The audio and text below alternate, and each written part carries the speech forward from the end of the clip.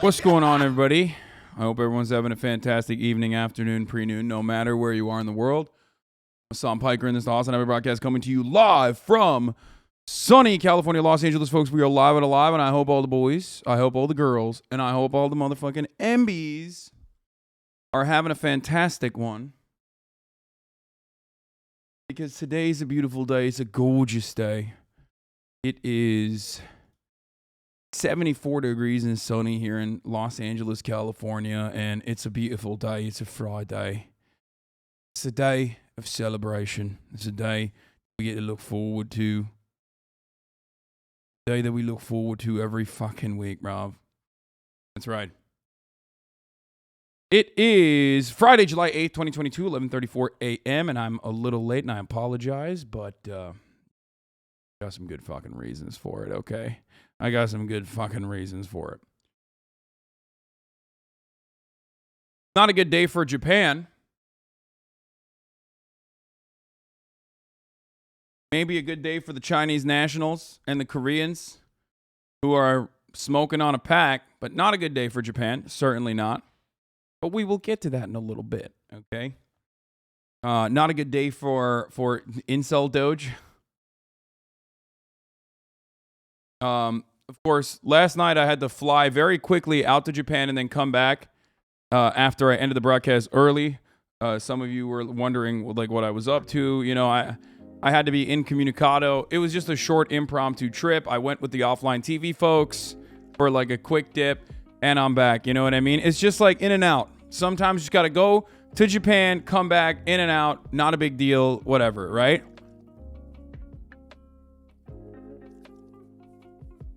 That's kind of the lifestyle that we live out here. Yeah. Offline TVs in Japan. I went with them for the day, and then I came back. But let me tell you something. Please consider this alternative Friday jam. I mean, it's not a fucking jam.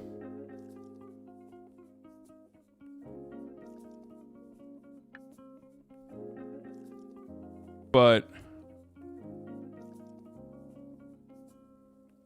That's why I look so sleepy. You have money, Lamau? That's how you do that? My friend, it's physically impossible. I would have to... Money doesn't allow you to fucking bend space-time continuum. Okay? Like, this isn't fucking the secret character at the end of fucking Disco Elysium. It is physically impossible for me to have gone to Japan and then come back. It's a 12-hour flight, dude. My man said... my man literally said, no, you can do that. You're rich.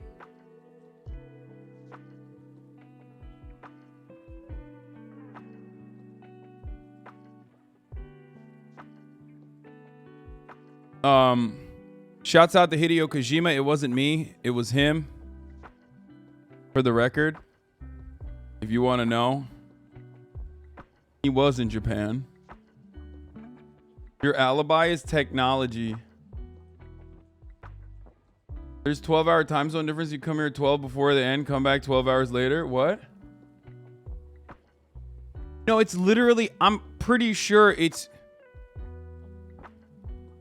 No, with the amount of time... Wait, are you making a joke or are you serious? Do you think that's how time zone differences work? It's a 12-hour flight before we factor in the time zone, man. What the fuck?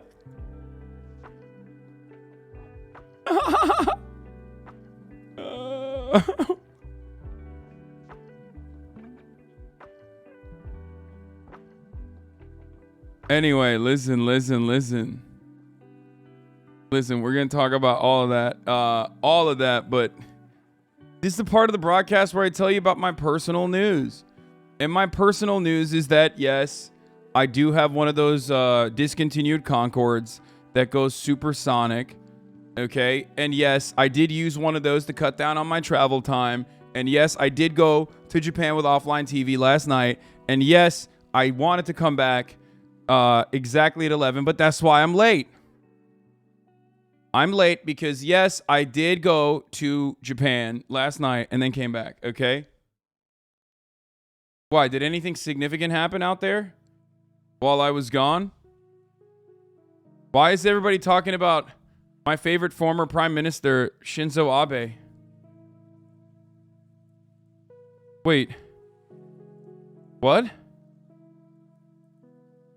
What's going on? Anyway, as I was stating though, okay. It's a beautiful fucking day today. All right. Now, part of the reason why it's a beautiful day is because it's just the fucking beautiful weather right now that we're having here in sunny California, Los Angeles. But also, there's another reason for it. It's a day of celebration, not because former Prime Minister Shinzo Abe was mercilessly executed by what I assume is an incel, even though he's ex-military. But like Japanese shooter, I'm gonna assume he's an incel regardless, without finding out any additional information. Okay. It was probably a weeb. Yeah, that's right. Shinzo, you shouldn't have talked shit about fucking weebs, okay? They are dedicated. Anyway, fuck, I gotta stop making jokes about fucking...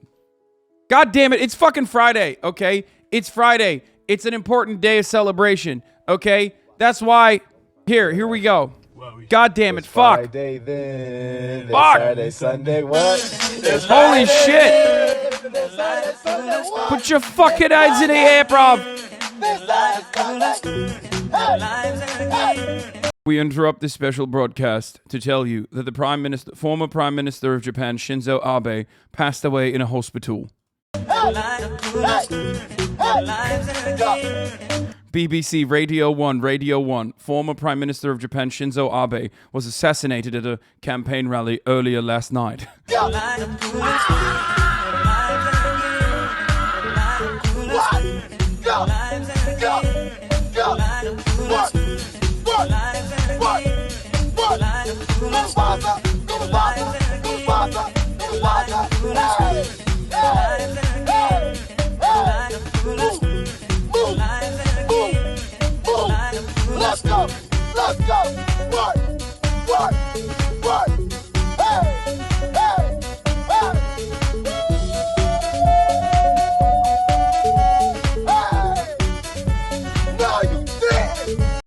Yeah, that's right. Okay, so no, he did though. That's Mufasa.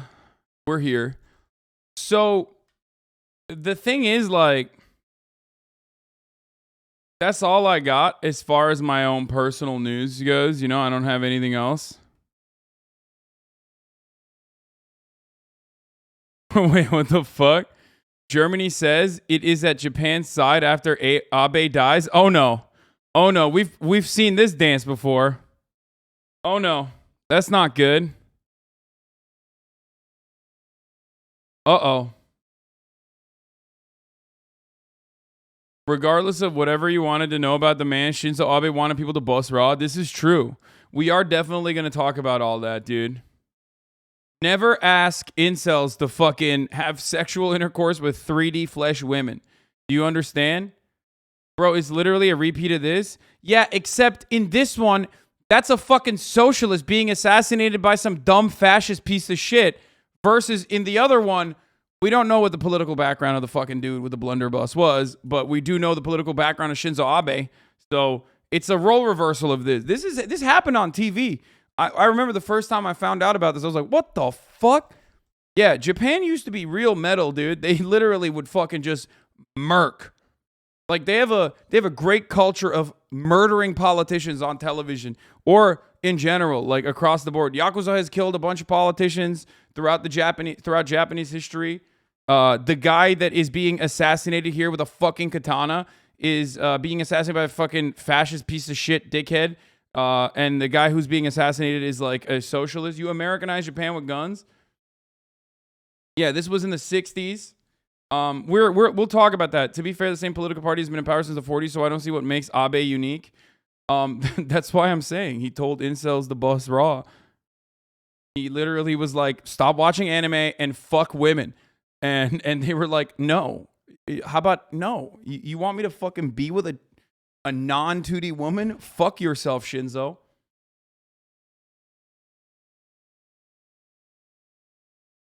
Yeah.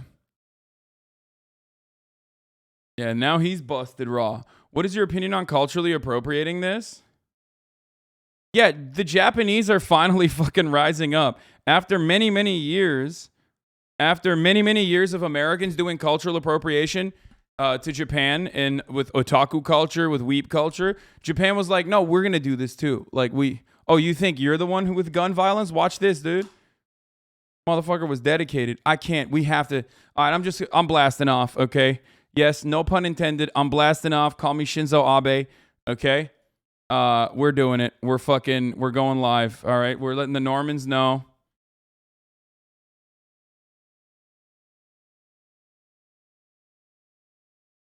I'm live on my last day on U.S. soil.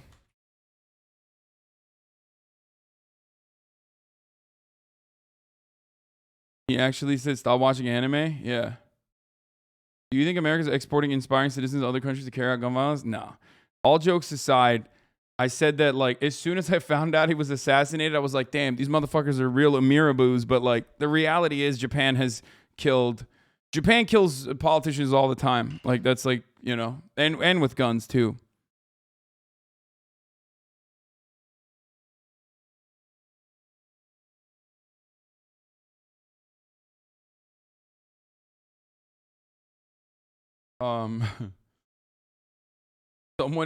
Someone last night in my mentions were like, bro, Shinzo Abe just got assassinated and you're talking about Gunna. And I was like, yeah, bro, Gunna is way more significant. Okay.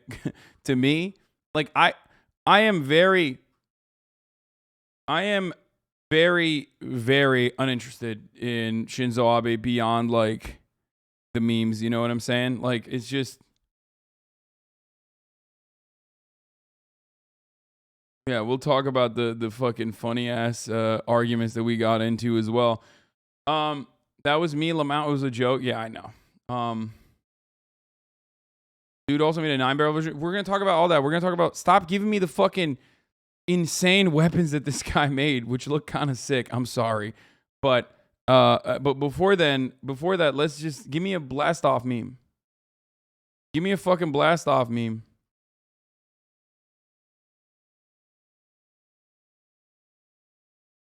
Stop sending me the same fucking TikTok. Take an hour off. Take an hour off. Not the right time.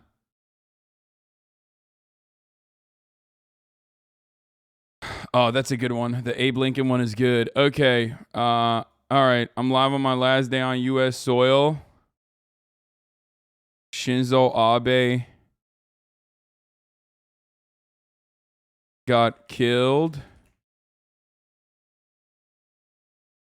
Why? What? How? Biden signs executive order. Why, what, how? French weirdo blames Hideo Kojima. Biden signs executive order protecting abortions and more. Also, I'm going to have chat decide what I do in London. Get in now. twitch.tv/HasanAbi. All right. All right, bruv. Juice this. Juice this. All right, we're fucking live. We're live and we're alive. We're live and we're fucking alive, bruv. All right, here's my blast off meme. Blast this off. Juice it. Don't forget to include not clickbait in your blast off. Yeah, it's pretty funny. There was an Hasan viewer on a new Jubilee. Fuck yeah, we'll look at that. Owen Jones just DM me, actually. Funny that you mentioned that. Here it is. Juice this, juice this, juice this, juice this, juice this, juice this, juice this, juice it, juice it, juice it. Beans on toast. Beans on a toasty. Don't forget to check into your flight. I already did. Bitch. I'm so ready. Pro tip, FedEx will come to your house and pick up your luggage and push it through customs for you. It costs dollars, but you're a baller. Yeah, I'm not doing that. I'm most likely going to just do what I always do. And even though I'm going away for 2 weeks, even though I'm going away for 2 fucking weeks, I am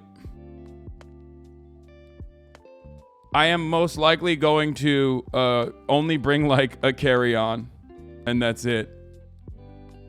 I'm going to bring a carry-on luggage with me, which is probably a really stupid idea. But I'm planning on bringing a carry-on, and that's it. And a bag with my IRL shit in it.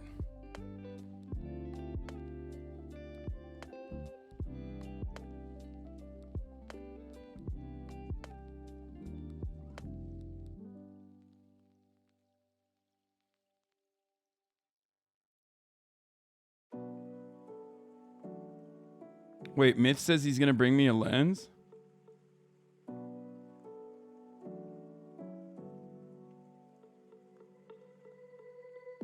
Rare Trump and Abe. Are you wearing that shirt to the airport? Yes, 9/11 remembrance. Yeah, I will be wearing that.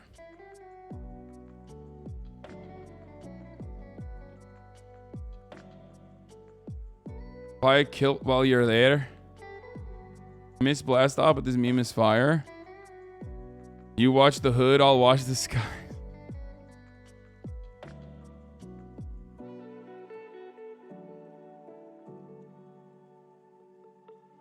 You're not bringing shit back then? No, man. I'm just, if I need to, I'm gonna fucking... Wait, first of all, I'm gone for 2 weeks, but I'm gonna be streaming pretty much every day. For the record. First, I'm going to the UK, and I'm gone almost for 2 weeks. But first, I'm going to the UK, but we have streams set up for every single fucking day.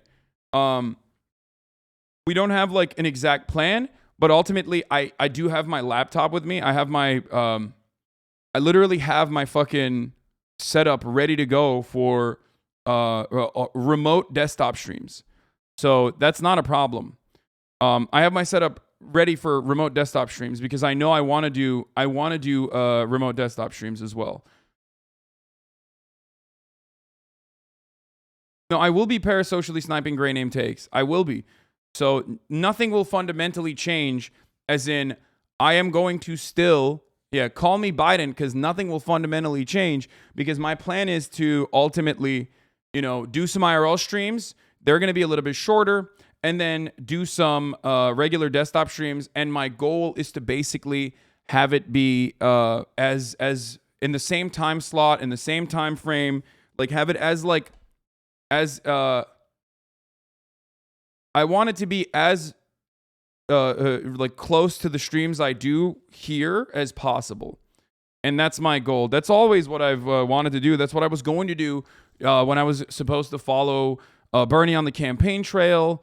That was my goal originally when I was going to do that. Yeah, I know there's an explosive interview with Kyle Kulinski. He fucking texted me the interview that he did with Jordan Peterson. But yeah,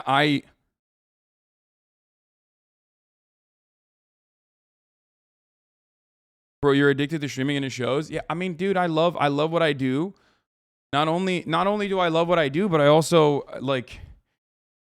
I don't like talking about this too much because I think people make fun of me for it, but I do see a sense of responsibility with what I do. Like, I feel like a lot of people rely on me as a news source. And part of that is I do have a set of responsibilities that I think is important for me, like to continue reading, continue fucking writing, continue to cover the news every day. For a lot of young people that come in here every fucking day, this is like a big part of their news. They're a big part of how they learn about what the fuck's going on in the world. So I see a sense of responsibility. They're like, I'm not gonna fucking take like a tremendous amount of time off. This guy, I wish you didn't cover news for that reason, bro. You're literally 28 minutes in. You're 28 minutes in. Like, you're a stan, brother. I hate to break it to you, but I'm Dolferino. You're my biggest stan, dog. And guess what? A lot of these stans that I have, a lot of these stans are at least positively engaging with this content. You're engaging in a negative way, man. That's not good for you. That's why I don't watch. Yeah, bro. 28 minutes into the broadcast.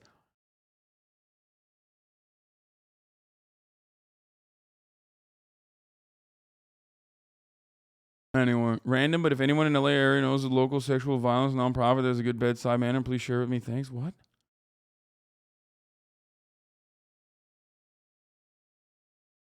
But yeah, my goal is to I'm gonna do some streams with Austin too. So we're gonna do the massive lover host as soon as I'm in the UK tomorrow. Around this time, we're gonna basically be doing the fucking lover host. I might stream before that. I'm gonna try to stream before that. And also Austin and I have like this sick ass fucking flight simulator stream that we're gonna do, and it's this crazy flight simulator. I can't wait to show you guys, but I will be trying to stream at the same time. Yes, and it's not that hard to do it at the same time. I have to just stream at like 6-7 p.m. till like 12. It'll be shorter, but that's a totally reasonable time to fucking stream, you know what I mean? I can absolutely do that. Whereas trying to do it in Japan or in Korea, like I was planning to go, not with offline TV, but in general, planning to go with like Ludwig, that's going to be really difficult because the time difference is 16 hours, and like hitting my fucking time slot when I'm there is hella hard.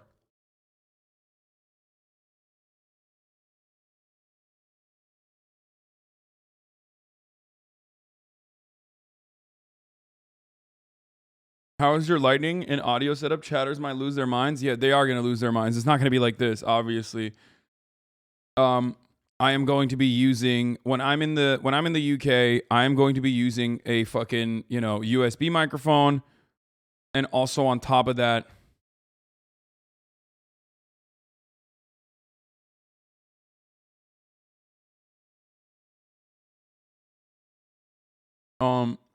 shouldn't feel obligated to stream at your regular time either. No. We'll figure it out, but I want to. Your time slot here is 7 p.m. Yeah, that's what I'm saying. I might start a little bit earlier, maybe at like 10 a.m. my time. Are you taking collagen supplements? Yes, I am, and it's been great. And I'm gonna be using a USB microphone and like my regular Brio, like Logitech Brio, so at least like the camera will look better. But yeah, Okay, so there will not be gaming today because, like, what the fuck is wrong with you? Okay, what? No, surely gaming today, copium. No, dude, no, because I have a lot going on in the fucking world. There's a lot going on in the world, and I have a lot going on, so I have to work on that. Okay, but as far as personal news goes, all right, last night I started watching Spirited Away, which is really nice and really chill and really good. I think I liked Howl's Moving Castle maybe a little bit more than Spirited Away, but Spirited Away is really good too. And as soon as I played as soon as I watched Spirited Away, I was like, oh my God, this is literally fucking Little Nightmares. Which is understandable. Spirited Away is such a like profoundly important work of art that I do think that Little Nightmares straight up took a lot from that. Took a lot of influence from that.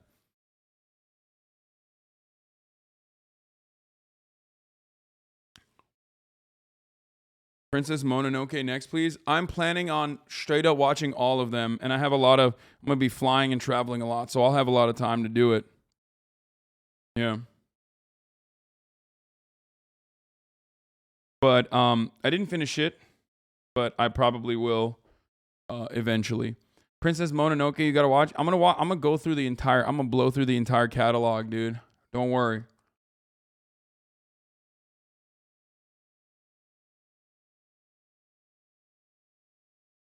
I'll watch the VODs like Jake and Bake. No. I'm going to try to fucking... Boys, I'm going to try to stream at the same exact time that I fucking stream, okay? Chill. Calm down. So glad you discovered Ghibli. Kind of jealous that I can't experience for the first time like you anymore. I mean, it's whatever. You can still... Breath of the Wild was heavily influenced by Princess Mononoke. That makes sense, too. I think Studio Ghibli has, like... Did you know he's a big chunk and straight up reactionary? No, he's not. What the fuck? Miyazaki's like literally an anti-capitalist. And also, isn't he like an anti-imperialist? He's just a fucking asshole, isn't he?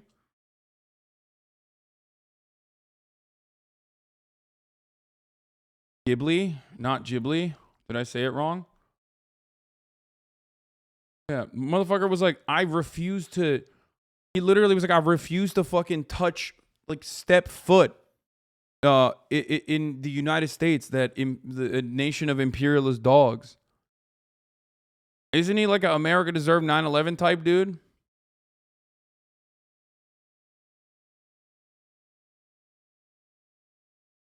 Anyway, speaking of Spirited Away, you know who else spirited away? Shinzo Abe, the former Prime Minister of Japan. So let's get started. There's a lot to cover here, but Japan's ex-leader Shinzo Abe dies after being shot during a speech. Trigger warning, I guess. I mean, if you're an American, it's like, gives a fuck at this point. And I truly do not care. Like, I don't have like a, oh my God, I can't believe he was assassinated. I love him, and like how he took Japan out of a recession, and like how he really strengthened Japan's relationship with America. Like, I don't fucking care, okay? Isn't that the entire basis of Lib Dems in Japan anyway? Is that like they're anti-communist and also heavily funded by the CIA in the 50s and 60s exclusively so that they would be, America-adjacent pro-capitalist, America-adjacent capitalist reactionaries for the most part. But like, and his grandfather was a war criminal, yada yada. Obviously, and Japan did a lot of fucking crazy war crimes. Okay, like a lot, comfort women, and a lot of rapes. Not good, but he was whitewashing that, and his grandfather was like directly involved in that and all that stuff. But like ultimately, I still don't care because it's like every fucking politician is like that. Come on, at this point. So regardless, though, I'm not like, oh my God, smoking on that Shinzo pack. Like, I don't give a shit, right? But having said that, the Allies in World War II really wanted Japan put down for good. Well,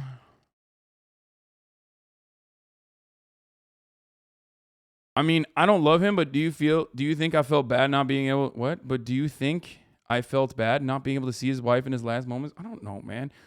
Bro, I'm so fucking desensitized to murder, dude. Like, you're not going to get me to feel sad about a fucking prime minister, okay? A former prime minister of a country being assassinated. Unless it's like, You know what I mean? It's like, bro, 19 babies got fucking slaughtered in a school like a month ago. People forgot about it already. Like, I live in America. Gun violence is such a permanent staple in this country. And you know, it's just like wild to consider. I'm just not going to care about it. You know what I mean? Shinzo Abe made the world better. David Frum. Okay, this is going to make me actually celebrate, though. If I read a David Frum article, I'm going to fucking lose my shit and literally say things that will get me banned before I go to fucking UK. So that's not good. All right, let's continue. Japanese Prime Minister Shinzo Abe has died after being shot while giving a speech at a campaign event. Now, eyewitnesses say that Mr. Abe was shot twice from behind while giving a speech. With a motherfucking blunderbuss, dude. Blunderbussy. Like, homemade. Crazy shit. Yo, Japanese people. Holy shit. Japanese incels are on a different playing field, brother. They just like... Anyway, let's continue. In the streets, the country's current Prime Minister has condemned the shooting, calling it an act of brutality. And world leaders have also come out in the last couple of hours expressing their shock as well. Now, a man was detained after the shooting. It happened in the city of Nara in western Japan, where Shinzo Abe was giving his support to a candidate there. Let's get more on this now and go straight to our correspondent, Marika Oy, who's in Singapore. Marika, incredibly shocking, not just because violence is so rare in Japan, it has been for such a long time, it's very difficult to get hold of a gun, but also Shinzo Abe, we must remind all of our viewers, wherever they are in the world, that he remains a very powerful man in Japan. He was a hugely influential figure, wasn't he? Indeed, he comes from a political family and he has been, he was Japan's longest serving prime minister, only stepped down in 2020. But as you said, he still has huge influence over the current administration. So, for example, when Russia invaded Ukraine, Mr. Abe came out and said that Japan needed to increase military spending. And then shortly after, you start hearing from the current Prime Minister, Fumio Kishida, echoing the sentiment. So you can see how still very influential he is. And it came as a huge shock when we first heard the news that he was shot at around 11:30 a.m. local time this morning in Japan, as you said, in the city of Nara. Of course, Japan has an upper house election coming up this Sunday, and that's why he was out on the streets, giving a speech supporting one of the candidates in the city. Apparently, that visit was only confirmed late last night. So how the suspect managed to find out about it and prepared his attack, that remains to be seen. But as you say, a suspect, a 41-year-old man who lives in the city of Nara, has been in police custody. He's been quoted by a couple of local media reports saying that he had disagreements with Mr. Abe's policies and decided to attack him. But this kind of violence is extremely rare. So as you can imagine, it comes as a huge shock to everyone in Japan. And it has just been confirmed by an official, by the ruling Liberal Democratic Party, that he has passed away. Yeah. Bro, the fucking funniest thing is just like every alt-right and like conservative dude is just losing their shit. Like otakus that are like far right are like, oh, Shinzo Abe, he was so good. He led Japan out of this dangerous recession. He was expressly and fiercely anti-communist. We love him. It's like, bro, you're living in Idaho, motherfucker. What are you talking about? Your only experience with Japan is through fucking lolly shit, okay? And now you've decided to be not only a fucking weeb, okay, which is a crime in and of itself, but now you're living in Idaho, you potato fuck, and you've decided to be a weeb for like racism too. Oh, Abe senpai, I can't breathe. It's like, dude, what? Dude, you live in Idaho. Stop doing that. Stop. Okay? What the fuck, dude? And he didn't even like weebs. So there's that part too. And it's also shocking because political violence is incredibly rare in Japan as well. But I've just noticed like, that... no, I'm a weeb too, which is why I'm saying, smoking on that Shinzo pack, because Shinzo did not like the hikikomoris. Okay, he wanted the Japanese to bust raw. In the words of Felix Biederman, he wanted the Japanese to bust raw. He was like, "There's a big crisis happening with our population. God forbid we open our borders to immigration. That's not happening. But we will definitely try to get you guys to bust raw." That world leaders around the world very quick to come out and express their shock as well. He wasn't just a popular leader in Japan, he was a popular leader on the international stage. Yes, I mean, you know, a couple of decades ago, Japan was known for a revolving door of prime ministers. Then Shinzo Abe, for the second. Oh yeah. I'll just explain one thing though. Like, other than obviously our incredible relationship with Japan that was carefully manufactured and designed over the course of the Cold War as an anti-capitalist force against China and Russia, the USSR at the time, Japan really did get away with like a lot of fucking war crimes that people just don't talk about. Like, everybody always talks about the Nazis, and for some weird reason, outside of Korea and China and the Philippines, but not as much anymore because Philippines is also an island forward operating base for America, like, people truly don't talk about the horrific war crimes that Shinzo Abe's grandfather engaged in personally, that were of course pardoned by the American government and also whitewashed by the American government. So there's a lot of that is but that's also part of the reason why he can do stuff like this. You know what I mean? Like, the reason why he can do shit like this, a Japanese prime minister in a plane with 731 on it is equal to German chancellor driving around a tank with 1488 all over it, by the way. Like, the reason why he can get away with shit like this is because, like, people just don't.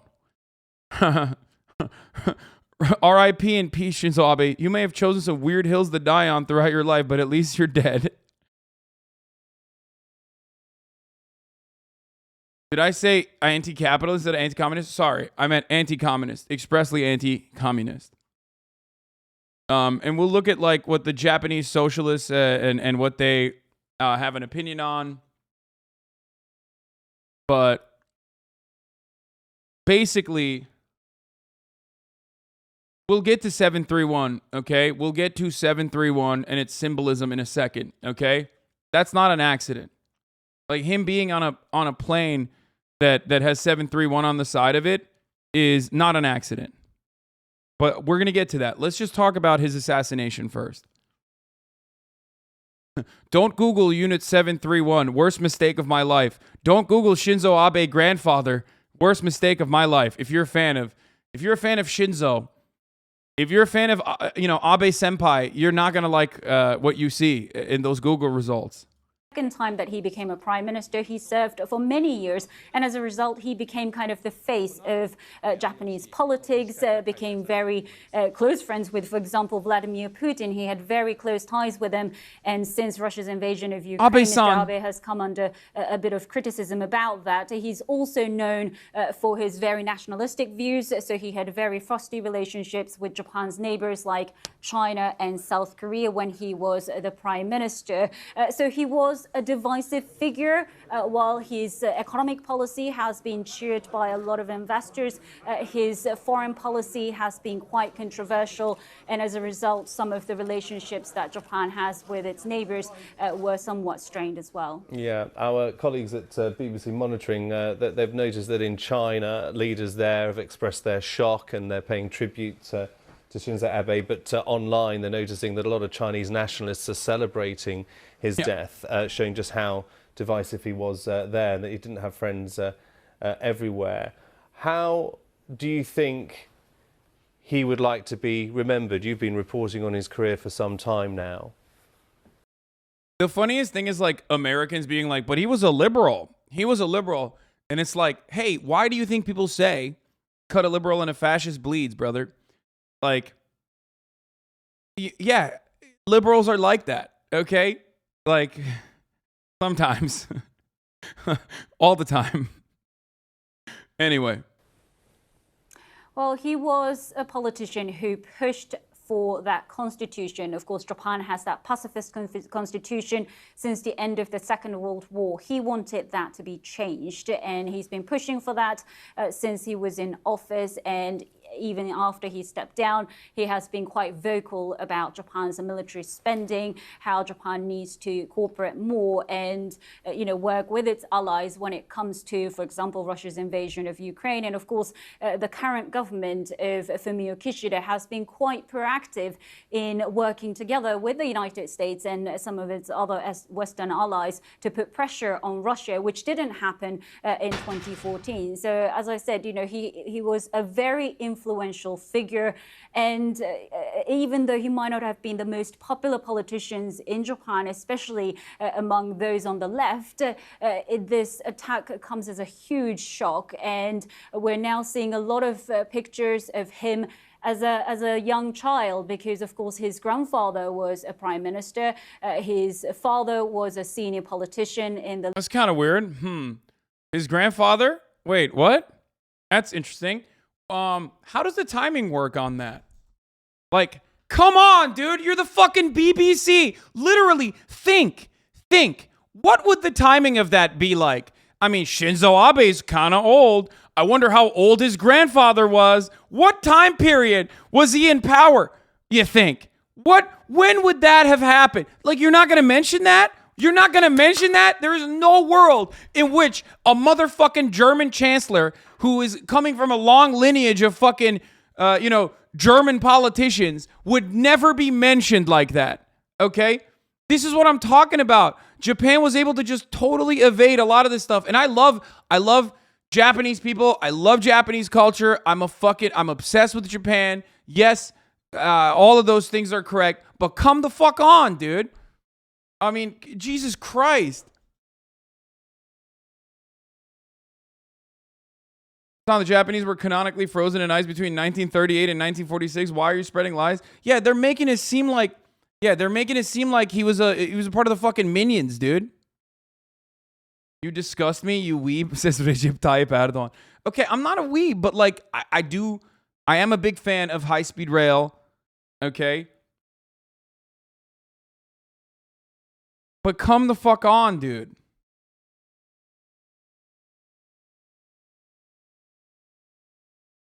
I mean, Jesus Christ. Otaku's avenged China as a special treat. Genshin Impact is giving away 800 Primo and an Abe corpse doll to equip your favorite lolly or handsy man. Okay, stop. My man says, so Shinzo was a Nazi? Bro, is that the only way you can analyze like whether someone is good or bad? There's something fundamentally broken about like the way that Americans look at history, where it's like, it's only if you're a Nazi. For all intents and purposes, yes. Okay? For you to comprehend, yes.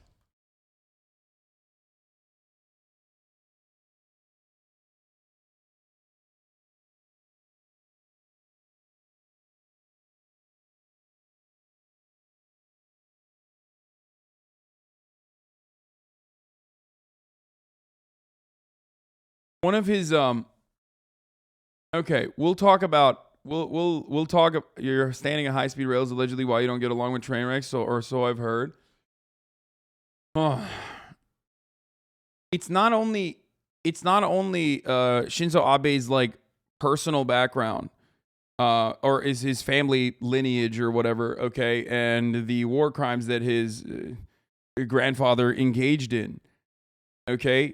What is significant about it is that what he did in a position of power, and like ultimately, like I said, I guess maybe because of my love for high-speed rail, I do, and because of how far removed I am from Japan, that I have the capacity to look at this without I don't know, I have the capacity to look at this in like a less passionate way.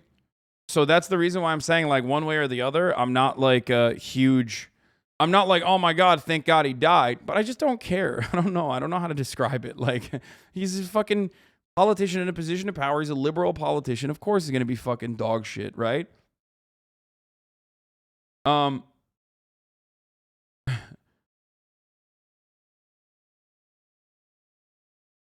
But yeah, Shinzo Abe, former Japanese prime minister, was assassinated, a powerful figure among Japan's right wing. Abe was an apologist for Imperial Japan's war crimes and supported U.S. imperialist efforts in the Asia Pacific.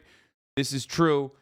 He comes from a long line of like, America adjacent, as far as I understand. Like he comes from a political family, and the Liberal Democratic Party, which was originally some of which were fascist, and then also like hyper nationalist and expressly and openly very anti-communist. The short and sweet of it is basically that the CIA had a lot of involvement in the 60s and 50s in Japan during the Cold War, and they hyped up. They basically did what they've done everywhere around the world, and they wanted to make sure that they had a prominence and a strong position in Japan. A disturbing majority of Japanese don't believe that many of Japan's war crimes occurred, my family among them. The historical revisionism is taught in almost all the schools and is due to part by the imperialist org Nippon Kaigi, which Abe is a part of, except also, I mean, that same shit is in Turkey too, so I get it. You know what I mean? Like, Turkey is the same way. The Armenian genocide is not only not recognized, but it's called the lie. You know what I mean? It's like they literally call it the supposed Armenian genocide in Turkish schools. Like, that's how I learned it. You know what I mean? Like, that's just how it is in countries like hyper-nationalist countries like this. And also, much like Japan, Turkey is also a staunch ally of the United States of America and was a part of NATO, and literally America funded and funneled guns to ultra-nationalist militant groups inside of Turkey to squash any kind of socialist uprising, any kind of labor militancy in the country. So there's a lot of that. There's a lot of that happened in Turkey as well. So like I hate to always take it back to I hate to always take it back to like Turkey, and you're like, oh, well, how is this related? But it happens in countries that are aligned with the United States of America and its imperial interests. Like, that's how that's what America's modus operandi is. And Abe is very similar to that, or comes from that background. So I want you to understand that. And he was a member of the fascist group Nippon Kaigi. They claim Imperial Japan's war crimes were exaggerated or fabricated, and praised Japanese colonialism for liberating Asia from the West. In 2014, 15 of the 18 in his cabinet were Nippon Kaigi members. We can, get a little bit deeper into Nippon Kaigi and the religious cult that is like, a part of running Japan. Abe praised his grandfather, Nobusuke Kishi, who played a leadership role for Imperial Japan. At the end of World War II, Kishi was imprisoned as a suspected Class A war criminal, but the U.S. government never charged him, and instead he became Japan's prime minister. And not only that, but this is America's like original interest in making sure that Japan was a staunch ally, and the Japanese fascists, who were of course anti-communist, were in positions of prominence and positions of power. Part of it was the literal fucking war crimes that they engaged in. They did something similar to Operation Paperclip, if I'm not mistaken, where like the USSR executed a lot of the people on the I don't know. I don't know what the USSR dealings were with Japanese war criminals at the time, but I do know that America took advantage of some of the biological experiments that were being facilitated, which I'm going to get to in a second, and literally took over some of that research. And again, unsurprisingly, just like with Operation Paperclip in the aftermath of World War II, took a lot of these war criminals in positions of prominence and kept them there and defended them and whitewashed their crimes and wanted to make sure that they were,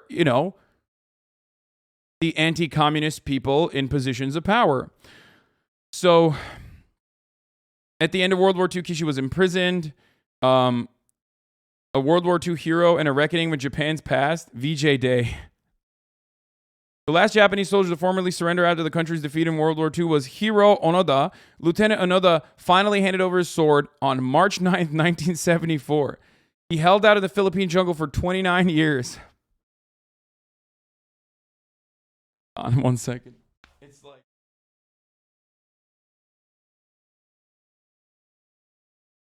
Come on, bro. You guys have never heard of this? Wasn't there a King of the Hill episode about something like this? Anyway.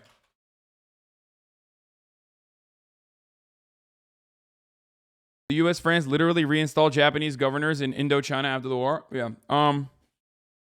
Or was that an Archer episode? I remember watching an episode, I think, of this exact thing.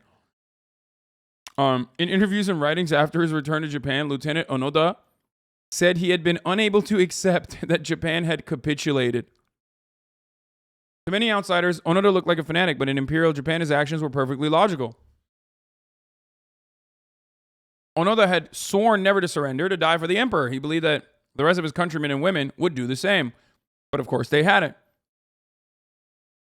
On August 15th, 1945, Japan's supreme divine being, Emperor Hirohito, did something no emperor had done before. He went on the radio. Atom bombs had destroyed Hiroshima and Nagasaki. On the day the second bomb was dropped, Stalin declared war on Japan. Soviet forces were already sweeping across Manchuria. Within weeks, they would be landing on the northern island of Hokkaido. Hirohito accepted that the surrender to the Americans was his best choice.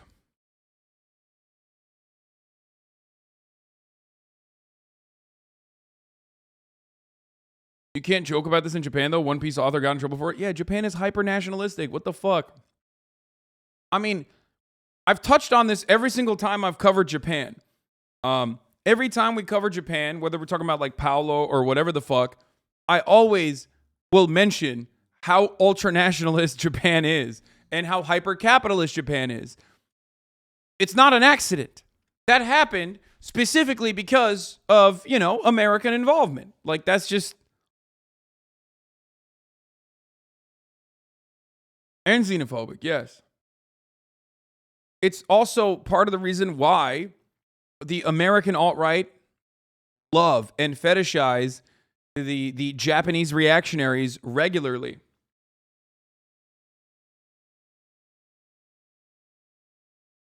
If Stalin had taken Japan, we would have never had this weeb shit. Well, good thing America took it then, okay? Yeah, there, I said it.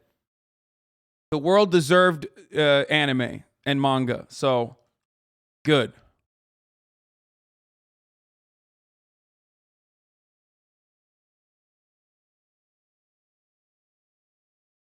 While I was in Japan... We'll talk about this. We'll talk about the right-wing revisionist history of Japan in a second, but let's give you a little bit more details.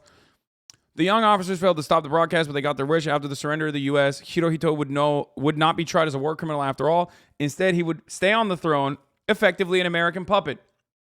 Now, there is a bit of an irony there, because Emperor Hirohito and his maintenance of his seat was actually one of the conditions of surrender for Japan.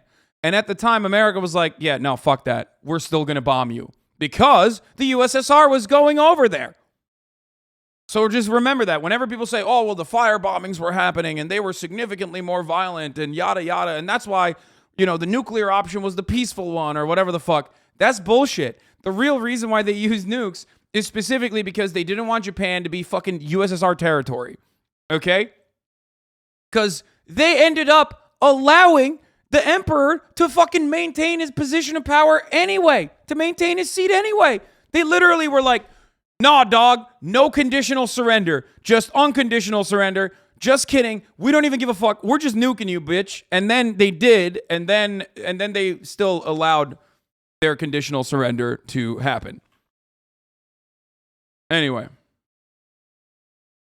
Chat is on one this week. What's happening, dude? What? Now, think about a whole country full of this fanatic and a full invasion of their home turf. In comparison to the established casualties of said invasion, the bombs made more sense for the U.S. Please don't fucking run the peaceful nuclear option narrative here. Like, holy shit, dude. Come on. To be fair, we did the same with plantation owners. No, we didn't. Actually, what we did in Japan is exactly like all the bad shit that we did in Japan, with the exception of the nukes, which is a bad thing, but we didn't do the nukes we didn't raise the South. We should have. Okay?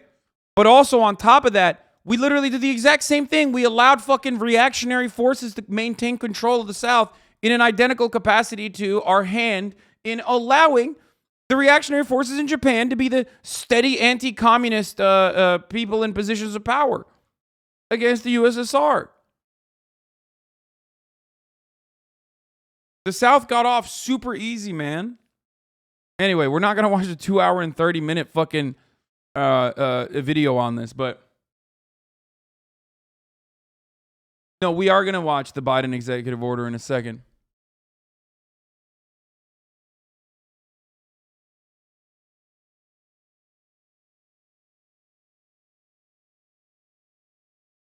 Another big motive behind the nukes was sending a message to the USSR. Yes. Peaceful nukes is literally drilled into your heads at all levels of American academia, so I don't blame chatters. That's wild, dude. Only in America do motherfuckers say... Only in America do motherfuckers say... Wait, what? Every guy can be a 7 has really changed my life? No shot. Really? This is fire. Okay, we'll take a look at that in a little bit. I don't know, man. I'm starting to think the U.S. isn't the best country.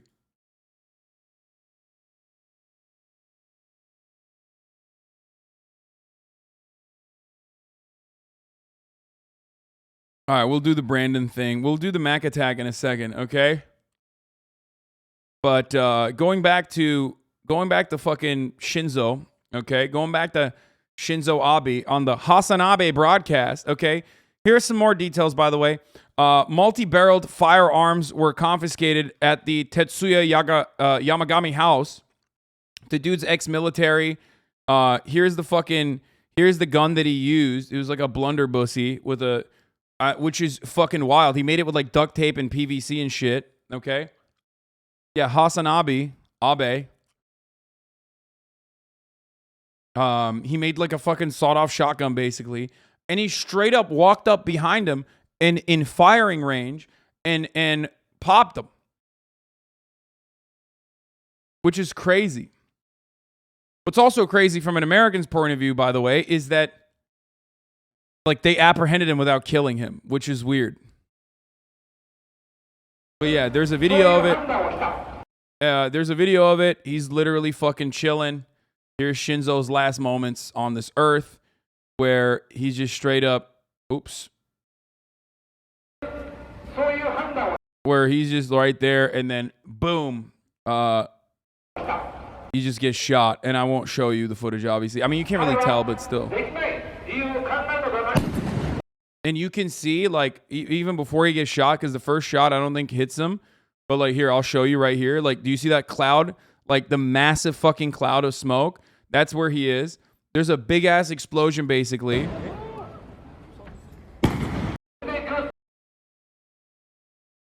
And...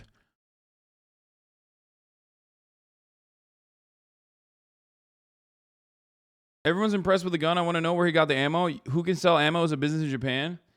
No, I think everything is... Japan builds their own shotgun. America complains about how spending $1,500 on an AR is a right.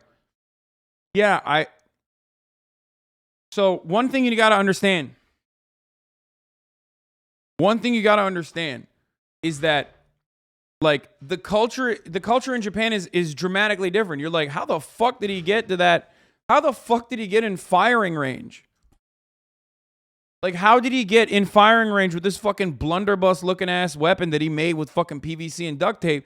And that's because he had to make a weapon with PVC and duct tape, motherfucker. In Japan, people don't have that, like, cultural understanding that, you know, holy shit, someone's gonna get clapped. The only people that have guns in like the civilian population are usually Yakuza people, and they also don't really operate like normal organized crime operates, but especially now, but they're like literally organized and collaborate with local authorities, collaborate with the police. It's basically like a business that takes violent means into their own hands, and in certain instances could even fucking operate like the police force. So aside from like pissing off the Yakuza, like the likelihood that you're gonna get murked by a gun, well, not super high. And as a matter of fact, a lot of the political assassinations that have happened a lot of the political assassinations that happened in Japan, with the exception of the one that I just showed you, where the fucking fascist in the 60s executed the socialist guy on live television with a katana. Most of those other political executions, which are commonplace in Japan, have happened at the hands of the Yakuza.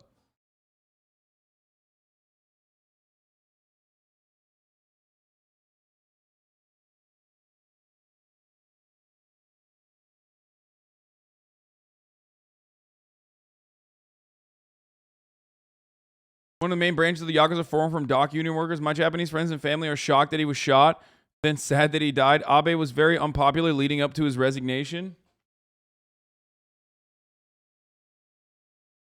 9 deaths caused by a firearm in 2019 compared to 39,470 in the U.S. the same year. Yeah. And Japan does have a suicide culture. If you want to talk about fucking suicides, I mean, I believe we have a higher rate of suicide, which is wild. If I'm not mistaken, I don't want to fuck that up.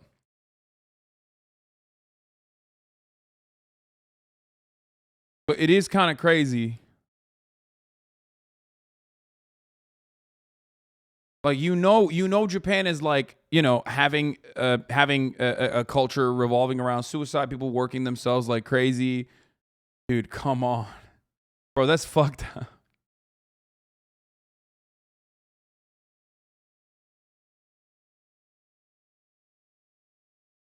I mean, he did shoot him with a fallout gun, to be fair.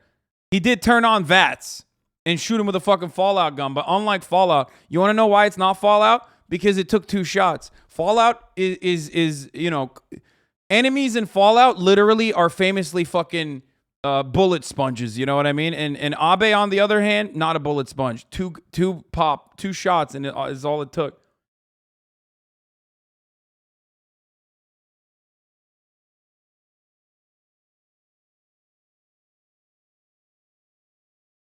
Not just an improvised gun, but also improvised ammo, electronically detonated powder, battery below the barrels. Fuck Second Amendment weeps chirping about gun laws in Japan. Yeah. Not always. Sometimes limbs will fall off. Okay, anyway. Japan has a lot of similarities with America, though, and then we're going to get back to that now. Abe also visited the Yasukuni Shrine on multiple occasions despite opposition from China and Korea. The Yasukuni Shrine enshrines Japan's war criminals, for the record. Okay. Another, like, you know, very American component. Abe refused acknowledgement of Japan's World War II sexual slavery, known euphemistically as the comfort women system. Abe disavowed and considered repealing the 1993 Kono Statement, which acknowledged and apologized to comfort women, which was sex slavery that they engaged in. Really horrific shit.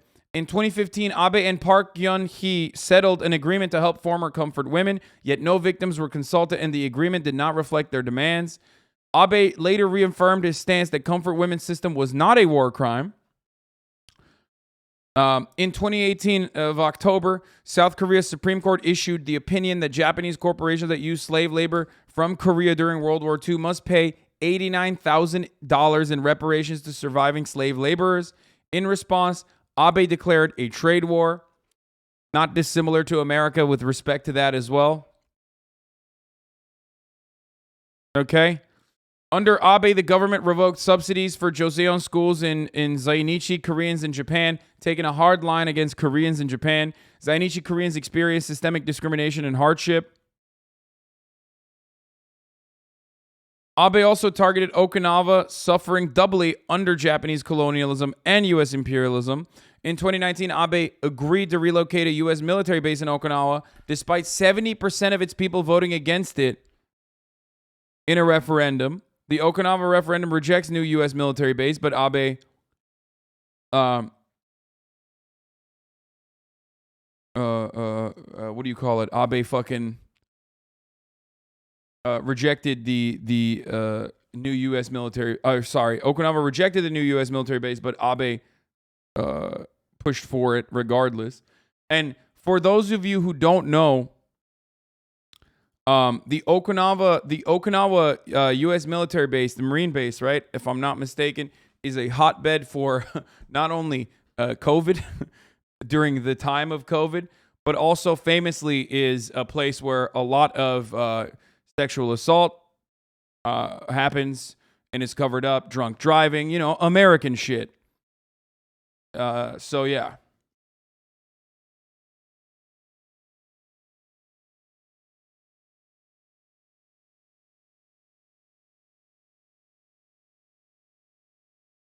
Liberals will pro-clutch about a little fucking fascist getting killed, but will be the first in line to talk shit about any communist or outspoken leftist over the pettiest and benign shit never fails. Yeah, of course. Because they're liberals. And he's a liberal. This guy is not like a fucking out and about fascist without, even though he is as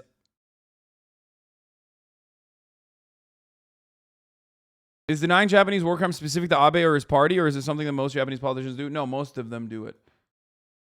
Dude, stop. Stop, dude. Okay, you're gonna get me in trouble. Stop.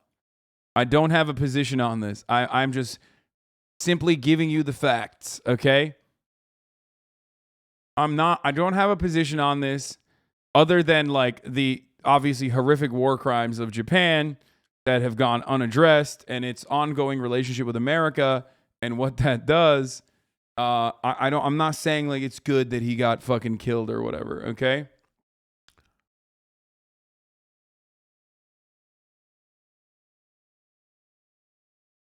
But there's a reason why liberals are like, oh my God, I can't believe he fucking died. Because, like, they like him. They like him because he was an ally to the United States, okay? I'm hearing that on his deathbed, Shinzo Abe received the light of Islam and unhesitatingly recited the Shahada. Even now, he looks down on the Ummah from the gardens of Jannah. Truly, there is no God but God, and there is no God but Allah, and Muhammad is his prophet. Yeah, that's real. That's actually what happened. People, Baba's in the chat.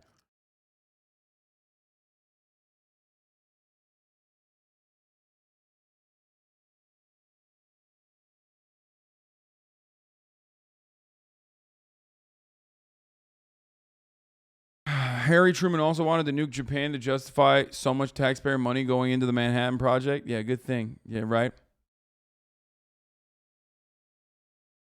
Yes, I did mention that his grandfather was Nobusuke Kishi, a Japanese war criminal and fascist who was released by the Allies after World War II and was elected prime minister after the war.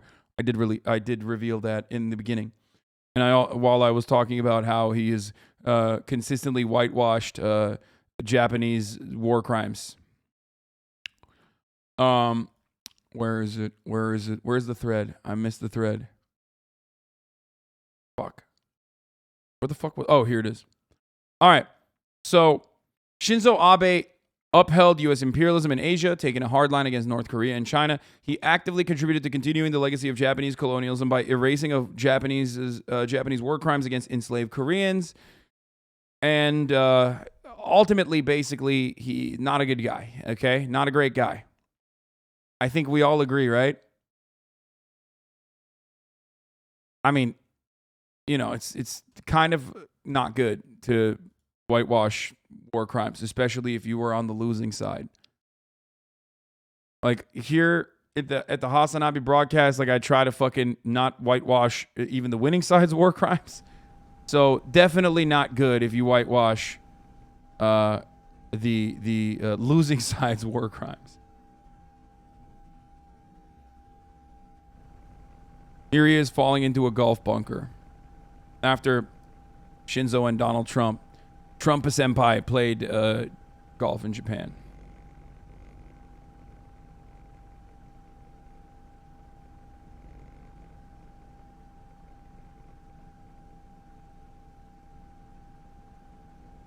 Anyway, apparently in Japan, after the 1923 Kanto earthquake, Japanese police spread rumors that Koreans were poisoning the wells. A lynch mob killed 6,000 Koreans and Japanese socialists in the aftermath. Japan's reactionaries still target Koreans in Japan to this day. According to Keishi Kumashiro, PhD candidate, there are already rumors that the suspect was a Zainichi Korean or couldn't have been Japanese. floating around in Japanese social media. So, I mean, you have to understand. What do I always say about reactionary motherfuckers all around the world? They are always the same. It's one note, motherfucker. It's just like in America, our alt-right and our right-wing nationalists will be like, oh, it must be a trans person. Or, oh, must be black people. And everyone has their own version of that. Obviously not to the same severity, but everyone has their own fucking version of that they ride for.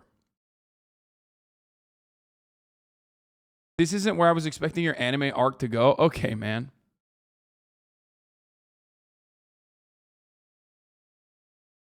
And for you to get a deeper understanding of like a hyper-nationalistic country and its relationship with its own war crimes, and why like in contemporary Japanese history, there's still plenty of there's still plenty of fucking openings. There's still plenty of like areas that are simply not addressed. We will refer back to our favorite liberal,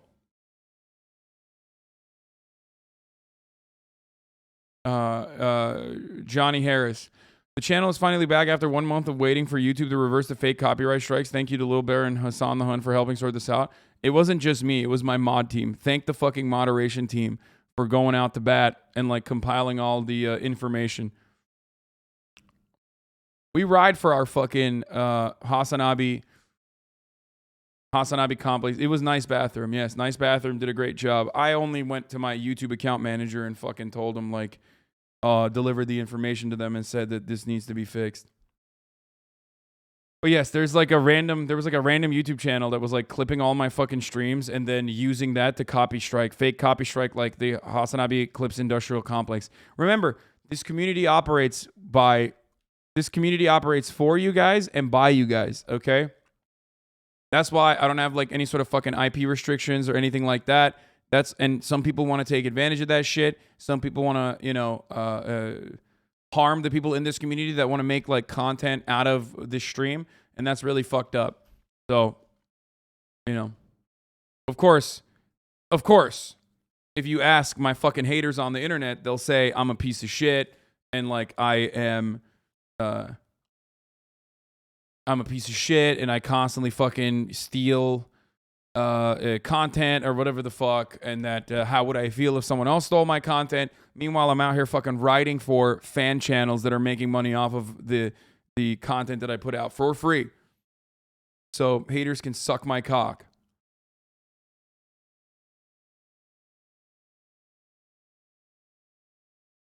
This is actually a communist dictatorship? Exactly.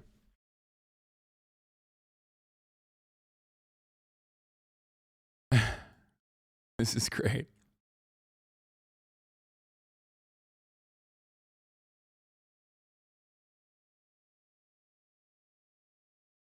Hillary Clinton came out. That Prime Minister Abe was a champion of democracy and a firm believer that no economy, society, or country can achieve its full potential if women are left behind. Blammo!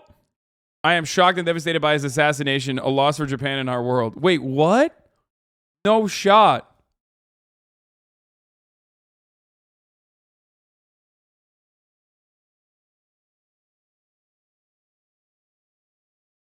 Why did she take that angle, dude? That's wild.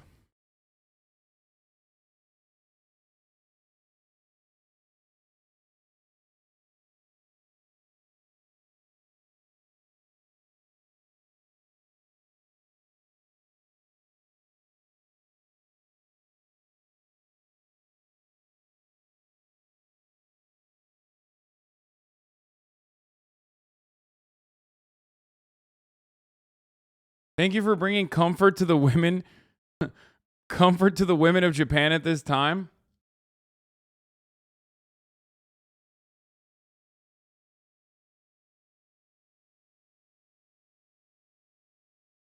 I mean, if I say this, people are not going to understand it.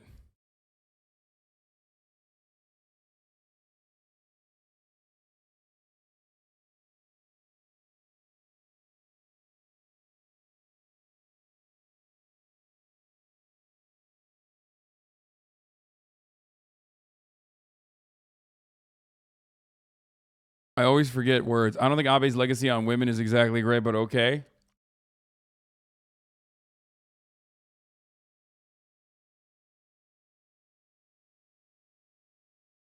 Wait, hold on. I should say.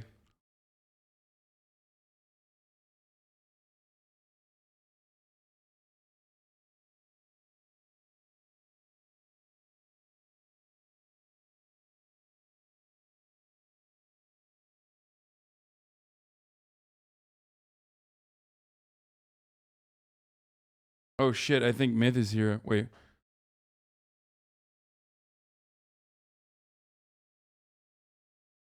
Oh, okay.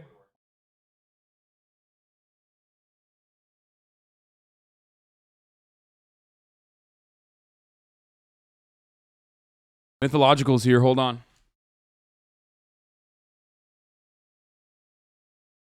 This version of the tweet is so much better, Lamau. Yeah.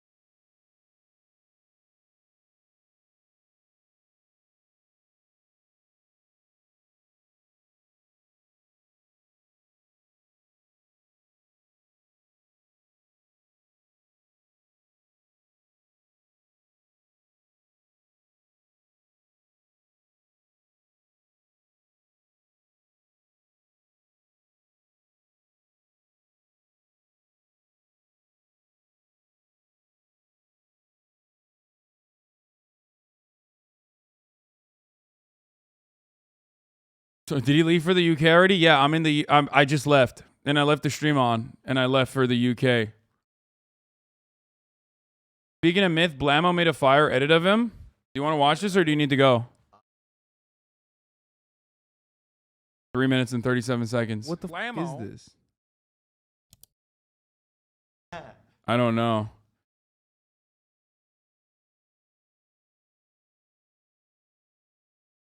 Oh, okay, go. Just go. Just go. Yeah, come after your workout. Yeah, pull up after your workout. We'll watch it after. All right. He's here because he's training with my trainer. Well, his trainer as well.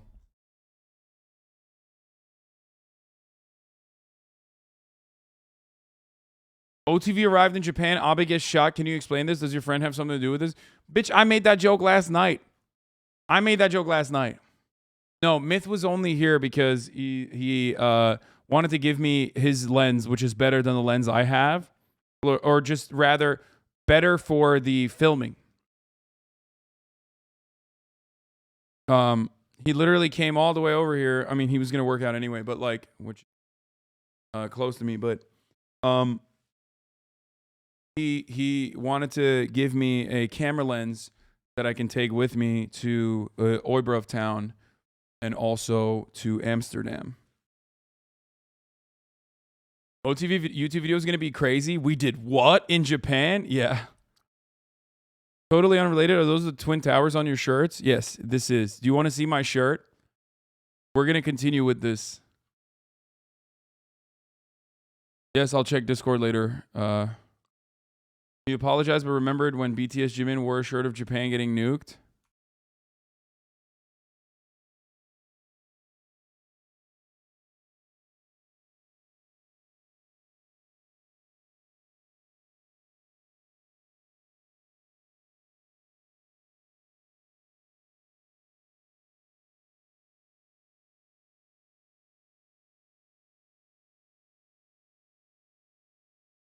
Look at this shirt. Hooters remembers 9/11. That's the shirt.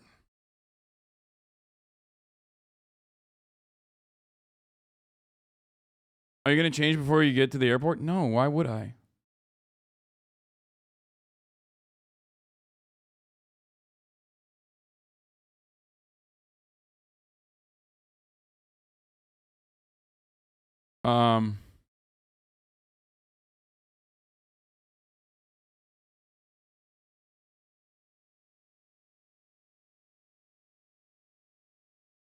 Where the fuck were we? Oh, we were gonna.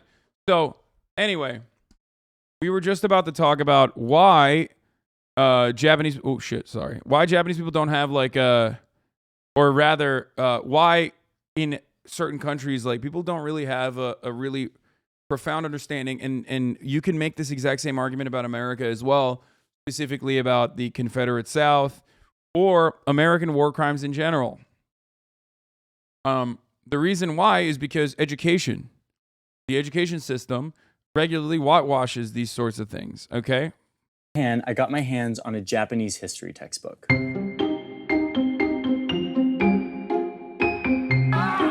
There's probably going to be TOS in this, for the record. I'm going to try to, I'm going to probably...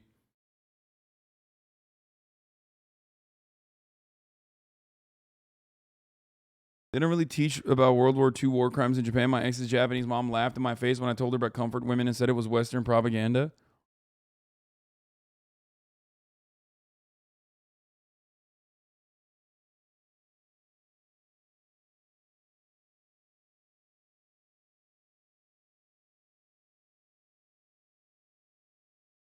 Yeah. And if this doesn't actually showcase like Unit 731, which I think it will, also known as the Manchu Detachment 731. It's a covert biological and chemical warfare experimentation unit. If it doesn't mention it, which I think it will, I will talk about it in detail in a second. There's definitely But this isn't an ordinary Japanese textbook. It's a very political one. And if you look inside, you'll see a version of history that is very different than the one the world knows. An example is the Nanking Massacre, the 1938 event in which Japanese troops murdered tens of thousands of Chinese civilians. To the world, this massacre is considered one of the most infamous They're just showing the piles of dead bodies. That's why I can't show you. war crimes committed by the Japanese during their takeover of Asia. But in this textbook, it basically gets no attention. It's referred to as the Nanking Incident. And the only attention it gets in this book is basically disputing the facts. There's no mention of the hundreds of thousands of Korean women who were forcibly brought over to serve in brothels on the front lines of the Japanese wars. These comfort women that are a huge part of Japanese history, but they don't show up in this book. When I was in Tokyo for a border store, Did you see the Lily tweet saying yesterday was the best day ever? What the fuck? She did not.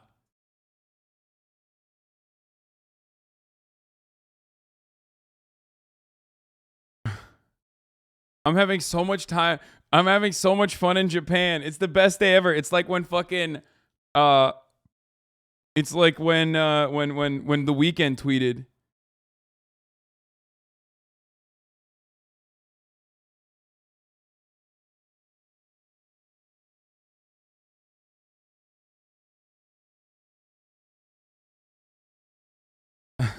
Best day ever. New OTK vid? We did what? No, offline TV, not OTK. Offline TV is in Japan, not OTK. Anyway, let's see if there's like more. I'm just like scouting through TOS potentially. I actually visited the people who publish and write this book. It's this group of old Japanese men who are part of this lobbying society that basically try to push a different historical narrative into Japanese schools, and they've been quite successful. This textbook publishing society is one of many expressions of a rising nationalism in Japan. I know she wasn't saying it about fucking Shinzo Abe's execution chatters. Why are you correcting me? She was saying this is the best day ever because Nintendo is re-releasing Pokemon Puzzle League on Switch. Yeah. No, I didn't think she said this is the best day ever. Former Prime Minister of Japan, Shinzo Abe, was executed. Like, it's Lily, man. Of course she did. Like, what the fuck? It'd be crazy if they did the same thing in U.S. history books. Yeah, it would be. Thank God we have incredibly powerful women and women's groups that did not allow that to happen. Search Daughters of the Confederacy for more information.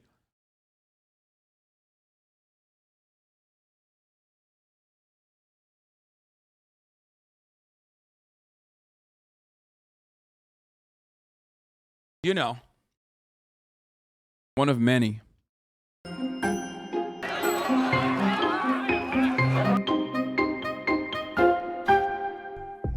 This is Makoto Sakurai. He's the public face for the Japan First Party. This group launched just a month after another right-wing faction across the Pacific Ocean. I own some pants. Thank you for the 25 gifted subs, allowing 25 people to no longer see the ads and get a clear vision of the Japanese war crimes that we are addressing at the top of the hour, every hour, in this uninterrupted broadcast experience, as long as you have subscribed. But for those of you who haven't, well, GG's, you are going to see a motherfucking ad right now, unless you subscribe for $5 or for free with a Twitch Prime by connecting your Amazon Prime account to your Twitch account, where you get one free Prime subscription a month. Okay? Here's the 1 minute ad break now. Took power of the White House, proclaiming a like-minded message. America first. America first. Within the first 5 minutes of my interview with Sakurai, and even through a translator, I could tell that this guy would get along great with Donald Trump. でその都知事選の一番最後のですね、った時にものすごい人だかりで、フェイクニュースがもう横行してるんですよ。Sakurai's Japan First Party hasn't won any elections yet, but other nationalists in Japan have, including Prime Minister Shinzo Abe in 2012. Damn, okay. Okay, dude, this is why he's the best lib, dude. You know, he's got all this shit popping off, but like ultimately he says it sometimes, you know? He has surrounded himself with advisors and ministers from some of these fringe groups who are now influencing policy. Up until now, these guys, and yes, most of them are guys, have been known for driving around in their decked-out vans, preaching the restoration of Japan's pre-World War II greatness. Their agenda is similar to nationalist movements in other countries. They want to restore a strong military. They call for the deportation of Koreans and a limitation to the little immigration that Japan even has.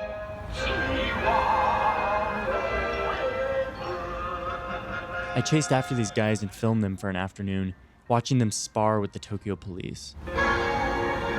欧米のね、あなたたちに言ってもなかなか理解はされないでしょうけれども、日本型の民主主義なんですね。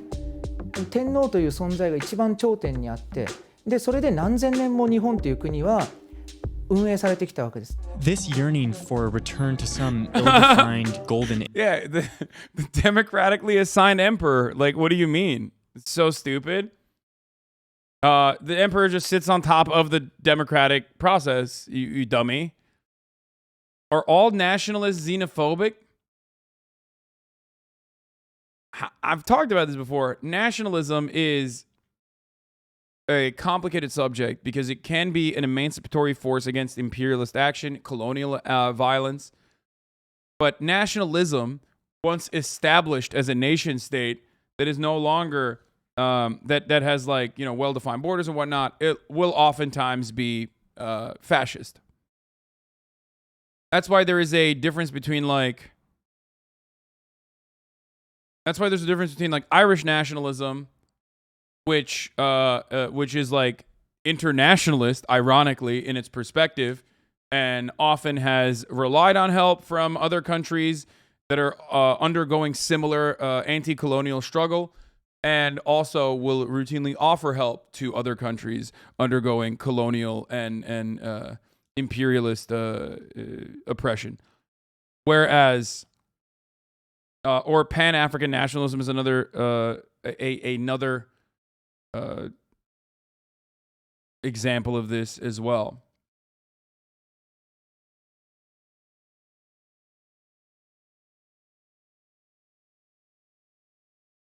Age is the basis of many far-right nationalist movements around the globe. 世界中の子供たちはもう本当にもう誇り満々として自分の国の国自慢をしますけれども、日本の子供はそれができない、そういうふうにまで日本は洗脳されています。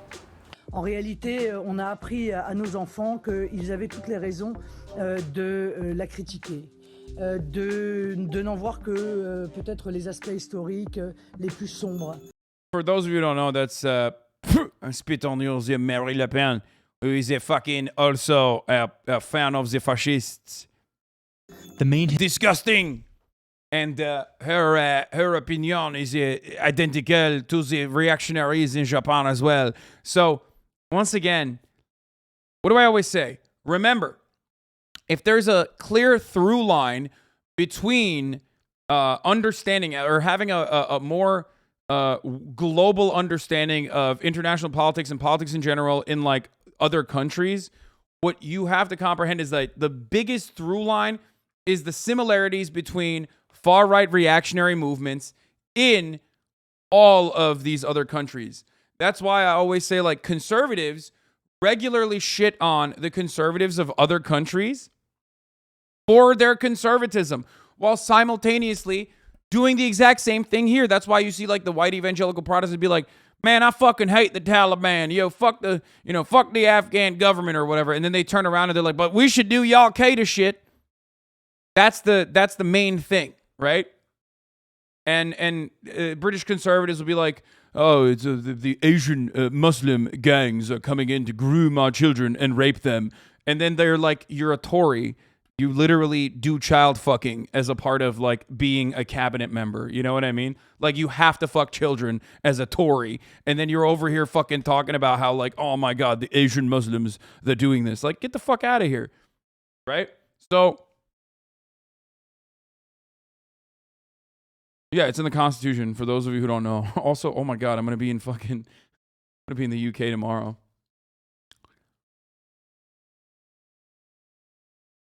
historical fixation of these nationalists is the 1860s, when Japan underwent a massive transformation, giving the emperor lots of power which he used to rapidly educate the people, grow the economy, and develop a massive military.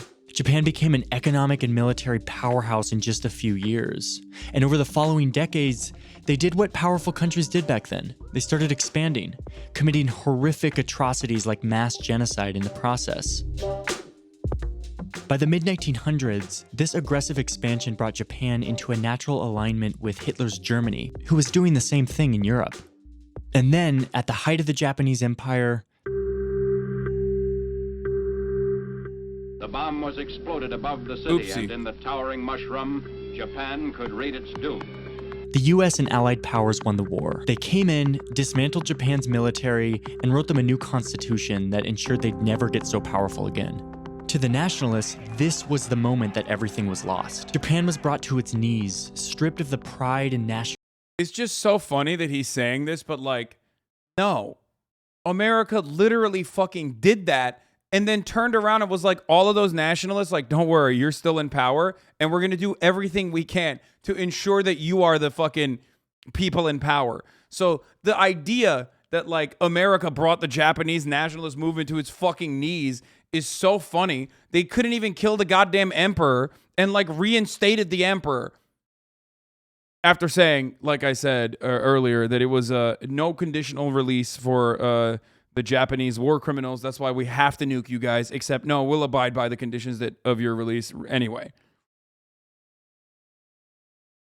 National values thousands of years in the making, emasculated by these Western powers who were now occupying their country. あなたたちのご先祖さんたちが1週間たった1週間で日本の憲法を作り、そしてアホなことに日本のその人間が70年以上にわたってこの憲法を守り続けている。アメリカに逆らえないような国民を作るということでは大成功を収めてしまったと。 In Tokyo, there's this huge controversial shrine called Yasukuni. It's where all the people who died in the wars under the emperor are memorialized, including all those who died in World War II. After Japan lost the war, a huge trial was held. Thousands were convicted of war crimes and thrown into jail, and even some were hanged. And what's tricky about this very beautiful shrine that I'm walking through is that over 1,000 of those war criminals are enshrined here and are prayed to every day. But a lot of Japanese people have a different narrative about what happened after the war. According to this narrative, the tribunals after World War II were not. Yes. We claimed that we nuked them because they wouldn't drop the demand to keep their emperor, except we allowed them to keep their emperor. So, I guess it wasn't that fucking big of an ask. It seems like there was another reason. not an impartial exercise of justice, but rather an emotional backlash against the atrocities that had just occurred during the war. So the fact that they're here in Yasukuni doesn't bug a lot of these people. In fact, they revere them and they worship them for their sacrifice to the emperor. All of the symbolism and memorials point to a glorification of the imperial period, not necessarily an apology for it.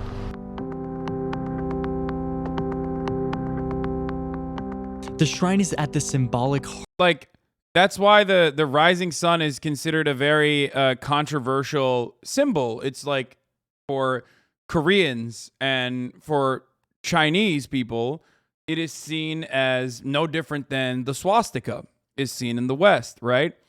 And obviously, like, for that reason, like Bella Porch, if you recall, despite being Filipino, had a rising sun tattoo, and people were like, "What the fuck is that?"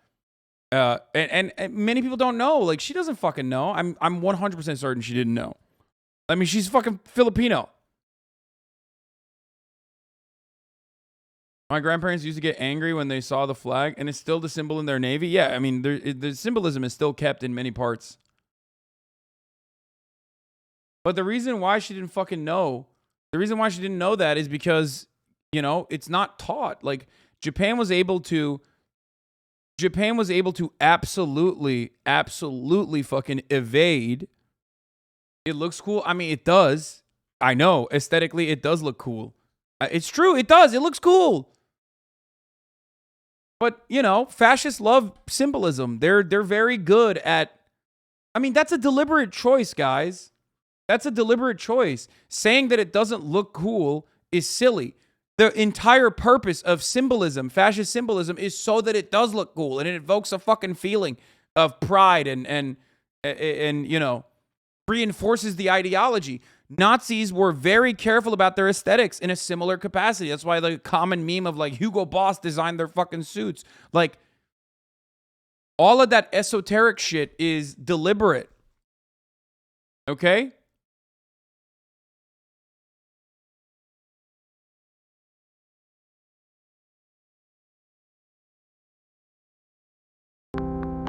The shrine is at the symbolic heart of the nationalist narrative, censoring any mention of atrocities and glorifying the imperial age as worthy of restoration. Upon leaving the shrine, I come across a right-wing group that was visiting the shrine to pay tribute to the spirits. I tried hitting up your manager's email on your account. Is it usually a long time? Why?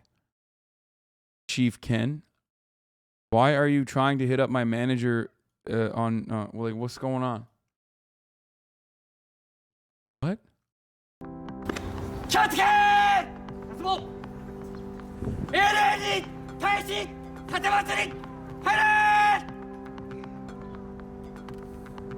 So it's tempting to draw parallels with what's happening in Japan with nationalism and what we see happening in the US and Europe with figures like Donald Trump. But while that parallel works for a little bit, it breaks down really quickly.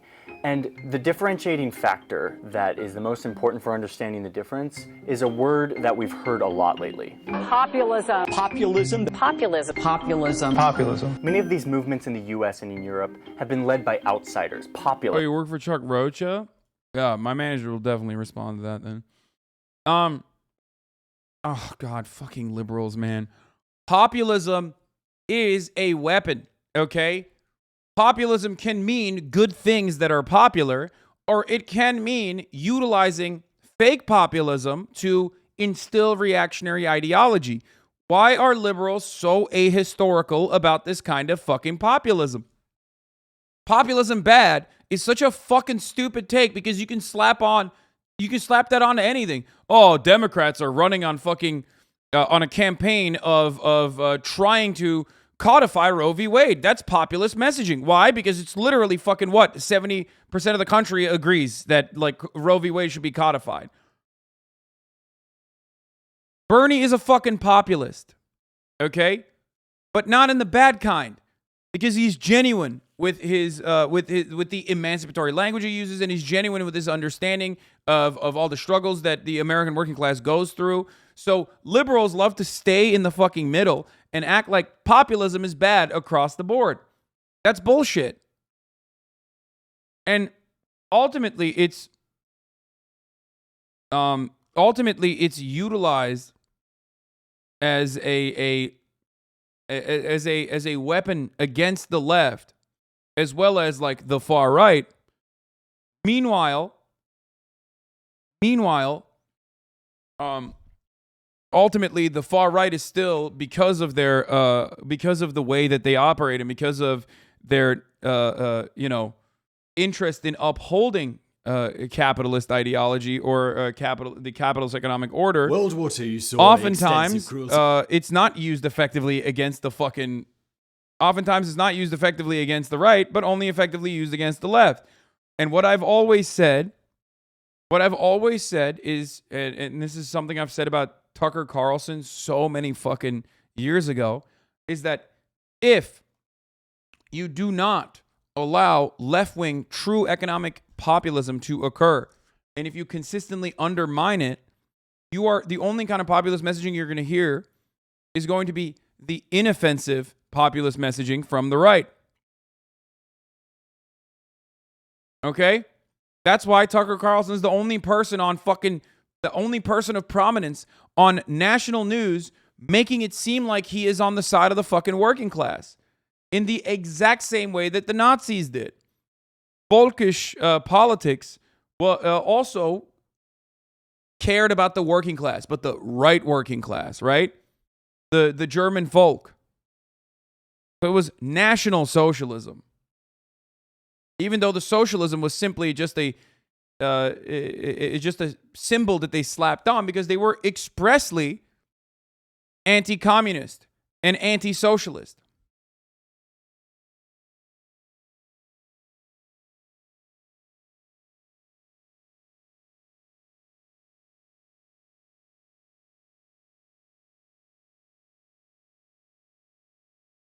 If you don't have a counterbalance with real left-wing economic populism, the only kind of populist messaging you're going to hear is from nationalist psychos. Okay?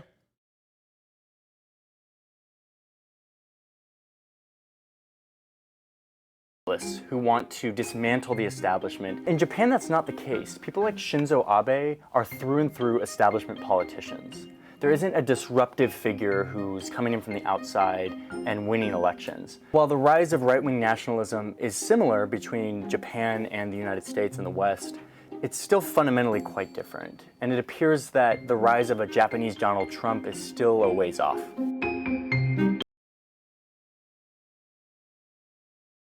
Anyway.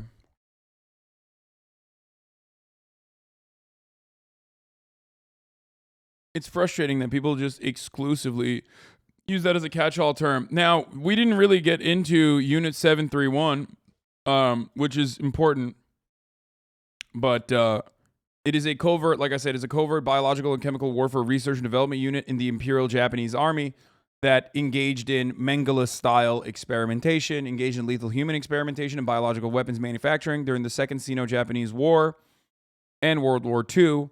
And it was based in Pingfang district of Harbin, the largest city in the Japanese puppet state of Manchukuo, now known as Northeast China, and had active branch offices throughout China and Southeast Asia. And they were responsible for some of the most notorious war crimes committed by the Japanese armed forces. They conducted tests on human beings who were dehumanized and internally referred to as logs. Experiments included disease injections, controlled dehydration, hypobaric chamber experiments, biological weapons testing, vivisection, amputation, and weapons testing. I don't know if we can watch one of these videos. I'm like a little concerned that it's going to have TOS stuff in it. That's why I was going to give you... I mean, this dude looks like Vsauce. He looks like sexier Vsauce, but... And I don't want to show you the Wikipedia page because I don't know if there's TOS on there as well. But victims were from different nationalities, but the majority of them were Chinese. Additionally, Unit 731 produced biological weapons that were used in areas of China not occupied by Japanese forces.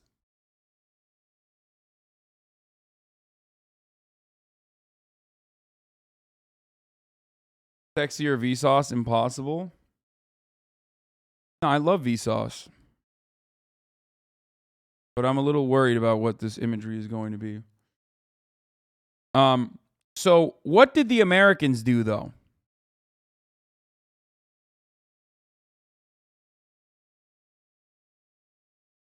Because these are valuable experiments, according to you know.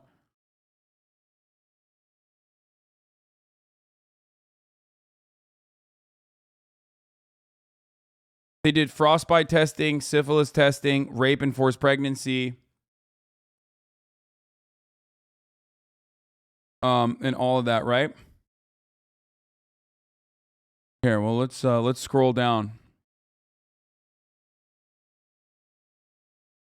Let's scroll down to surrender and immunity. That's an interesting word. Immunity. What? These are war criminals, right? I mean, what? Operations and experiments continued until the end of the war. Ishii wanted to use biological weapons in the Pacific War since May 1944, but his attempts were repeatedly snubbed. With the coming of the Red Army in August 1945, the unit had to abandon their work in haste. Ministries in Tokyo ordered the destruction of all incriminating materials, including those in Pingfang. Potential witnesses, such as the 300 remaining prisoners, were either gassed or fed poison, while the 600 Chinese and Manchurian laborers were shot. Ishii ordered every member of the group to disappear and take secret to the grave. Potassium cyanide vials were issued for use in case the remaining personnel were captured. Skeleton crews of Ishii's Japanese troops blew up the compound in the final days of the war to destroy the evidence of their activities, but many were sturdy enough to remain somewhat intact. Wait, what's that?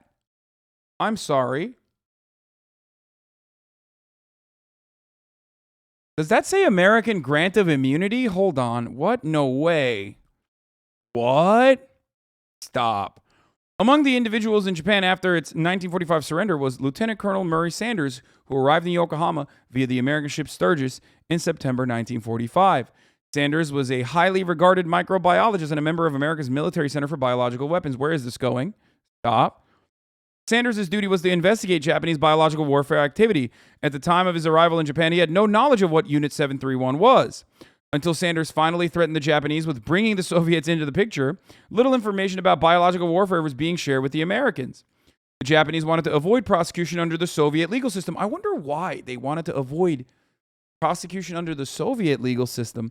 So the next morning after he made his threat, Sanders received a manuscript describing Japan's involvement in biological warfare.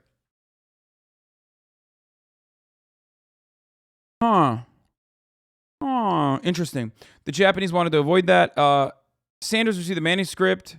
Sanders took this information to General Douglas MacArthur, who was the supreme commander of the Allied powers responsible for rebuilding Japan during the Allied occupations, and MacArthur struck a deal with the Japanese informants. He secretly granted immunity to the physicians of Unit 731, including their leader, in exchange for providing America, but not the other wartime allies, with their research on biological warfare and data from human experimentation.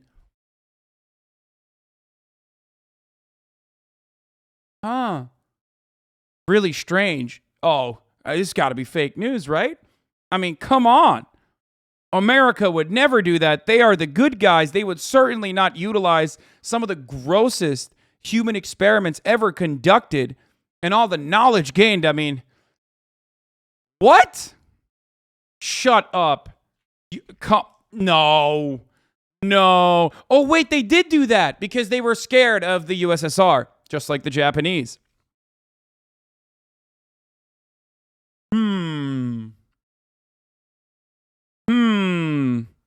With their research on biological warfare and data from human experimentation, American occupation authorities monitored activities of former unit members, including reading and censoring their mail. The Americans believed that the research data was valuable and did not want other nations, particularly the Soviet Union, to acquire the data on biological weapons.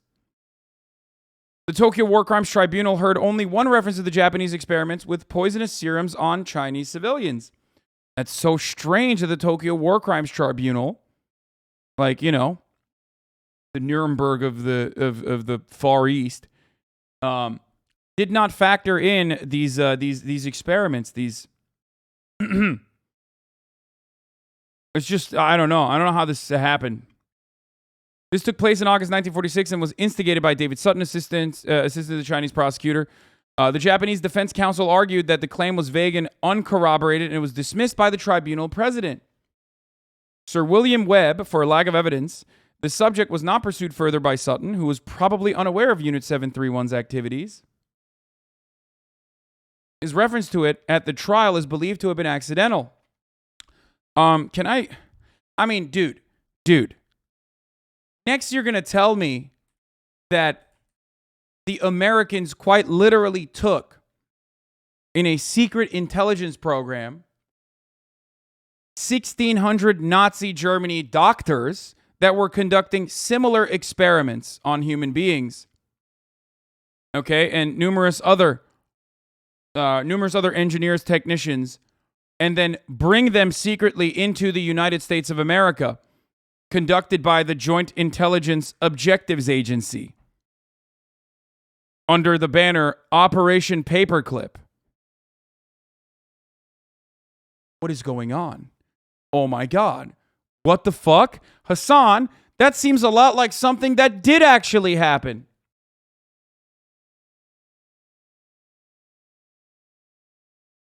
Primary purpose for Operation Paperclip was U.S. military advantage in the Soviet-American Cold War and the space race. That's crazy.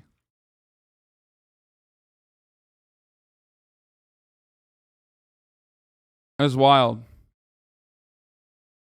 Next up, are you going to tell me? Are you going to fucking tell me? Please. Are you going to tell me that America also consistently continued to use the Nazis, the remaining Nazi generals, in an effort to bring Germany into NATO, which was at the time utilized to control and kill and murder and ensure that no such left-wing momentum occurred post-World War II in European nations? Stop. They would literally never do that. That would not have happened. Oh, wait, they did do that. Oh, fuck, that's so crazy. Anyway, not the good guys. Okay? On February 1945, Supreme Headquarters of Allied Expeditionary Force set up T4 Special Section Subdivision. Okay? Soviet Union did that too, by the way, for the record. They relocated more than 2,200 German specialists, a total of more than 6,000 people, including family members, with Operation Osoavakim during one night in October 22, 1946. Neither of these are appropriate or acceptable for the record. I don't know why you think I would ride for that and say, no, this is like totally acceptable and appropriate. Let's continue. In February 1945, Supreme Headquarters of the Allied Expeditionary Force set up T-Force. We already did that. Okay, so yeah, they recruited and then and did the exact same thing with the Nazis that they did with the Japanese. While German physicians were brought to trial and had their crimes publicized, the U.S. concealed information about the Japanese biological warfare experiments and secured immunity for their perpetrators. Well, you know, some German physicians were brought to trial and their crimes publicized. Some. Okay, some.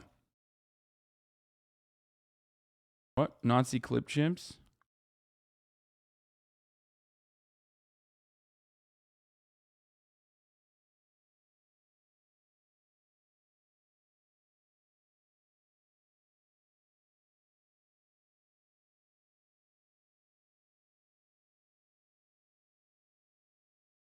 There were separate Soviet trials. Although publicly silent on the issue at Tokyo trials, the Soviet Union pursued the case and prosecuted 12 top military leaders and scientists from Unit 731 and its affiliated Biological War Prisoners Unit 1644 in Nanjing and Unit 100 in Changchun in the Khabarovsk war crimes trials. Among those accused of war crimes, including germ warfare, General Otozo Yamada, commander-in-chief of the million-man Kwantung Army occupying Manchuria.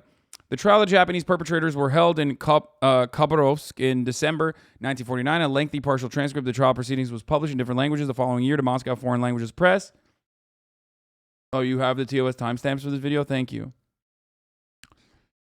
The lead prosecuting attorney at the Khabarovsk trial was Lev Smirnov, who had been one of the top Soviet prosecutors at the Nuremberg trials. The Japanese doctors and army commanders who had perpetrated Unit 731 experiments received sentences from the Khabarovsk court ranging from 2 to 25 years in a Siberian labor camp, and the United States refused to acknowledge the trials, branding them as communist propaganda. Stop. The sentences doled out to the Japanese perpetrators were unusually lenient by Soviet standards, and all but one of the defendants returned to Japan by 1950s, with the remaining prisoner committing suicide inside his cell. In addition to the accusations of propaganda, the U.S. also asserted the trials were only to serve as a distraction from the Soviet treatment of several 100,000 Japanese prisoners of war. Meanwhile, the USSR asserted that the U.S. had given the Japanese diplomatic leniency in exchange for information regarding their human experimentation. The accusations of both the U.S. and the USSR were true, and it is believed that the Japanese had also given information to the Soviets regarding their biological experimentation for judicial leniency. This was evidenced by the Soviet Union building a biological weapons facility in Sverdlovsk using documentation captured by Unit 731 in Manchuria. Official silence during American occupation of Japan. Huh. They got away with it, and I'm so fucking upset about it. Oh, 100%.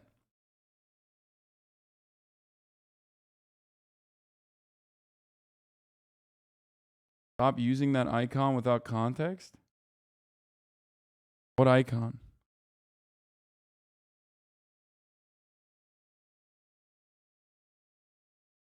Us Indonesians literally have a saying, 3 years of occupation of Japan is worse than 350 years of Dutch colonization. Not that I ride with Western imperialism, far from it, but the Japanese were truly that hideous. It was unspeakable. Truly, you get the idea.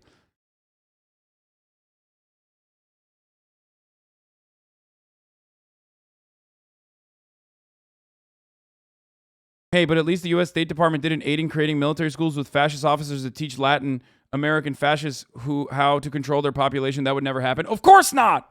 How dare you? How dare you speak of such things? Fucked up. Anyway, let's move on.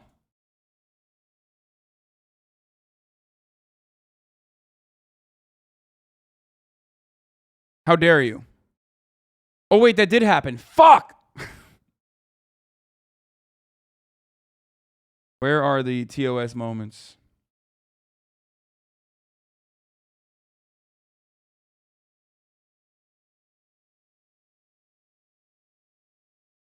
Okay.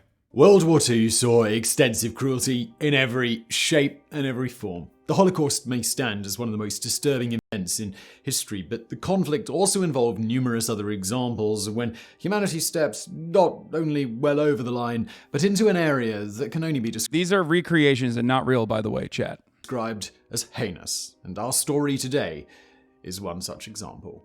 With a name like the Epidemic Prevention and Water Purification Department, you might be forgiven for thinking that Japan's Unit 731, to use its informal name, was an admirable group fighting the good fight. But you couldn't be more wrong. To put it bluntly, the actions of this covert biological and chemical warfare research and development unit, which regularly involved lethal human experimentation on males and females ranging in age from newborns to the elderly, were some of the darkest in a war filled with darkness. When we think of World War II, I've literally never heard of this before.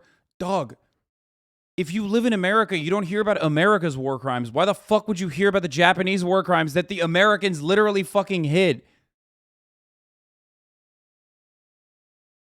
I mean, of course not. Of course not gonna fucking hear about it, dude. What do you mean?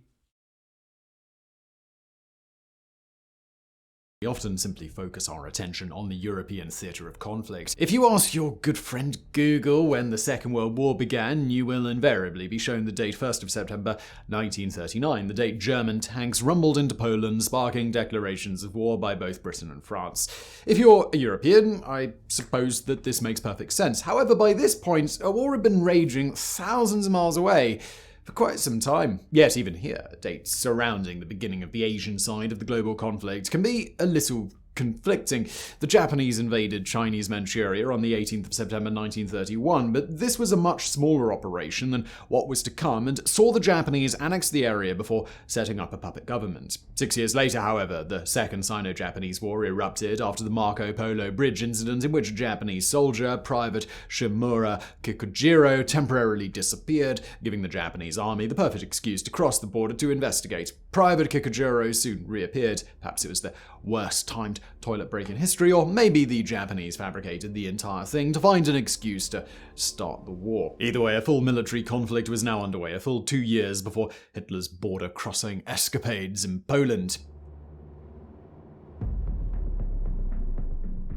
The Second Sino-Japanese War and the Japanese occupation of mainland China saw brutality on a scale that rivaled the Nazis and sometimes even beat Herr Hitler into second place. The Battle of Shanghai, which began on the 13th of August 1937, was the first major conflict between the two sides and set a pattern that would be repeated countless times in the early stages of the war. The spirited Chinese defense, but ultimately a crushing victory by the Japanese. But this war soon took a dark turn with the events that occurred in and around the city of Nanjing in December 1937 and January 1938. The number of Chinese civilians that remained in Nanjing when the Japanese military overran the city has been debated ever since, with confusion over how many had already fled and just how many were now sheltering within the Nanking safety zone.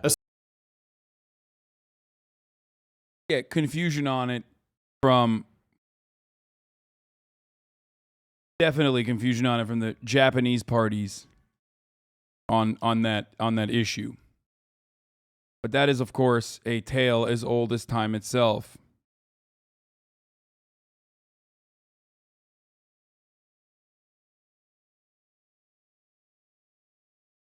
A lot of people don't understand it because, like, they think, oh, you're Asian. You know what I mean? Like, you're all the same. Like, in the Western world, because of proximity and because of white supremacy, we have this attitude usually that, like, Asian people are a monolith. Meanwhile, they've been fucking warring at a time when, like, most of the fucking Angloids were dying because they couldn't wipe their asses. You know what I mean? Like, their aggression towards one another goes back thousands of fucking years, and Orientalism as well. Yeah. Literally. And horrific as well.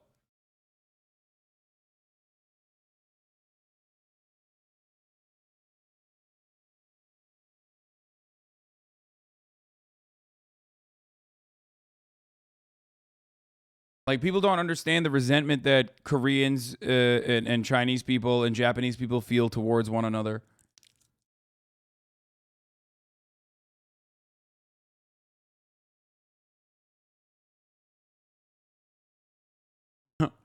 Here are 5 reasons why USA, #1 country, is better than Europe. 1, US make atom bomb. 2, we killed World War II.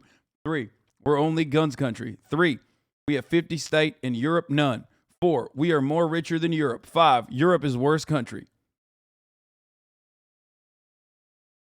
Why is it resentment and not racism? I don't know. Because it's like nationalistic resentment that can be in certain instances racialized, but racism and the way we understand it oftentimes is about racism in the way that we talk about it and the way that we understand it in the Western world usually derives around or is built upon the foundation of the one drop rule and a justification for chattel slavery. So usually it's white supremacist racism or xenophobic racism against, like, non-whites or what we decide is white. You know?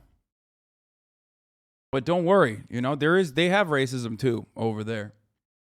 When Chiwa was in Korea playing League, they thought it was a Chinese player, and they constantly say, only good Chinese is a dead one. She was wild.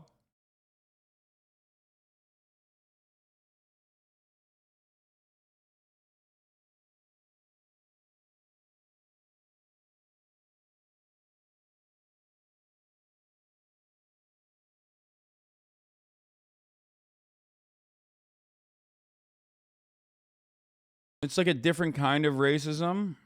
It's hard to describe with American terms. It's like the Balkans. Yes, actually. Good take. It is kind of like the Balkans.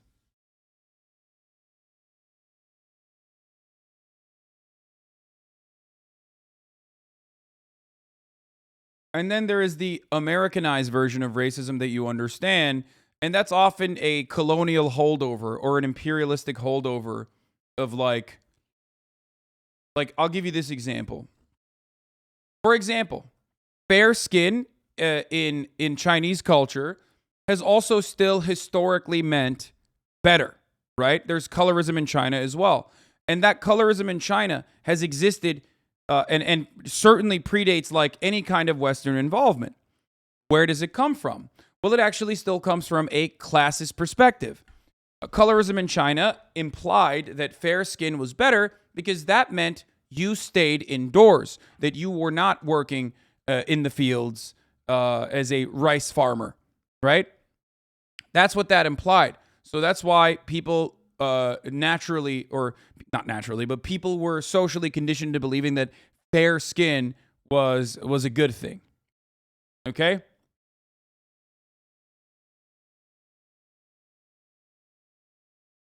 In most of Asian countries, a similar attitude existed. So neat skin, exactly. That's where nobility, the understanding of nobility and colorism first came from. But then Western imperialism would come in and take over pre-existing social and racial constructs, and then, or rather, pre-existing social constructs built around fairness of skin and whatnot, and be like, oh, we have that shit too. Let's go, baby. And basically kick it up to the fucking highest degree you can as a method of control. Because racial divisions or colorist divisions were yet another means of controlling a population and keeping them subservient because they were too busy fucking fighting amongst themselves. It is a very, very good, a very effective colonial tactic. Like the caste system in India as well. Exactly.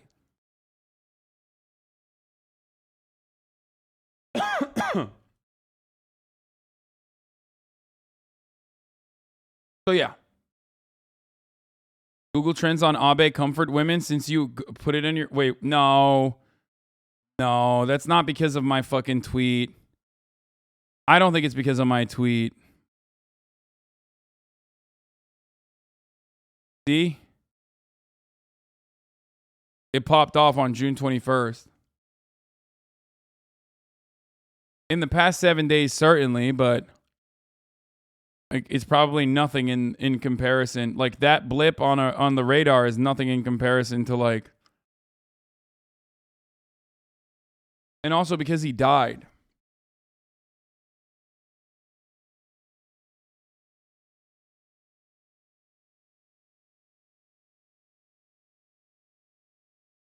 Someone else tweeted hours before you with bigger engagement? Really?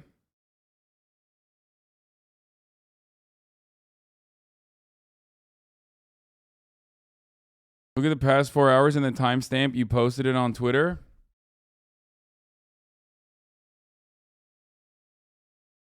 Where is it? Like 12:50 p.m. I don't think it was my tweet, but it doesn't really matter.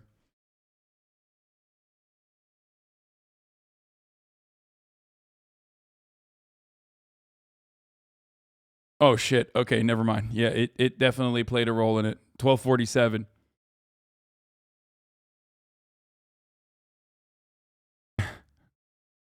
Okay, maybe it played a role in it. But a little bit during the day. But it's still nothing in comparison to...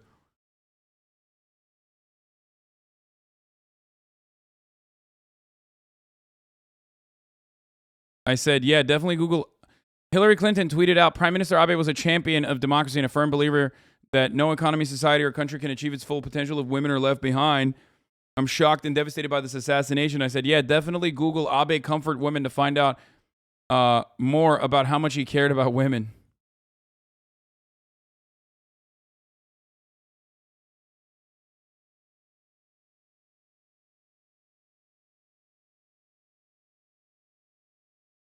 Six hours ago. This is so tragic. Please check on women in your life that will be saddened by Abe's death. Google Shinzo Abe comfort women to find out how you can help. Yeah. Just white people doing white things under this thread. Shocker.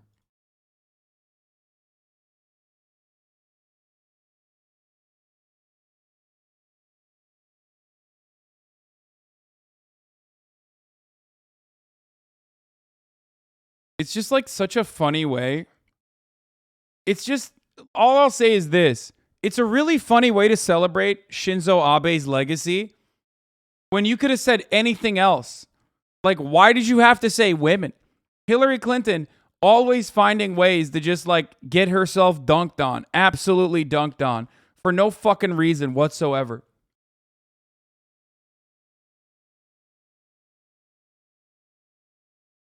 Like, you didn't have to mention women, Hillary. Why did you do that?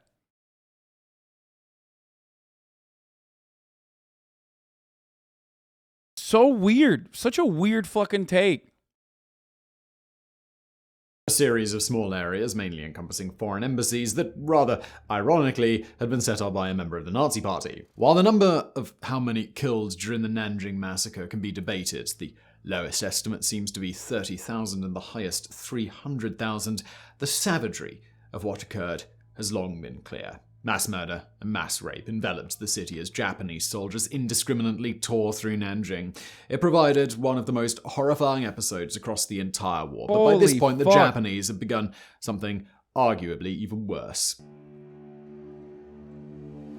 God damn, brother.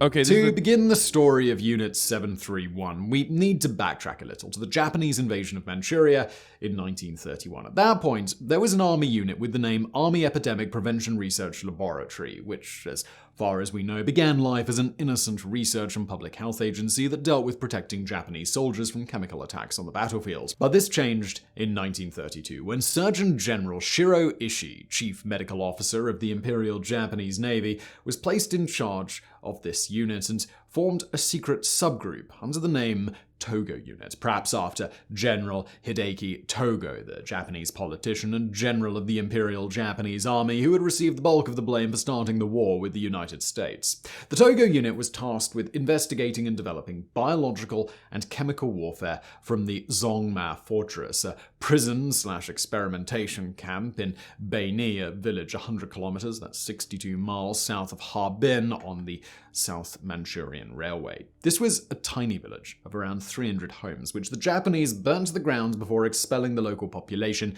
leaving only a large building that subsequently became the headquarters of the Togo Unit. Around the building, the Japanese constructed a prison camp that included a 3-meter high watch the Kyle Kulinski Jordan Peterson debate. Please shut the fuck up. earthen wall. We're learning about fucking Japanese war crimes, okay? Shut the fuck up. You can thank Japan and the Brits for the batshit crazy reactionary Chinese of today. Yo, Unit 731 killed 400,000 people. What the actual fuck? I never heard of this.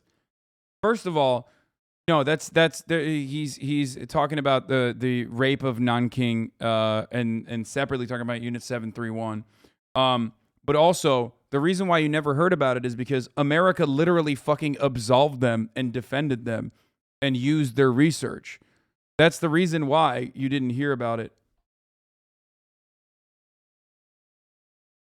As I talked about before we got in here.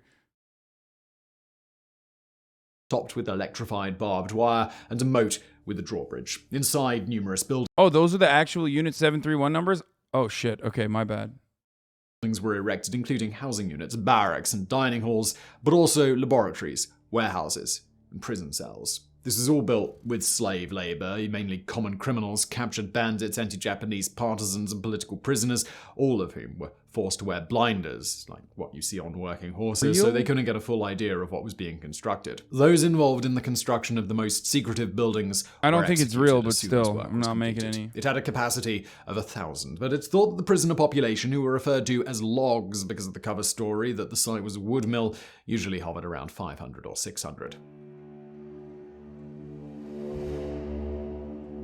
And here is where the horror begins. Once completed, the Japanese began rounding up prisoners, often criminals from the nearby area, mainly Chinese, but also a large number of Russian expatriates living in China. They were brought to the Zongma Fortress and initially treated well with good food, including rice or wheat, meat and fish, and even a splash of alcohol to warm the body. But this was simply a disturbing attempt to bring the body into its natural healthy state before the experiments could begin. Now, I know that if you've come to a channel called Into the Shadows, you're probably expecting some pretty heavy material, but what occurred at the Zongma Fortress and its later incarnations was revulsion on an entirely different level. It was here that Japanese doctors and scientists conducted experiments on the prison population that looked at everything from the effects of the plague, cholera, starvation, water deprivation, frostbite, new weapons, and much more. This was a sadistic house of horror, but the Zongma Fortress was just the start, and we'll be going into some of those experiments a little later in the video.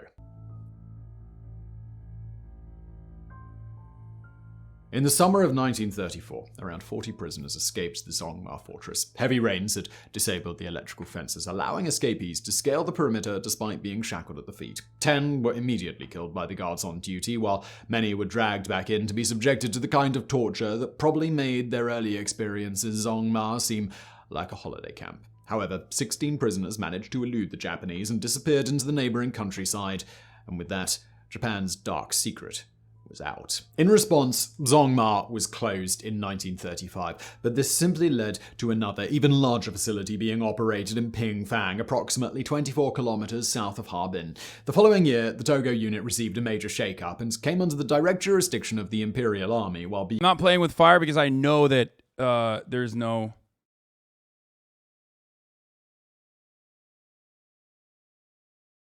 (731) experimented with dropping plague-infested fleas out of planes over dense Chinese cities. The amount of victims they cause can never be fully counted.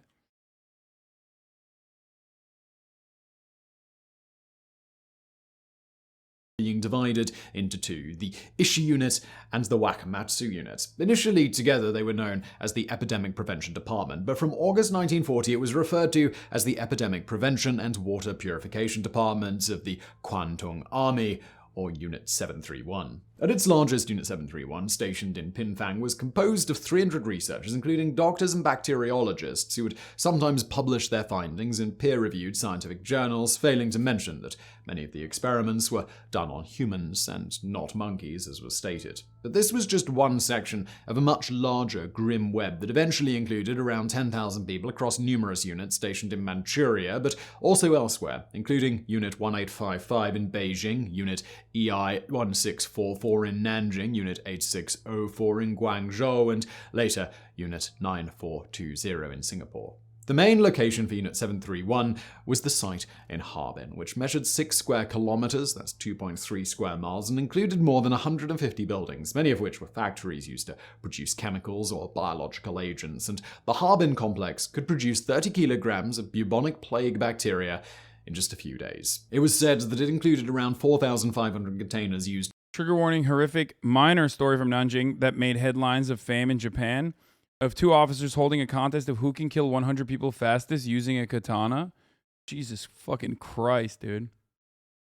To raise fleas, 6 enormous cauldrons to produce various chemicals, and around 1,800 large containers to produce biological agents. The typical life expectancy of prisoners in Unit 731 was about 2 months, though there were instances of some surviving for as long as 12 months, but these cases were often pregnant women who the Japanese wanted to give birth in order to investigate the effects of various diseases on the newborn child. And before we move on to talk about the experiments themselves, let's just be very clear about what kind of facility we're talking about here. Nobody who came through the gates as a prisoner ever left alive.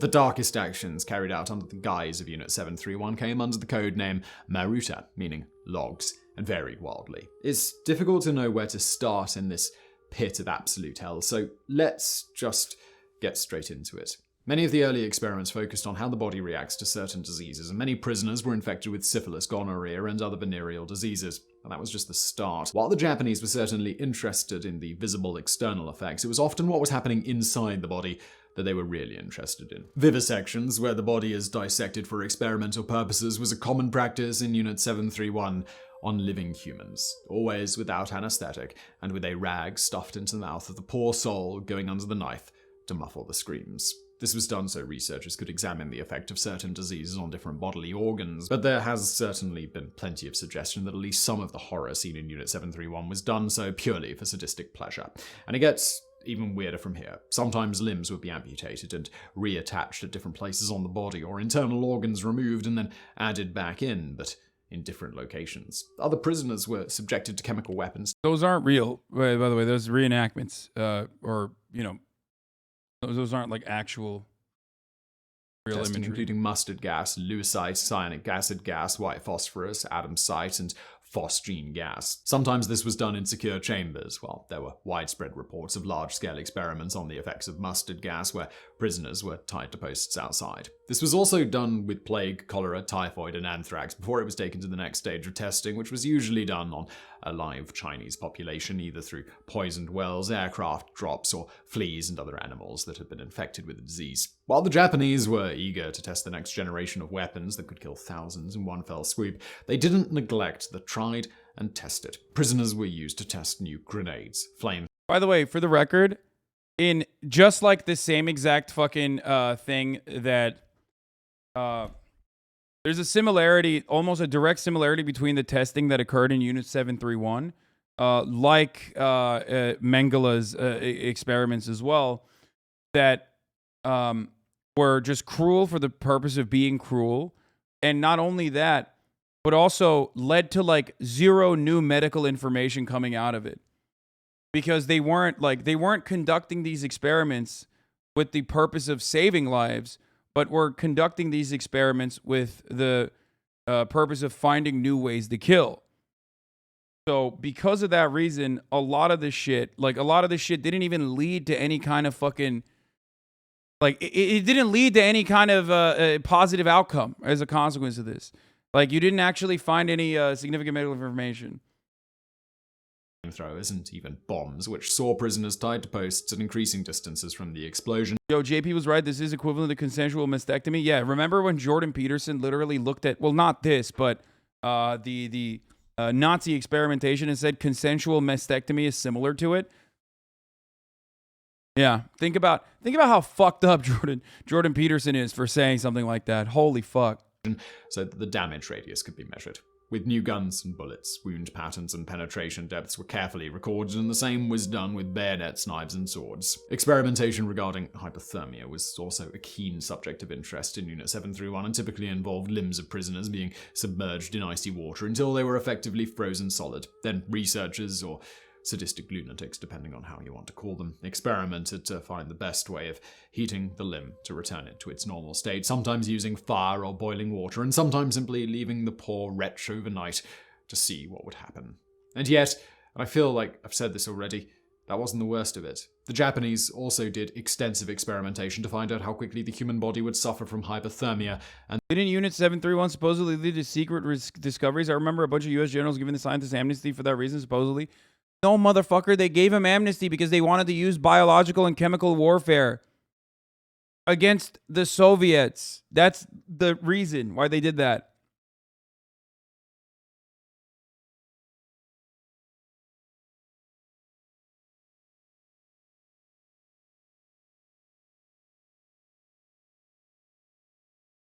Knowing Better did a video on historical revisionism in Japanese war crimes. And then die of exposure. They introduced different variables, such as when the prisoner had last eaten, and what they had, and what they were wearing, and how much salt and protein they had in their body before the experiment. To perhaps sum up the... People say this kind of bullshit about the Nazis too. No, the Americans did that to the Nazis as well. So did the USSR.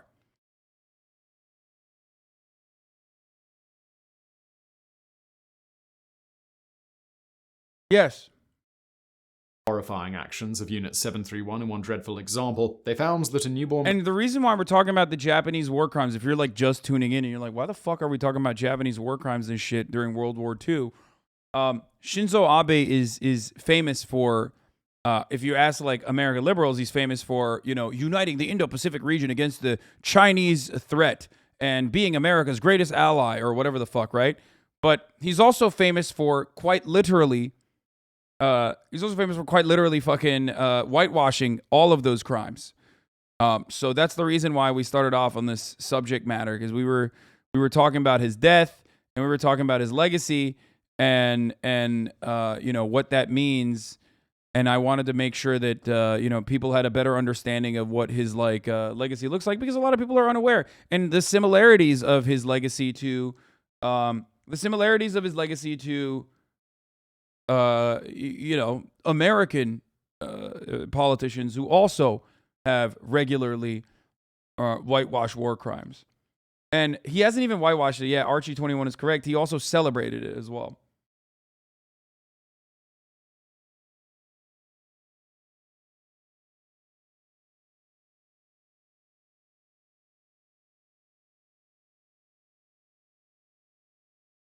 Yeah, I mean, he did this. This, by the way, is not an accident, for the record.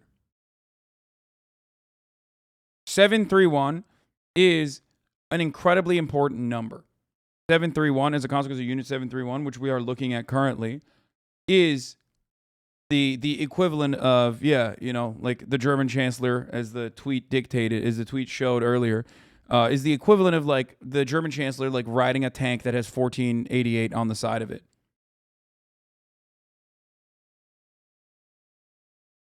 So did he deserve the die? I have no interest in like making a moral take on his assassination. And I've made that very clear from the jump. There are definitely people who are like, yeah, fuck yeah, I'm glad he's dead. I don't give a shit, to be real with you. I literally don't care. He's dead, I don't give a shit. He's alive, I don't give a shit. Like, he was not a good person overall, though, and also his legacy will be celebrated and whitewashed by Western powers because his purpose was to do exactly what people in his family had done time and time again in Japan and in Japanese politics, which is serve the American and also capitalist interests and be a safeguard in the in that region against the spread of communist influence.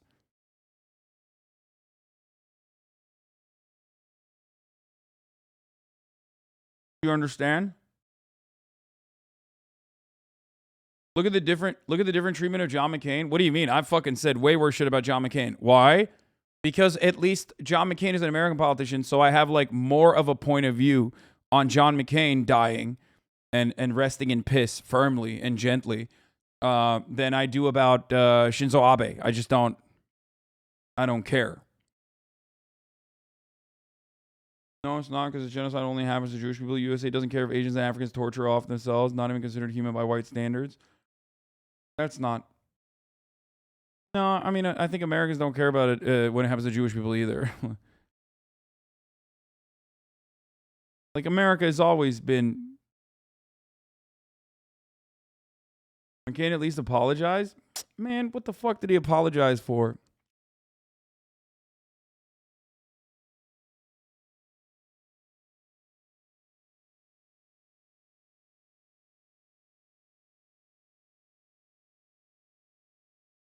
To have a bong named Ho Chi Minh because I got it when McCain died.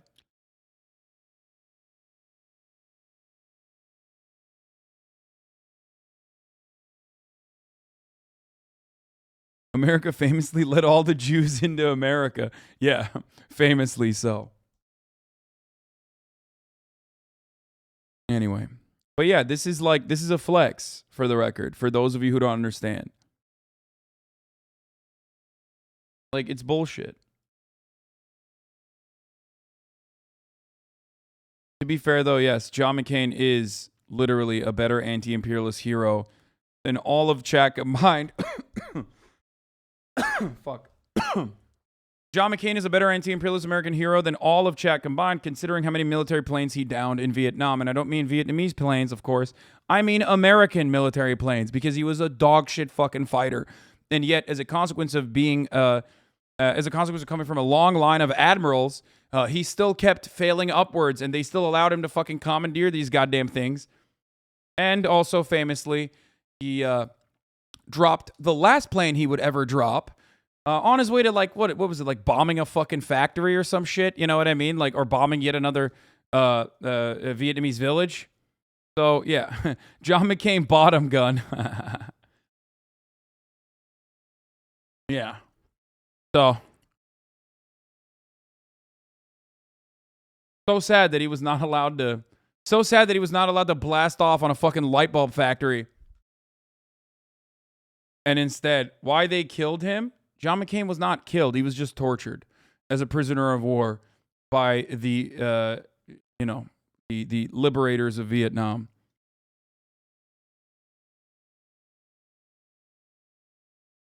Might be a little bit too much, you know what I mean? I'm not a fan of torture. I don't condone, except the fact that they didn't kill him is ridiculous, considering the metric ton more of war crimes that Americans did in Vietnam. So, Just think about that for a second.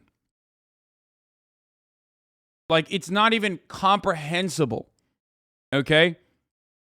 The fact that the North Vietnamese army did not actually fucking literally just, you know, do the Nordic style, like rip his fucking ribs apart and turn him into a blood eagle type torture. The fact that they didn't do that and instead they kept him alive, even though they did torture him, is wild to me, considering the incredible amount of incomprehensible war crimes that the American forces engaged in, not only in North Vietnam, but also South Vietnam as well. There's still babies being born with genetic disabilities traced back to the chemicals Americans used in Vietnam. Like right now, there's still children being born with severe genetic disabilities as a consequence of America's chemicals. What about napalm in Cambodia for just being a neighbor? Oh, yeah. Well, that too. And also, shouts out to Henry Kissinger, who is still unfortunately alive. Wild that Henry Kissinger is still alive.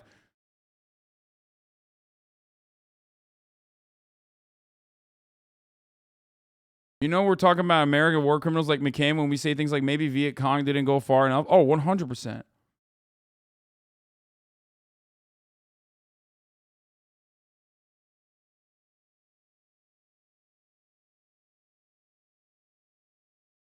It's crazy. Anyway, let's continue. Baby will die in roughly 3 days if left unattended outside. And I know that seems like a lot, but that's just scratching the surface. Other experiments include giving prisoners the wrong blood transfusion or the blood of animals, injections of seawater, the human body's tolerance for G-force using a rotating chamber, prolonged X-ray exposure, rape and forced pregnancy, and probably a whole lot more that we'll never completely know about. There were even horrific stories of bodies and body parts being pickled in formaldehyde, with the only labels visible being the nationality of whoever was inside.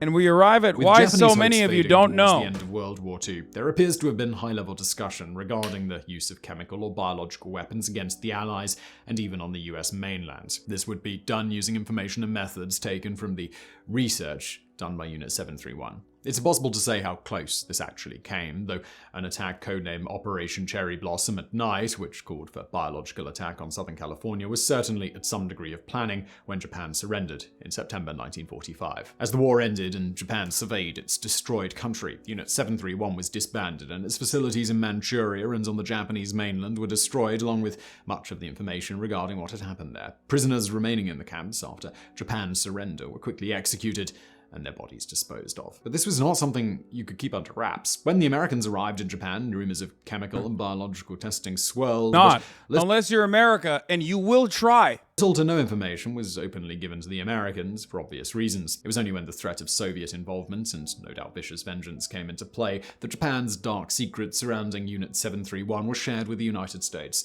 A dossier detailing what occurred soon found its way to the desk of General Douglas MacArthur, the man tasked with rebuilding Japan, and some... Just understand, as we already covered this earlier, but like this is a video version of that. But just fucking understand that like America looked at this and went, we can use this. We can use this, baby. Florida will remember Abe. Florida is shocked and saddened by the assassination of Shinzo Abe. And we sent our condolences to Shinzo's family and the nation of Japan. He was a great man, a great leader, and a great ally to the United States. Thank you, Ron DeSantis. You are my president. One day, inshallah.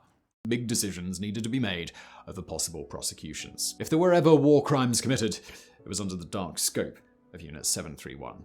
However, the end of World War II saw an almost immediate pivot away from past enemies and towards new ones. For the Americans, the Japanese were no longer the enemy, and they would do whatever they could to make life hard for those devious Soviets. General MacArthur authorized blanket immunity for those who worked in Unit 731 in exchange for sole ownership of the information and findings which the United States deemed hugely valuable. In the Tokyo trials, which saw 28 Japanese military and political leaders tried for a variety of crimes, there was only a single solitary mention of chemical poisoning in occupied China and absolutely nothing about probably the worst macabre experimentation unit across the entire war. The Soviets weren't at all satisfied with this and instigated their own trials known as the Khabarovsk War Crimes Trial, which began in December 1949. A total of 12 men were convicted of war crimes and sentenced to between 2 and 25 years in Siberian labor camps. Now, you might be thinking, well, at least they got what they deserved, but, well, not really. Considering what happens in Unit 731, these sentences were extraordinarily lenient, and would you know it, most of those convicted soon found their way back to Japan, reportedly after handing over some of the secrets from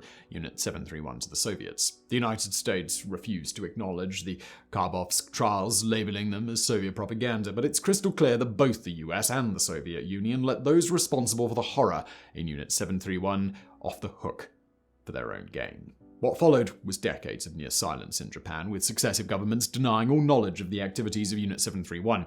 But by the turn of the millennium, with more... Were people just that dumb back in the day that people saw this and were like, yeah, sounds right? Wait, what do you mean, dude? What are you talking about? People today, with the adequate knowledge, are still refusing to recognize this shit. What are you talking about back then? People just don't care, man.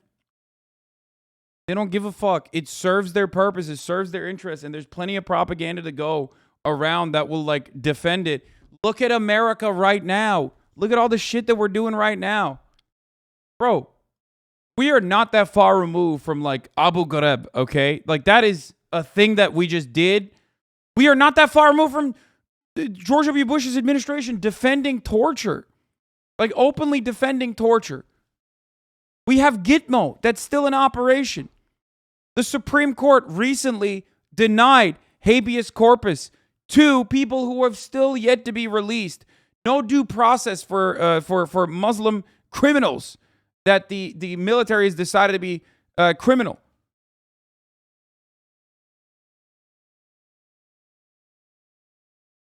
Yeah, America has concentration camps on the border, and we have a torture camp in Cuba. And when I mention that, motherfuckers are like, bro, how dare you? I mean, you're going too far. It's like, no, it's the same shit, dumbass. You just refuse to recognize it.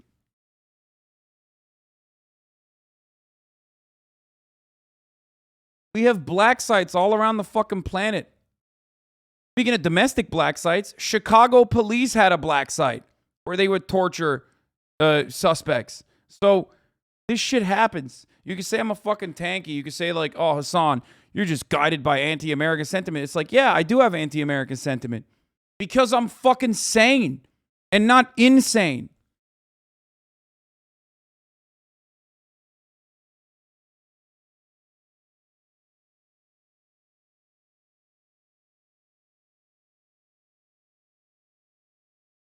Hasan actively making his freedom of information packet delayed. Yeah, bro, I don't know what's going on. They haven't gotten back to me at all. Black sites are where CIA operates in any way they want to. Wait, Hasan hates America? What the hell? What? I'm beginning to think that this guy doesn't like America all too much.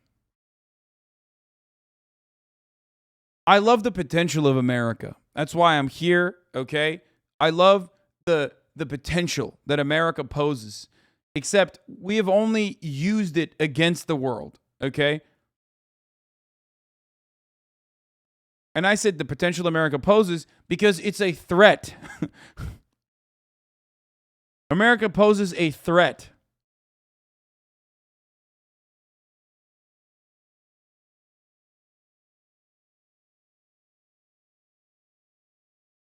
More and more people speaking out about it, including those who had worked there. It was only a matter of time. In August 2008, the Tokyo District Court ruled for the first time that Japan had engaged in biological warfare and directly named the work done by Unit 731. In 2018, after a request by Professor Katsuo Nishiyama of the Shiga University of Medical Science, the National Archives of Japan released the names of 3,607 members of Unit 731, all of whom had lived freely since the end of the war, and many of whom had since died. Apart from the 12 men who faced the ethically... Like, I love Japan, I'm fascinated with Japan. I love Japan.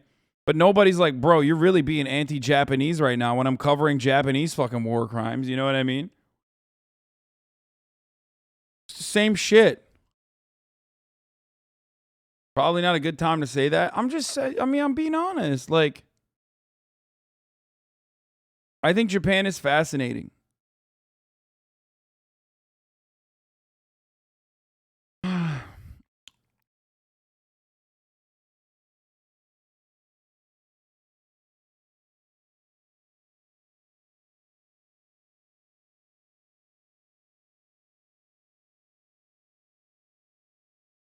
Shaky Soviet trial in 1949, absolutely nobody was ever held accountable for their actions at the unit. In fact, many of them went on to quite illustrious careers in post-war Japan. In 2002, at an international symposium on the crimes of bacterial... Only two countries you can't criticize for their war crime, and they're both America. Right, baby.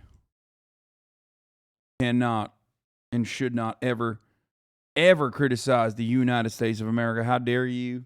Biological warfare in China, the number of people deemed to have been killed through Japanese chemical and biological warfare programs was estimated at 580,000, and that includes those killed through attacks outside the walls of Unit 731, as well as those inside. It's impossible to know the true number of those killed by Unit 731, but it's thought that at least 3,000 men, women, and children were experimented on and killed in the Pingfang site alone. This was not a place where anybody left alive. Everybody who walked through the gates died one way or the other. The vast majority of these were Chinese, but large numbers of Russians and Koreans also perished in the facilities, along with lesser numbers of Mongols, Americans, British, and French. I said right at the start of today's video that World War II delivered some sickening events and despicable cruelty, but the actions of Unit 731 were on a different level. This wasn't just blind torture, and most of the experiments came with very particular purposes that in some ways actually managed to further scientific understanding, both for peaceful and military means, which is why both the US and the Soviet Union were so eager to gain access to the information. What? No, it was all fucking biological and chemical warfare information. What? May have been done under the shadowy guise of scientific experimentation, but it was some of the most sadistic, cruel science that you're ever likely to see.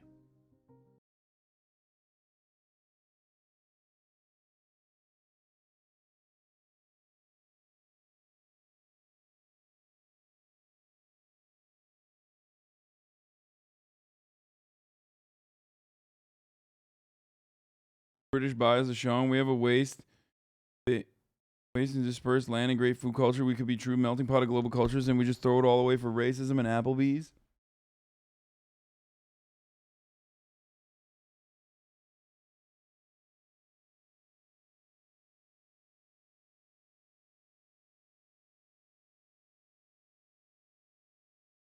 Gonna be you in England. Are you part of the British military? Yes. Are you aware that there's only 22 countries in the world that Britain hasn't invaded? Reasonably aware. I'm not... Sorry. Awkward, no? I can't. Okay. I can't. That's so dumb. Anyway, we're done with Japanese war crimes. I'm not gonna watch a Knowing Better video. We need to cover something else. News outlets mistakenly identified Shinzo Abe's assassin as motherfucking Hideo Kojima, bro. That's right. News outlets in Greece and Iran, as well as a far-right French politician, shared images of a Japanese man in a Joker t-shirt lugging around a Che Guevara bag and claimed it was the assassin of Shinzo Abe. It wasn't. The images were of famed Death Stranding and Metal Gear Solid creator Hideo Kojima. The mistake first started going viral after the French far-right politician Damien Rieu tweeted out pictures of Kojima in response to another politician's tweet about the assassination. He said, "Far-left extremism kills," Rieu posted above a picture of the world-famous game designer wearing a Soviet fur cap. A Strand-type assassin.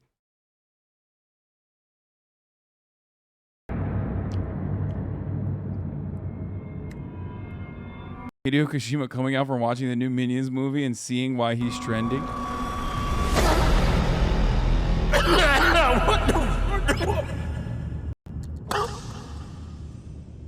Oh shit.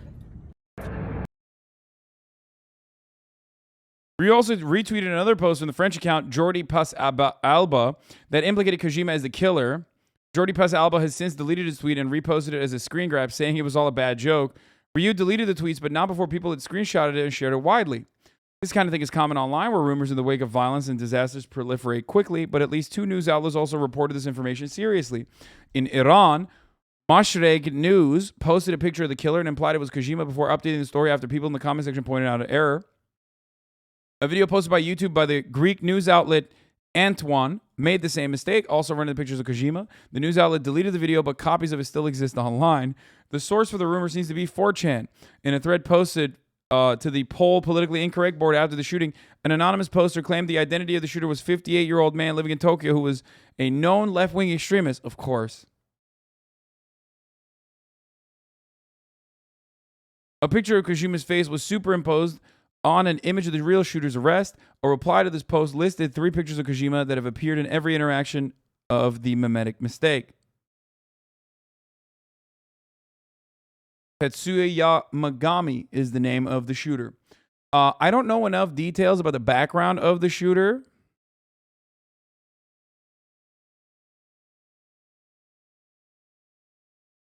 But I do want to hear what Paolo has to say. Or is this Paolo? The atmosphere in Japan today. Oh, this is not Paolo. This is abroad in Japan. It just everyone's shocked. Everyone's sad. Everyone just could not believe what happened because Japan is such a safe country.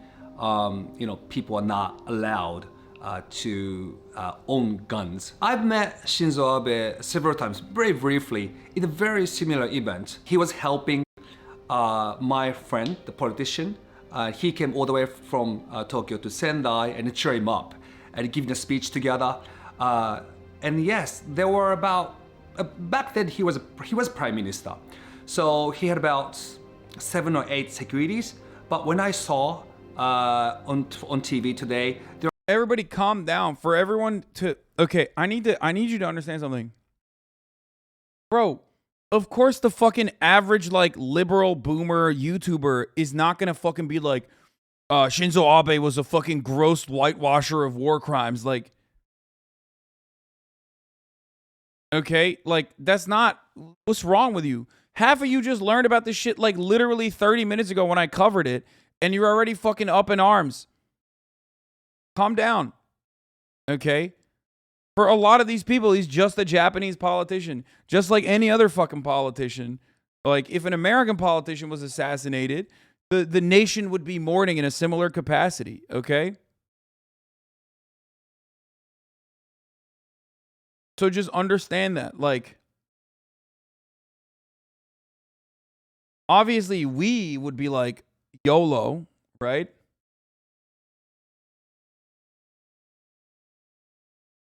But it seems like for a lot of people, the shock of gun violence happening like this is more surprising than anything else, really.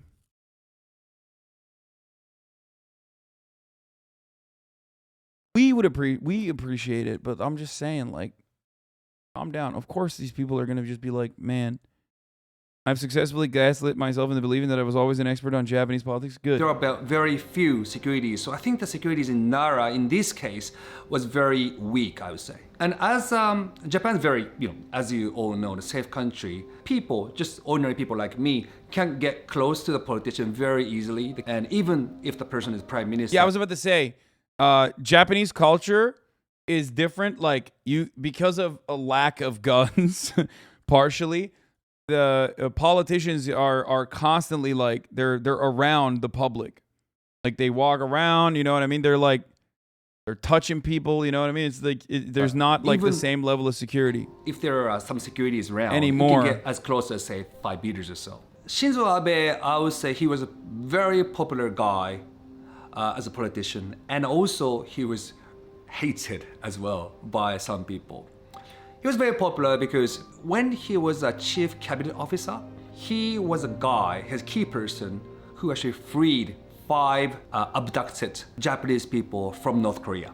He went to North Korea with Prime Minister Koizumi, and he came back with those 5 people, promising North Korean government that they will return these people back to North Korea.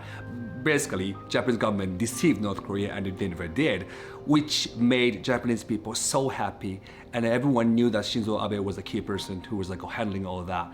And that actually made Shinzo Abe very popular. And I think that made Shinzo Abe prime minister as well. In the end, and he became prime minister twice. So that's what we know right now, guys. Obviously, this isn't a normal Abroad in Japan video, and one that I never hoped to make, but it's a tragedy. Wait, why didn't he talk about why people hate him? Here in Austria, our president and other high-profile politicians frequently take the subway without apparent security.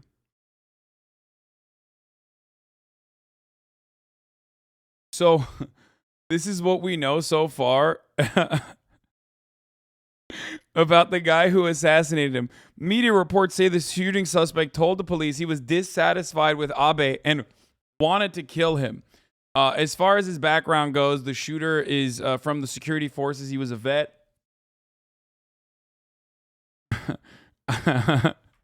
Yeah, I think it's safe to say that he was dissatisfied. You know what I mean?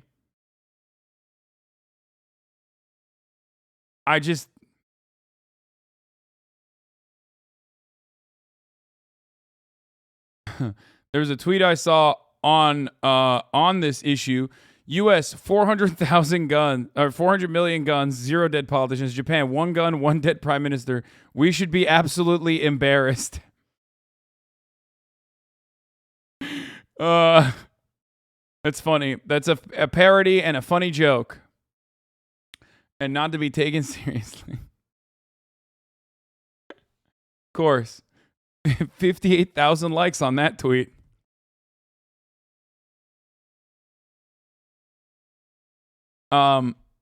Anyway.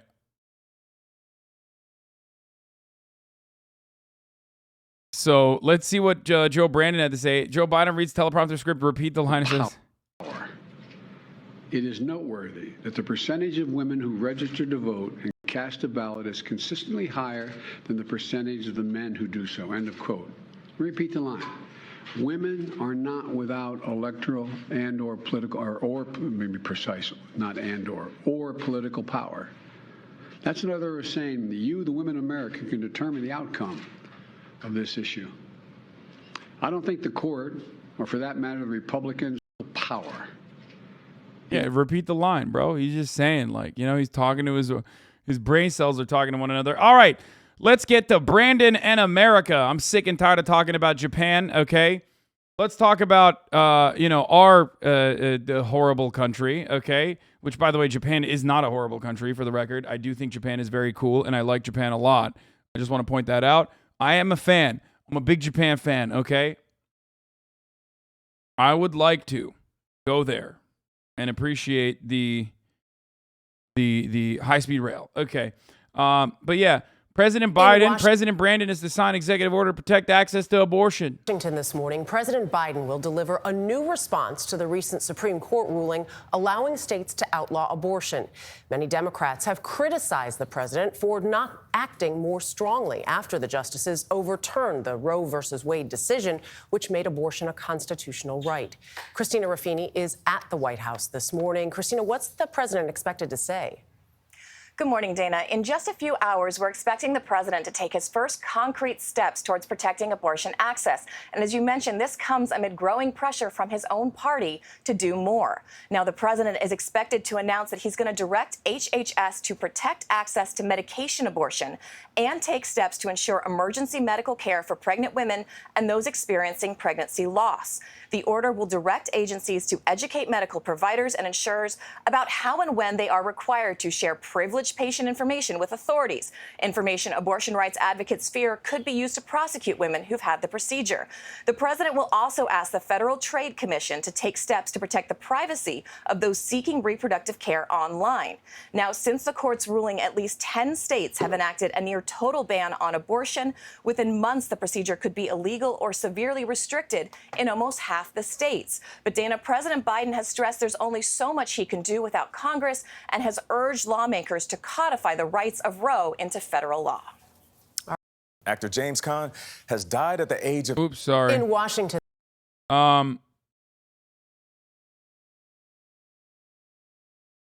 mean, this is like bare minimum stuff.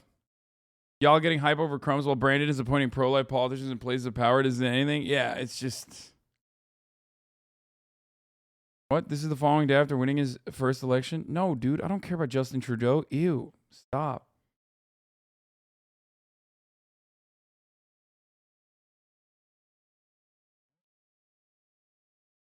Don't show me fucking Justin Trudeau shit. Yeah, Elon Musk.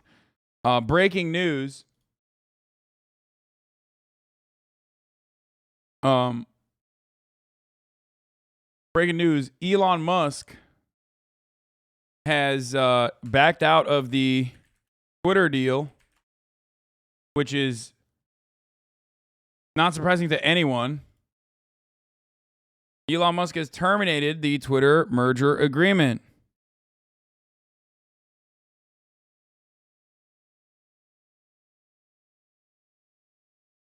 That's it. It says his advisor on Friday sent a letter to Twitter formally notifying the company that he's terminating the merger agreement, Bloomberg News reports. No! Hope they sue his ass. I mean, the one time he's ever fucking pulled out. So I already made that joke about Boris Johnson, and not everyone's making that joke about fucking Elon. Myth? Good, homie. Take your shoes off, please.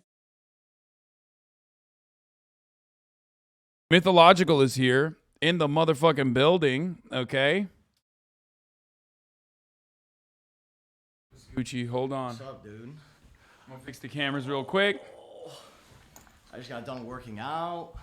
Yeah. Brian made me put on the gloves, dude. Oh, he did? Yeah, That's we nice. did some jabs and some punches and shit.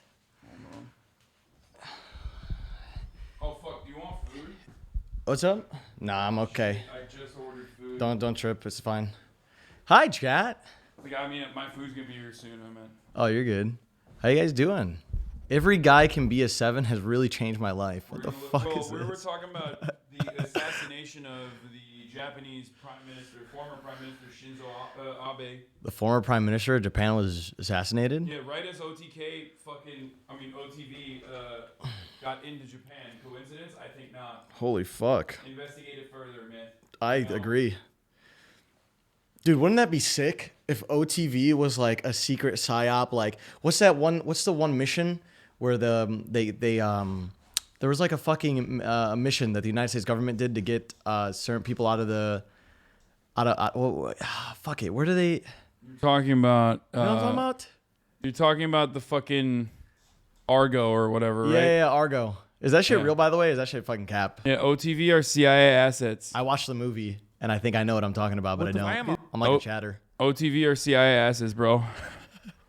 Everybody knows this. Real? Okay, that's sick. Except they would never. Except like, they would never fucking. Hold on. So this is a video that somebody made. Yeah, this is one of my fan editors who's really good at this stuff. But before we talk about that, let's talk about Elon Musk. Not Elon Ma, my favorite character on the planet, but Elon Musk. Elon Musk has officially backed out of the Twitter deal, according to his team sending a letter to Twitter earlier today. Elon Musk is also notorious for never pulling out. Turns out he had twins last year with one of his top executives, a secret twin, which puts the baby count at what? Boys, what is Elon Musk at? Let's talk about your guest, an intro or something. Oh shit, I forget that there's like Normans in here. This is Ali Kabani. Ali Kabani, aka Mythological. He's one of my good friends, and he's a Twitch streamer for those of you who don't know. Hi. And he's here for a little bit to just hang out. And steal his car. Oh, you want it? Yeah. Okay, yeah. Take it. Sick. Our car. Elon Musk won't stop having kids till he is 69 just for the meme. Yeah. Elon Musk. This is an Elon Musk fan saying, Congratulations, Elon Musk. You are leading the way. That makes 9. You should put your sperm into a bank and see who will make withdrawal. Speed up process of increasing population with a few million of your swim team. Just absolutely psychotic shit. Have you ever thought of that? Just like putting your sperm in a sperm bank? No, because I don't want to fucking have like random. I don't want to be the father of like random children. I am already the stepfather of thousands, okay? I am already the father that stepped up to thousands of people. Okay. I don't want to in That's the fair. 30,000 specifically. So I don't want to be like, you know, I don't want to also be the biological father to so many. Valid. You know? Look at them, dude. They're so cute. Exactly. Did Myth hit the gym and or smoke a joint? No, I did hit the gym. He did hit the gym, but he did not apologies if smoke I a joint. smell, by the way. It's all good. If I smell like man. Do I smell You like are a man? little musty right now. I'll admit. Okay, you should watch while Myth is here. People have been screaming about it all day. Dude, is it that good? Oh, let's go. This video, no, not this video. He This wants me, editor? but this editor is great. What the fuck is this? What the Blammo? Oh my god, does he wait? Mythiccreepy.com. What the fuck is this?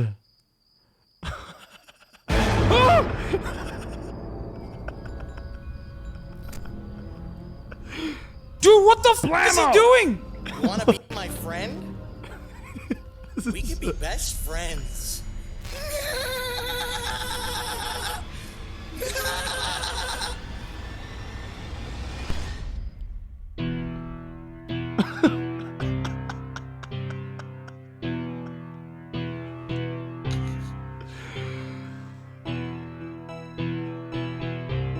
Dude, this is so good.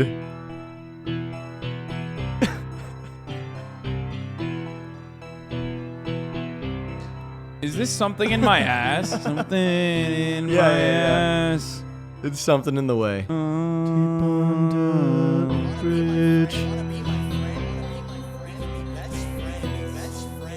Oh my gosh, dude. The myth. Yes.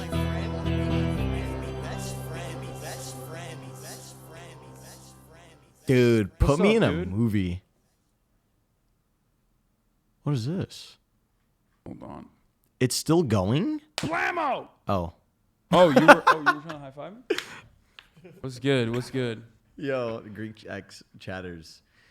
Hasan, listen. Listen, I think we should have more cooperation in my life, okay? I want to live my life in one way, okay? If you're a woman and you're going to date me, all right, listen, here's what's going to happen. This Your is so extreme good. career is over. Dude, okay? wow. You're The going to tweet be that in you the put kitchen, up of somebody like all right? overlapping it with the video is so fucking good. Because that's a detriment to my mental health, all right? And that's just what I want for my life. All right, a little bit of cooperation. True. All right, teamwork. It's called working as a team.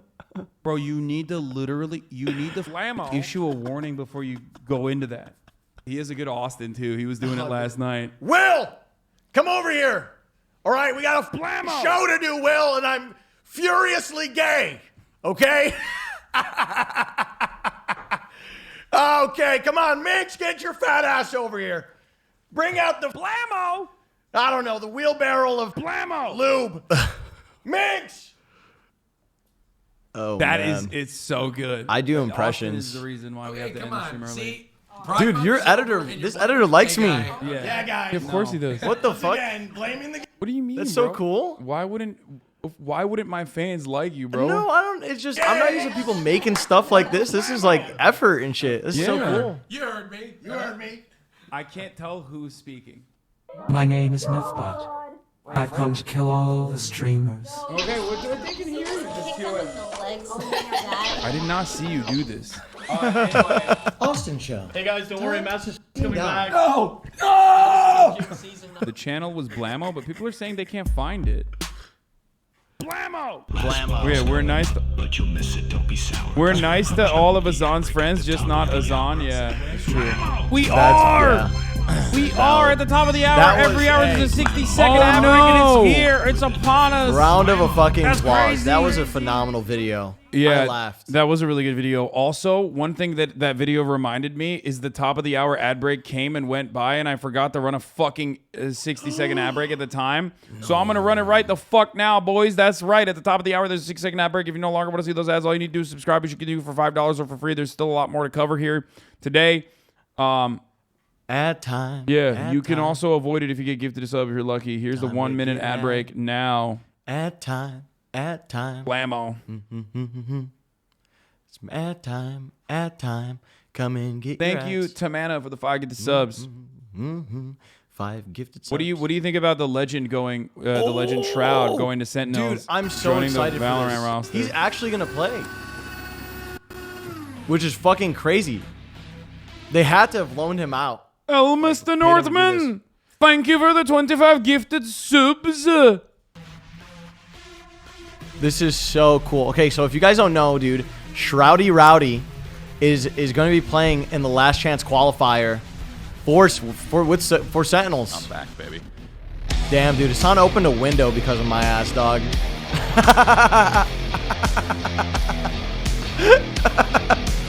I stink, chat.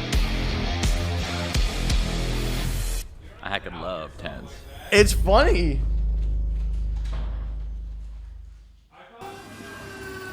I mean, listen, I have no shame in this. You told me to come back after the gym. Like, he said, I didn't know what that implied. I have no shame. I'm back, baby. It's all right, though. I'm going to go take a shower and shit. I don't like stinking. But yeah, Shroud is, Shroudy Rowdy is, he's playing for Senti Sentinels. Okay. Bonkers. I did not. What? How did you not imply that I would smell? I don't know. I don't smell that bad after I work out. Really? Yeah. Dude, good for I you. thought, okay, you know what I thought? What's up? I thought like my nose would get used to it. Because, you know, like like you just get used to scent, right? Like after a while, it's no longer. No, I was wrong. That's the. It's all good though. It happens. You know what I mean? That's so funny. I'm gonna let you get back to your regularly broadcasted program. Anyways, I just wanted to come watch the video and see you before you go. So what were you gonna say? You were gonna say what about Shroud? That you could beat his ass in Valorant? Everybody knows that. Easy, you could clap him. I am the FPS god. Old Shroud Rooney needs to get out of the way. Mythical El Mito is the best. I'm the best. Everyone knows it. Okay. Yeah. I'm just being humble. There you heard it here first, folks. I'm just being humble. Is saying he's gonna fucking end Shroud, dude. Shroud's reign is over. Dude, did you see the fucking video we just watched before this one? I am a madman. I agree. I am a madman. I'll go psycho on him. What group is the Abe assassination suspect talking about, by the way? Wait, I don't know, man. Oh, was he anti-nationalist? Is that why? I don't know. I don't know what his reasons are. I don't know what the Shinzo Abe assassination reasons were. But yes, I do know that. Wait, hold on. I'm gonna give you the keys to the car. Okay. Oh, sick. Oh yeah, chat. By the way, I'm taking Hasan's car. I'm taking his car. I'm stealing it. He said he could give it to me. So he's giving it to me. It is the Porsche. No. It is the. You said the Porsche. Dude, what the fuck? Wait, is that? Did you really think I was at the Porsche? No, not at all. Oh, okay. There you go. Here, take the thing off though. Oh. The thingy, this thing, the box. Yeah, the remote. Yeah. No, it would have been funny if I would have gaslit you into actually giving me the Porsche though, since you're gonna be out of But town. not because my brother's staying here, so he's gonna be like, he's gonna want to drive it. He's gonna be whipping it. He's gonna be whipping the fucking Porsche. Man, I'm taking the Camry. I was gonna lease a car, and then I was like, I've told you could take the Camry fucking months, almost half a year ago, dude. Literally. It's like literally been half a I've taken fucking so year. long. But nay, now we're here. I just put it right there. All right. But yep. It's out there. Hasan, Street. you have a safe trip. Will do. Thank you so much for the lens, by the way. You're a king. You're a god. It's on there. It's ready to go. I thought you had one. I have a lens, but it's the lens that Murat bought that lens, I guess. Yeah, that one's donkey. Okay, yeah, enjoy it. Have a safe trip. I'll see you when you come back. All right. Peace, brother. You don't have to. Don't sniff me. Hold your breath. You didn't smell. No. It's the aura. It's distant. It's like you didn't smell that. You didn't smell bad when you just came up close. I don't know what it is. I stink. Yeah. Now Maya can call your car an Uber. Anyway. It's okay. I'm funnier than you, according to Maya. So. I mean, she has terrible taste though because she said Will was a C tier. So. Oh yeah, dude, I'm funnier than you and Will. That's fucking crazy. Yeah. No. Exactly. That's exactly right. Funny. That's exactly right. That's how you know that list is bunk. All right. Peace out, guys. All right. Peace, dude.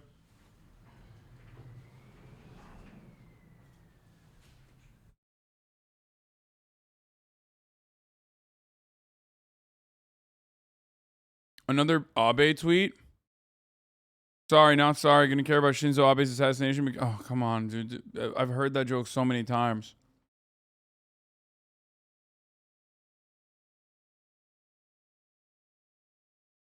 So when does the public at large realize that Elon Musk is nothing more than an upwards failing publicity whore who isn't actually innovative or good at business? Never. They would never acknowledge that because they're fucking fans.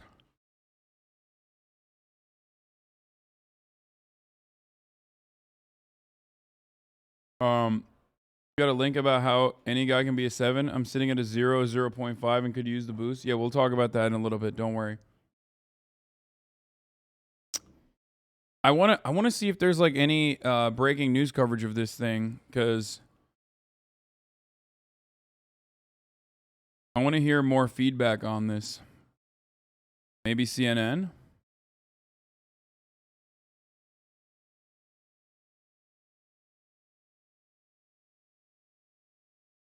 Man's rich. He must have done something right, though. So am I. It doesn't mean shit. I'm still a fucking idiot. Oh, my God. Of course, CNN is talking about fucking January 6th. Thank you, CNN. Are you excited for Bruvland? Yeah. I am very excited for Bruvland.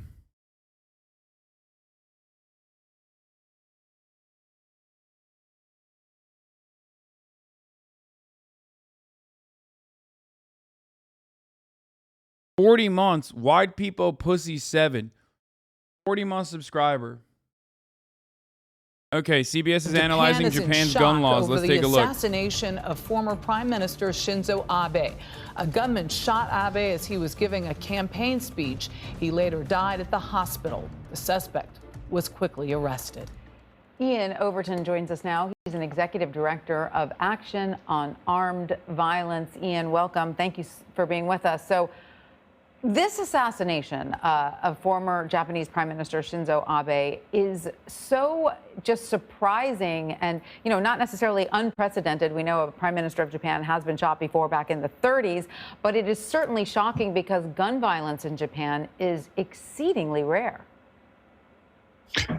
Absolutely. In 2018, there was just one person shot and killed in Japan in a homicide involving a firearm. So it's more than rare. It's almost unheard of. And there are actually Japanese people who have never actually seen a gun up close in their lives. This was even reported to the US Senate in an international review of guns.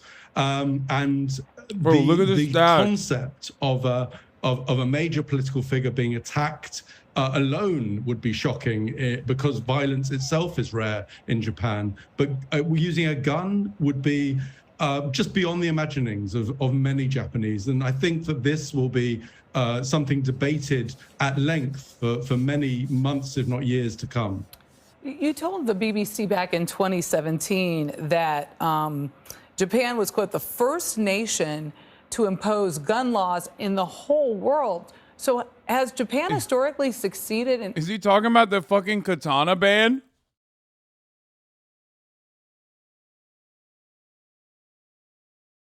No shot, right? implementing stringent gun control legislation, and what effect has that had on residents' perception of firearms? Yes, so in the 16th century, Toyotomi introduced what it was called the sword hunt, and that led to a lot of... Dude, this is so funny. Can you fix your title? He was the former prime minister. Hasan is spreading misinformation. It's like, motherfucker, he was a prime minister of Japan.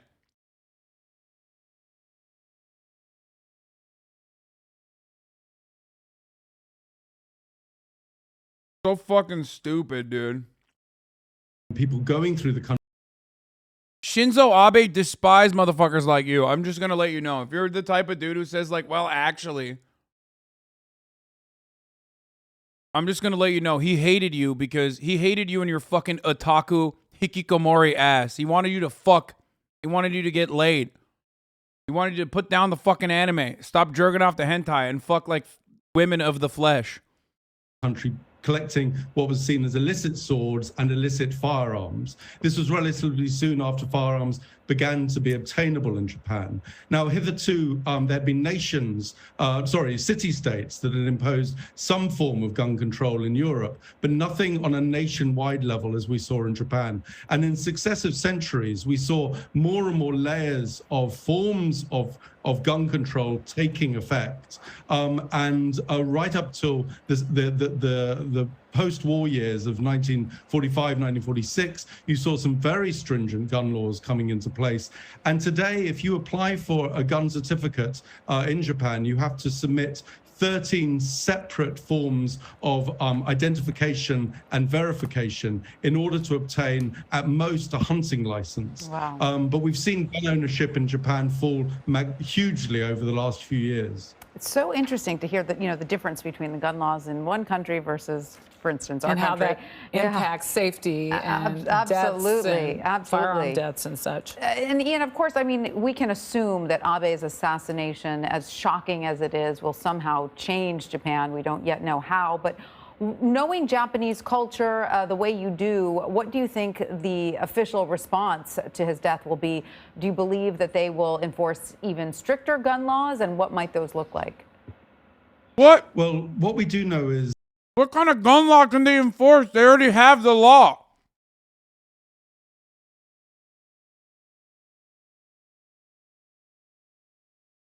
How would they have a stricter gun law, man? Americans are so dumb.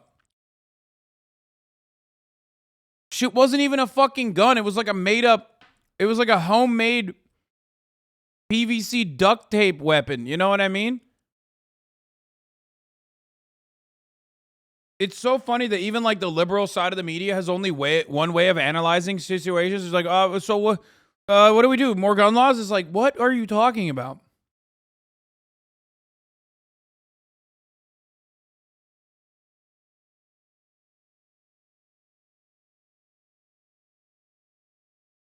It appears to be been a homemade gun. So I think that there's going to be a lot of debate around how did he get the component parts for it and where did the information come from. I think there'll be more focus, though, on where did the bullets come from. If the bullets have been home manufactured, there'll be a debate around that. If they had been bought, we may even see more stringent laws coming into place in terms of the ownership of bullets.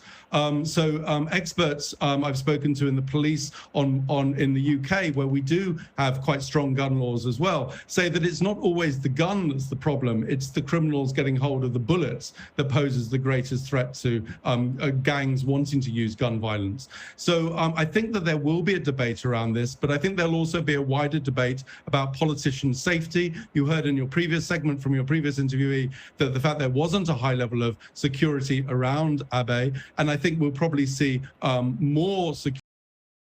The ironic thing is, like, Japan should just do what America does in this circumstance and just move on. Because, like, they already have the adequate controls in place. And this is one of those instances where it's like, what are you going to do about it? It's just like, yeah, just get better, I guess, like, have better security measures, but that's it. You know what I mean? There's literally, they've already done everything. Security for serving and previous politicians who may be at risk. But I also think you'll probably see a deeper analysis of what caused this. Was it a form of nationalist terrorism? What was the essential grievance? We don't really know at the moment why the attack was done explicitly. And so I think a lot of this will be unpicked in days to come. And you may well see a response, judicial response from Japan to try and stop future attacks, because Japan very much does use the law in a way that I would say potentially America does not. They are very quick towards legislation when it comes to preventing violence, whereas in America it becomes a national debate about the potential violation of an amendment of the Constitution. So I think that in Japan we will see a pushback, but as it is, I think we'll probably need to see a review of what happened in detail before that pushback occurs. And Ian, just quickly now, is there fear of copycats perhaps moving this into a new direction?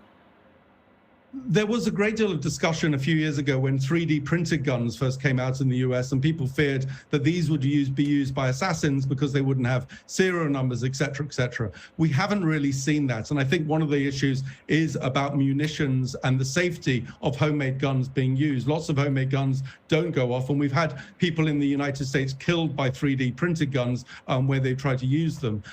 So I don't know whether copycats will be an immediate concept. All right, Ian Overton, we'll leave it there. Thank you so much. Thank you.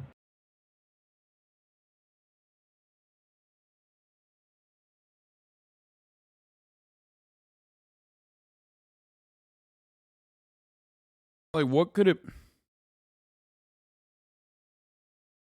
Why do they assume guns do not get smuggled anyway, regardless of country's laws? Yeah, he made some fucking crazy shit. It was kind of cool, to be honest. Like, if it wasn't like a murder weapon, I mean, this is pretty fire. 9-barreled electronically ignited pipe gun recovered from the home of Shinzo Abe's assassin. Look at that shit, bro.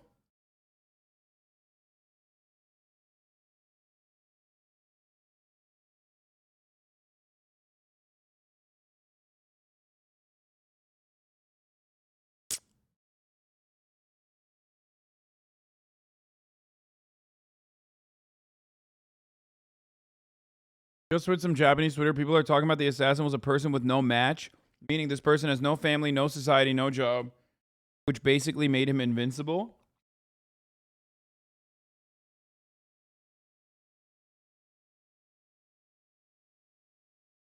Straight out of Fallout. I mean, yeah, it looks like a cyberpunk gun.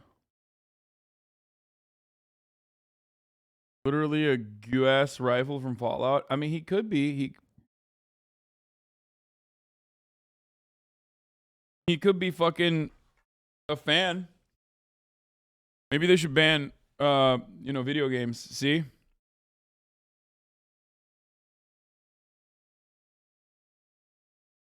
NHK has tons of coverage. Yeah, but, like, not in English. So what the fuck can I do about that? You know what I mean?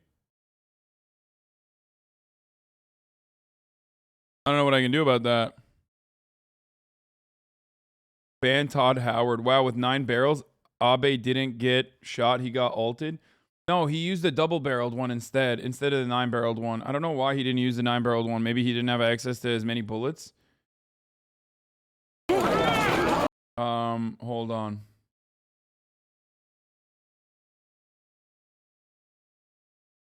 Let's see. NHK World Japan.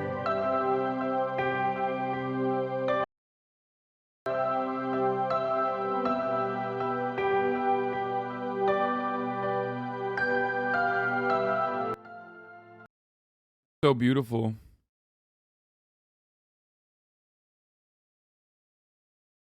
Why aren't they talking about this 3 days ago? Dying out of sight, a hikikomori in aging Japan? How do you hide 9 barrels in public? Yeah, I don't think that was probably the reason why he didn't want to do that, because 9 barrels are very difficult to hide. The broadcast is on. If your elementary school student is learning critical race theory, congratulations. Your elementary school student is a genius because that's. 热闹闹还是热闹闹好。这个能上班心情都不一样。是啊。这边是题位。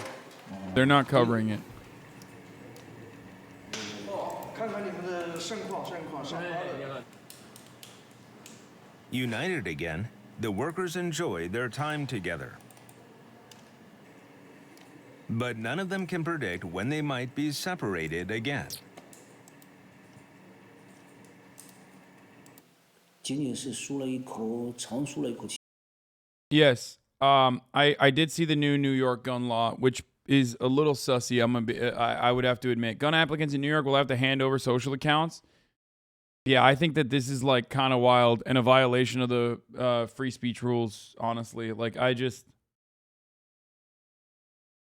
be honest, like I think it's probably one of those measures where it's like literally they just want to make it as difficult as possible.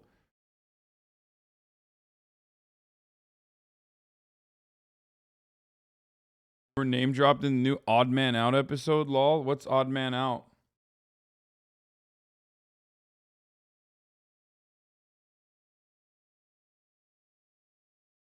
Japan comes to terms with the death of Abe People across Shinzo. Japan are coming to terms with the shocking death of one of the nation's most influential modern leaders.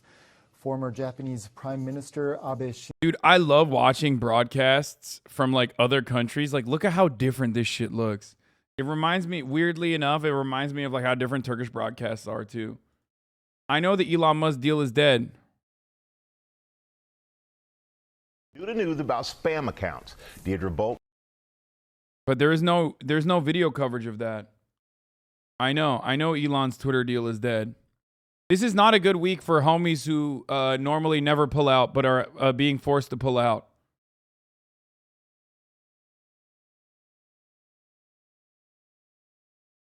Okay? Both Boris Johnson and Elon Musk absolutely fucking owned. I know it's the same joke, but I made that joke about Boris Johnson already. And I think like a lot of people are making it about Elon Musk, but no one has made it about both of them. The Odd Ones Out is a super wholesome animation channel. Which episode? Where they did the podcast? And they mentioned me? Why did they mention me? Here. They're talking about the new Jubilee. Oh, really? They were talking about Jubilee, not this? Okay, let's watch this Jubilee video. Apparently, there's a new Jubilee. 5 anti-vaxxers versus 2 fakes. And one of them is a HasanAbi head.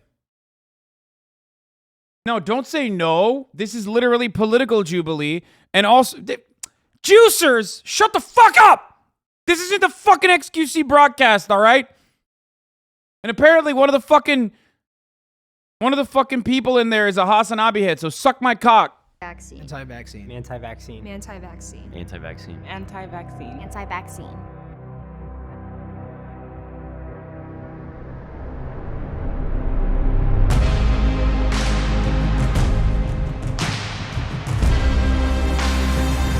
And we still got the Jordan Peterson debate with fucking Kyle Kulinski later, okay? I don't really have too much to say about fucking Elon Musk pulling out of this deal at this moment. I got to read more about it. I am not vaccinated, and I haven't been vaccinated. And I have 2 kids, they haven't been vaccinated either, and that's all vaccines. The whole COVID pandemic kind of woke me up. It feels like discrimination when I tell people I'm anti-vax or I haven't been vaccinated. I'm a pharmacist, and when they put in with the COVID vaccination, I just felt really uncomfortable. It's just made me open my eyes to how many things are in vaccines and how much we don't discuss them in the medical community. My anti is toward COVID vaccines. Actually, truth be told, the rapid test we just took was the first COVID test I've ever taken. I refused to take a COVID test. The vaccine was pushed so that they could rig the election, and that's personally my belief. So you believe the election was rigged? I believe it was, yes. Growing up, I got most of my vaccines. However, I especially did not want to get the COVID vaccine. The media censorship was the biggest start to me kind of, like he said, waking up to this. We know ourselves better than going into a doctor who only sees us for a few minutes at a time. You said you were a pharmacist? Yeah. Did you leave your work? You kind of implied that. I don't know if you actually did. With the I love this fucking premise though. I love this premise because it's like 5 fucking freaks and then 2 people who can mask themselves as an anti-vaxxer. Now, in this video, I must figure out who the HasanAbi head is. Okay? And also on top of that, I must figure out, I must make a lock on whether or not, because they're not going to be the anti-vaxxer, whether or not they are able to take the most important lessons that I've imparted on you, which is how to behave like a hog and also how to avoid the top of the hour ad break. Because at the top of the hour, there's a 6-second ad break, and HasanAbi heads know that you no longer need to see those ads as long as you subscribe for $5 or for free. With the Twitch Prime, that is. As long as you have an Amazon Prime account connected to your Twitch account, you can get 1 free Prime subscription a month, or you can get gifted a sub if you're lucky, like Dynamic Jab 13. Thank you, Dynamic Jab 13, for the 10 gifted subs, allowing 10 people to no longer see the ads. Here's the 1-minute ad break now. Let's continue. Was the biggest start to me kind of, like he said, waking up to this. We know ourselves better than going into a doctor who only sees us for a few minutes at a time. You said you were a pharmacist? Yeah. Did you leave your work? You kind of implied that. I don't know if you actually did. With the increase of the vaccine mandate and having it required for the rest of the chain. So I actually have a family member that does work from home from an independent mail order pharmacy, and she got me a gig there. And since then, things have been pretty chill. So you left willingly? They didn't like ask you to leave? Yeah.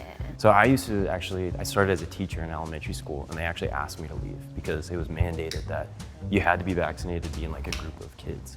So that was really frustrating for me. Because Bro, why does this motherfucker look like Fred Meister? Working with kids is a big passion of mine.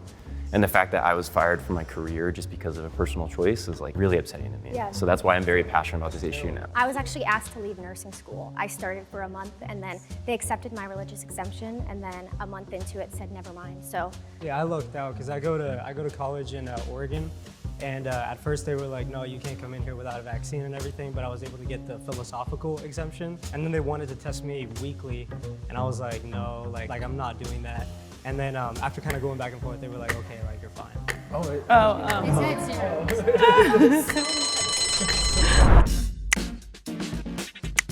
I wrote Brian because in the waiting room we were joking that his name was Brian and not Ryan, and then That's okay. He was able to get a philosophical exemption, which I had never heard of. There's no way you could get away with not having a COVID test. I feel like Nico's the HasanAbi head, by the way. Most people have gone through at least one by now. We've been like 2 years in. I could not believe that I got voted out first round. If anybody is the mole, it's not me, that's for sure. How has why did they clap his ass, dude? What the fuck? Relationships like friends and family. I had to miss a wedding that I was really excited for one of my friends back in Indiana. She ultimately decided to ask everyone to be vaccinated because her grandparents were there, which I completely understood, but it was really heartbreaking to not be a part of that special day with her. Yeah. One side of my family refused to see me, so that was kind of disheartening. And I feel like people tie certain political views to my personal idea not to get vaccinated. I'm not a right-wing extremist, which I feel like a lot of people are associating me with. I am not just someone who is not vaccinated. I actually have natural immunity. I have contacted the virus before, and multiple studies have shown that natural... Okay, bro, this is real. If Jenna is the HasanAbi head, I'm going to be very surprised because this is exactly how a fucking anti-vaxxer would talk. Natural immunity actually lasts longer as far as resilience to contacting COVID again. The right to our own body is the opposite of tyranny that would normally be associated with that. Yeah, I'm very libertarian leaning. Heck so yeah. My ideas aren't like I line up with a Republican or Democrat. For me, it's Yes. just we should have the ability to, you know, decide what we want to do. Yeah, and I just think it's scary too when the government starts to say like they're doing this for your own health and their safety, and it's just funny like how all of a sudden the government started caring about your health. Wouldn't they have banned like smoking cigarettes years ago? Like it just seemed. What? Dude, okay. That is not a HasanAbi head. That's a real anti-vaxxer. Because they did do that. They literally did that. That is too authentically fucking idiotic to be someone who made that up. Oh my God. If that is literally the HasanAbi head, I'm going to lose it. That is so good. Genius, dude. Oh, the government would have fucking banned cigarettes. It's like, oh wait, they did that. What are you talking about? Like a lot of censorship too, like to not be able to like find any other information about like side effects. I have a few friends who had like some bad side effects, but you can't, once you post that out there, it's censored. Even the VAERS report, there's thousands of reports of Yes. people with like vaccine side effects, and people pretend like that's not a reality. And I think it's interesting how they care about our health and everything, but they say nothing about nutrition, sunlight, working out, going to the gym, getting outside, and being around people that love you and stuff like that. Like that's good for your health. Instead, they lock us in a room with like artificial lighting and paint and don't get sunlight and don't get to talk to people. Yeah, and then they put a mask on us, which is not healthy at all. Nico was throwing out a lot of buzzwords. He kept saying that Nico is the HasanAbi head, I think. Pandemic, and I think he said jab. Very much so it looked like he was making a character, and he was really trying to hit all the buttons. I was teaching first grade, and a lot of those kids, because of the COVID lockdowns, they had never had any social experience for the past 2 years. And to act like it's pretty funny that this dude is like, this is too unreasonable. What Nico's doing is too unreasonable. Like, bro, have you seen motherfuckers like you? Have you heard yourself? He's like, oh man, he's like throwing out terms like jab and pandemic. It's like, dog, what do you mean? Like, that's exactly how like half the fucking psychos talk. Oh no, we're actually the reasonable ones. He mentioned VAERS, bro. The vaccine, I think he's the HasanAbi head. I don't know. that isn't detrimental to their social health, to their mental health. It very frustrates me. What? San Bernardino County. Okay. I was saying I personally don't think that it's really anybody's business if I've been vaccinated or not, and I don't think that I should not. Okay, I can fucking call it out. But when I see an anti-vaxxer call him out, I don't like that because anti-vaxxers are fucking stupid. When I'm calling him out as the HasanAbi head and the fucking fake anti-vaxxer, that's different than him being like, I don't know, he's using a lot of terms that we would never use. Like, shut the fuck up. Not be able to go certain places, eat certain places, or even enroll my kids in school because they haven't been vaccinated. It's just not, it's not fair, and it's like really nobody's business. It's my health, you know. You said none of your kids don't have any vaccines, right? I've How did that affect never them, had. like getting into school? Well, they're 3 and 2 months, so they're not old enough yet. But yeah, I haven't been vaccinated either, and it hasn't affected me in any way. When I get sick for like 1 or 2 days, and then I'm done. I'm back healthy, and I only get sick maybe like 2 times a year. You said that you moved down to California? Yeah, yesterday. I'm trying to get out. Yesterday. I'm trying to get out of California. Yeah, no, so me why too, did you move to California if it's so hard to go For sure, yeah. So lived in Texas for like 10 years. Then I moved to Oregon for school. And then I got a job offer as an internship here in California. And honestly, like, yeah, all the mandates and everything I don't like, but I mean, it's California. It's kind of like that kind of the dream to come and live here, so. I'm trying to switch with you. I want to go. Bro, what the fuck? Okay, dude. Come on, Nico. What the fuck? You can't admit that. It's California, brother. What is wrong with you? You're supposed to say, I'm reluctantly here. What the fuck? I've already full-blown, I think Nico is the HasanAbi head, and he is cucking himself. Go to Texas. Yeah, for sure. Like, yeah. I'll take your old spot. I'll take your own spot. Yeah.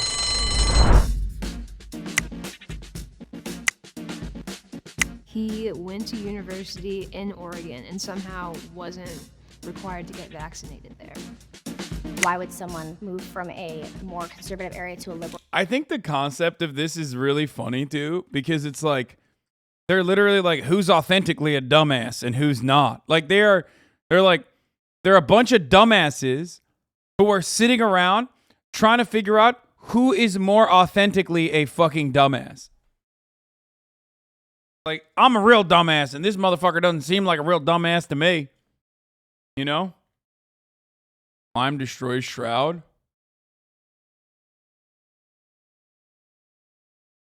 Oh, come on, bro.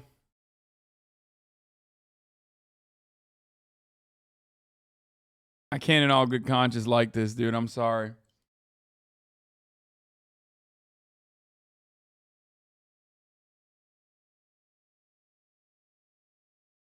Area if they were anti-vax.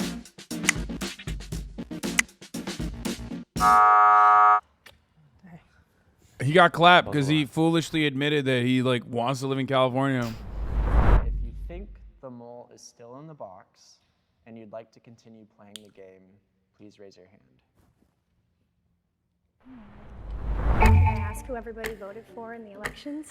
I voted for. Oh, you're talking about the actual election? Yes. Oh, I voted for Trump. Again, like I'm libertarian. That isn't really my. Oh, that's interesting. A libertarian who voted for Donald Trump. That's so strange and unique. Please tell me more about how Donald Trump, a fucking fascist police state, military state candidate that ran on a campaign of restricting freedom of movement and violated the non-aggression principle numerous fucking times. Tell me more about how that corresponds to your libertarian worldview. That's so sick. Oh, also, I'll have you know that he's the one who made the fucking vaccines personally, hand-delivered them, and urged people to take them.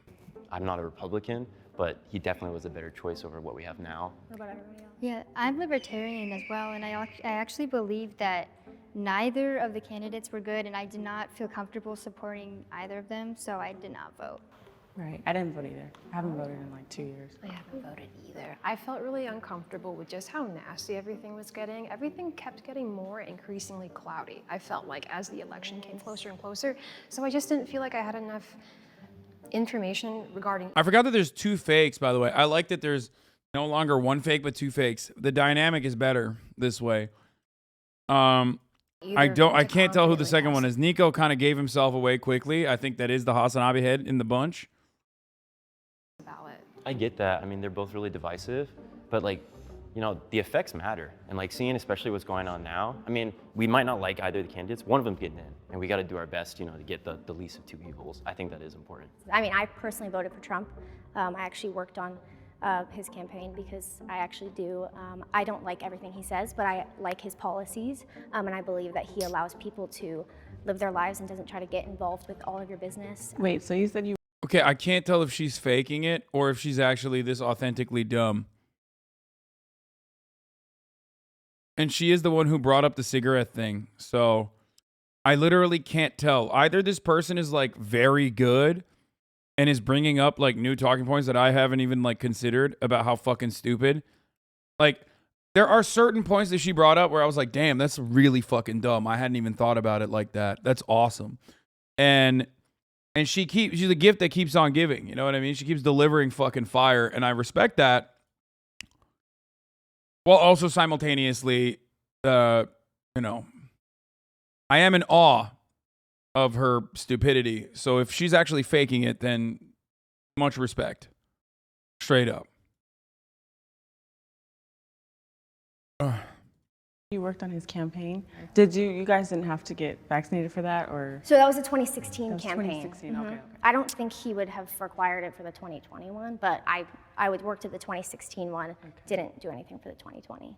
Asabi, I wanted to ask you more about your stance, because we mentioned earlier that in general you don't feel like Bro, Katie's like a pharmacist who's an anti-vaxxer, and she's like sniffing at all the other ones. Like sometimes when I see people like Katie, I'm truly confused. I'm like, bro, you seem smart. Like, what the fuck happened? Like, there was just a gigantic breakdown somewhere, and I don't know what it is. Like, you legitimately seem smart. And I don't know if it's because, like, you know, it's the attractive paradox or whatever.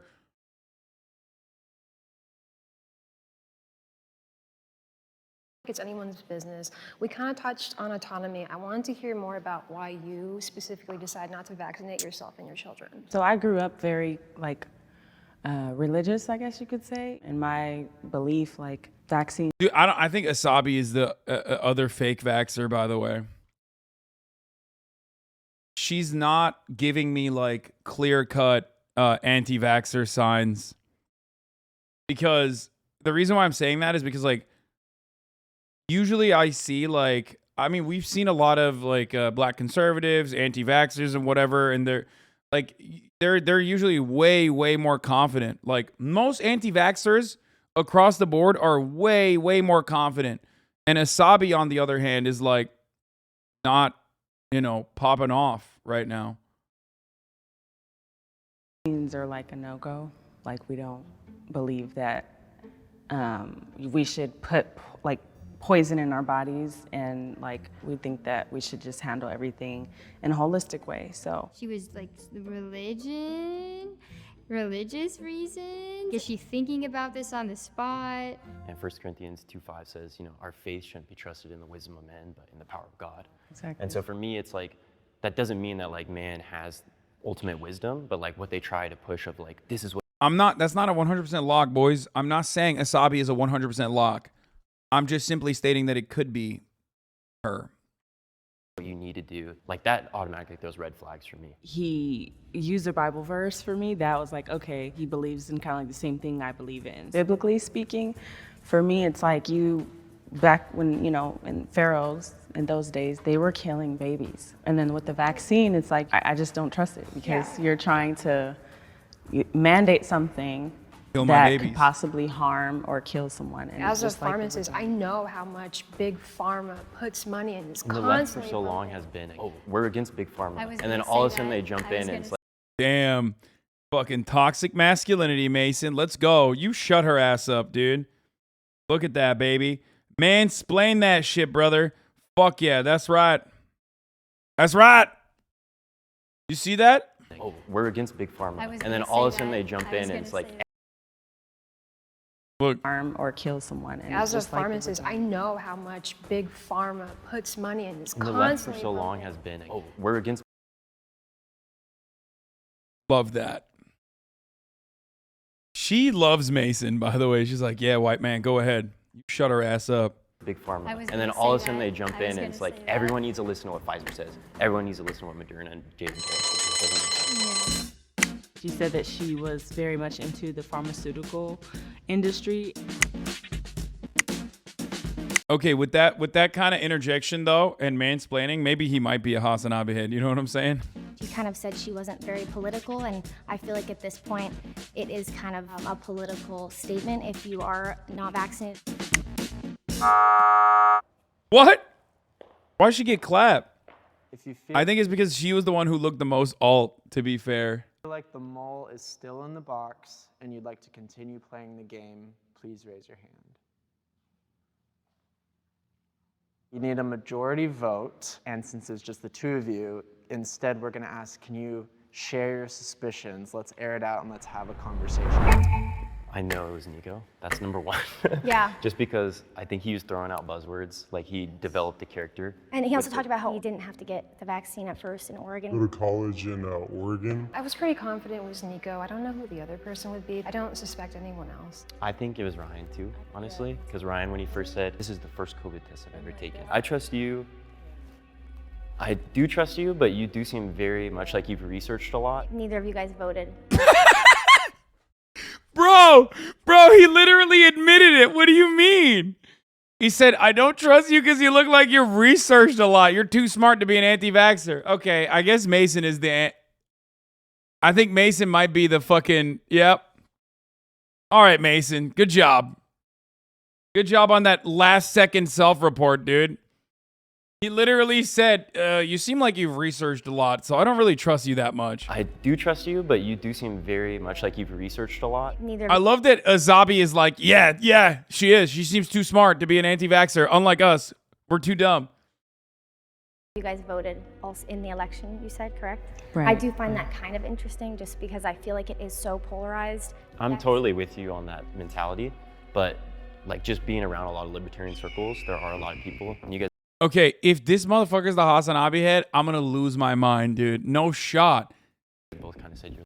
He seems so authentically a I chud. honestly don't really have a strong political view, honestly.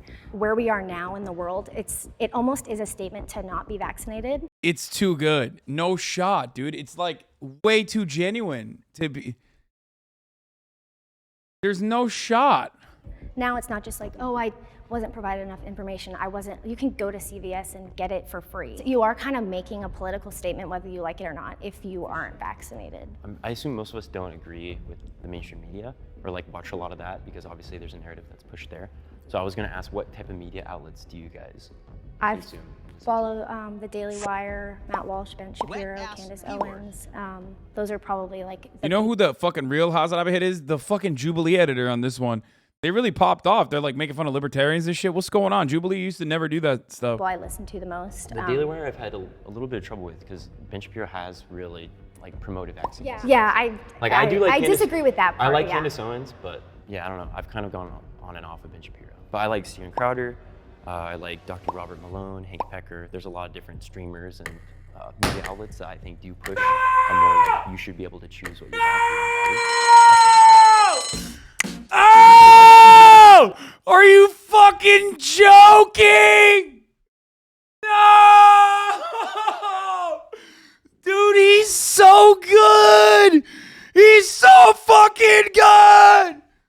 Oh!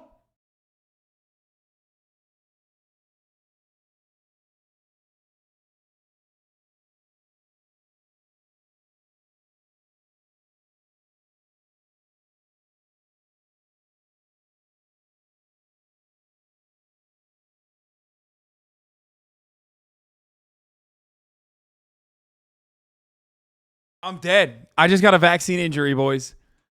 Dude, he was so good. He was so good, he got me pissed off about how fucking dumb his arguments were. That is brilliant, dude. The only time I suspected him was when he said, you're well researched. The only time I was like, okay, that's kind of sus. Was because he literally said, you're too well researched to be an anti-vaxxer. Bro.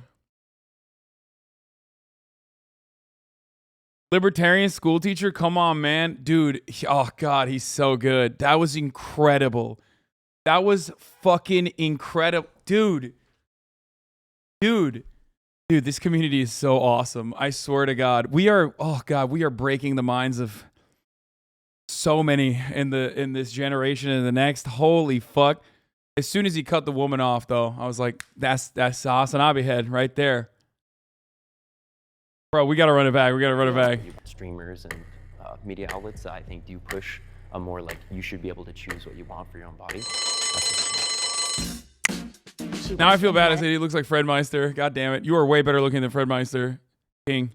Medical field, and that is an area where you do have to typically be vaccinated. I think being anti-vax is a big political statement, so that looked a little off to me.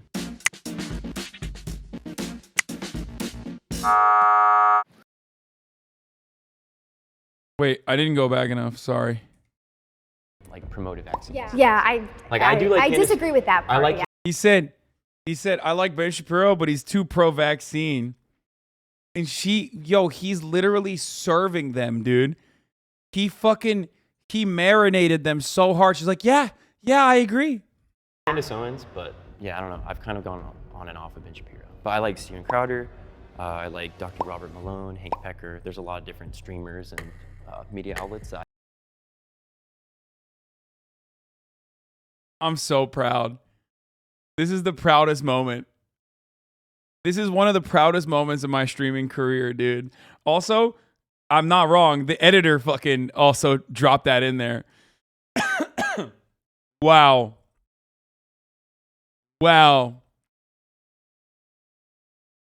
That was beautiful. That was brilliant. That was fucking beautiful, dude. I am so proud that this dude, Mason, was so fucking good. Can we see the screenshot used for Hank? Yeah, he just said it. Look. I like Dr. Robert Malone, Hank Pecker. Listen. He was so fucking good. He was so good that he even debated me. The only time I thought he was suspicious was when he said, like, even Robert Malone mentioned, like, literally the moment leading up to him saying Hank Pecker, when he brought Robert Malone up, I was about to fucking yell at him. I literally was like, up until this moment, up until the Hank Pecker mention, I was like, oh no, this motherfucker is definitely an anti-vaxxer.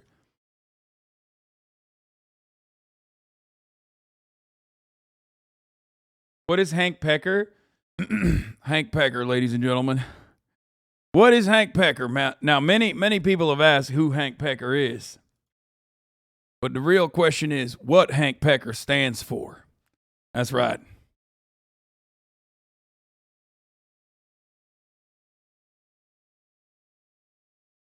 Hold on one second. A lot of people thought that Hank Pecker was not a real character. A lot of people had the audacity to say that Hank Pecker is a libtard, masquerading himself as a conservative. But what Hank Pecker is not a single man. Hank Pecker is just an idea. Hank Pecker loves guns, Hank Pecker loves babies, and Hank Pecker loves Jesus. That's right. One of the foremost authorities on anti-vaxxer rhetoric in the nation, Hank Pecker has taken all the libertarians to the Holy Land, Valhalla. Anti-vax Valhalla, baby. And that's right, Hank Pecker absolutely drives a Ford F-150 pickup truck. Okay. As a real American patriot. That is incredible, dude. I'm so glad Mods actually clapped everyone that was trying to spoil this shit. Did he get a single vote the entire video? No, he dominated so hard. Dude, we watch too much conservative commentary. We watch... Oh, here, yeah. This is Hank Pecker, the original Hank Pecker. Y'all ever heard of the story of a man named Hank Pecker? It ain't a well-known tale, but hell if it isn't a ride from start to finish. A simple man with a simple purpose: to supply the entire divide with arms by exploiting a loophole in the legal system. This is his story. An election is coming for mayor of the divide, and Pecker's thrown his hat into the race. Is that his ad? The other candidates won't go down easy, though, and they sure as hell don't play fair. Can Hank Pecker bring law and order to the divide, or will it swallow him up like so many others? Oh, this is it. One hand mono. Hank, sir, yes, sir. Hasan, I am Mason Law. Dude, that was incredible, dude. That was fucking incredible. Oh my God, look at him. Look at this motherfucker. He came in here. Hasan, I need you to watch Jubilee right now. Jubilee. That guy said Hank Pecker is so hot in Jubilee. Friday Jubilee, Anti-Vax Jubilee. Doesn't even mention that it's him. Doesn't even mention that it's him. Until the big reveal. King.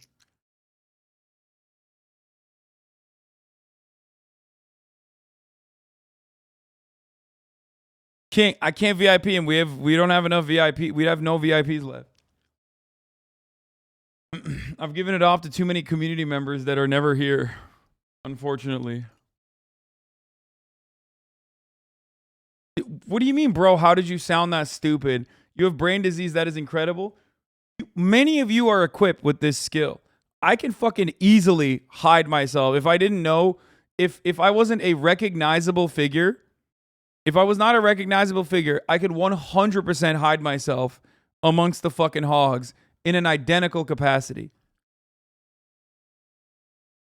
And you could too. Believe in yourself. You all have that fucking brain rot. We watch more conservative commentary on this broadcast than we do liberal shit.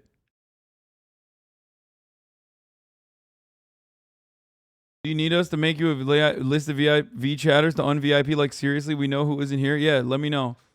And we'll un-VIP them. Can you stop being proud and actually have finish the video? No. Hank Pecker, folks. I am a man of God. I love my country and I love my guns. I'm not gonna lie, like it really threw me off. It really, dude, that was too good. I thought it was Nico. So it's Mason and Nico that are the anti-vaxxers then. Like I thought Nico was the HasanAbi head. And I did not realize that. Okay, let's continue. There's a lot of different streamers and media outlets that I think do push a more like you should be able to choose what you want for your own body. She worked in the medical field, and that is an area where you do have to typically be vaccinated. Also, he did the fucking Among Us strat of like calling out the other very clearly non-anti-vaxxer. I mean, I did the, yeah, I went undercover. Physically molesting our children. They're trying to molest their brains. They're trying to activate your child's sex drive. Seems legit. We're here today in protest of Netflix and the cuties, in protest of what's going on with all the children, and the children are being taught to have sexual encounters at like... You want to interview or? Who are you with? Independent. Like not with an outlet at all. Right, I'm good right now, brother. Thanks, so. Okay, wait. If I was with an outlet like CNN or something, would that be more likely? No, I'd run away even farther. I just don't know who you're from. Well, you have the mask on, my man. Wait, oh, so you're not afraid of like maybe getting COVID from anybody? Nah, I'm like a little bit of Chinese, so I got immunity just by being that. This is probably my best work, dude. I swear to God.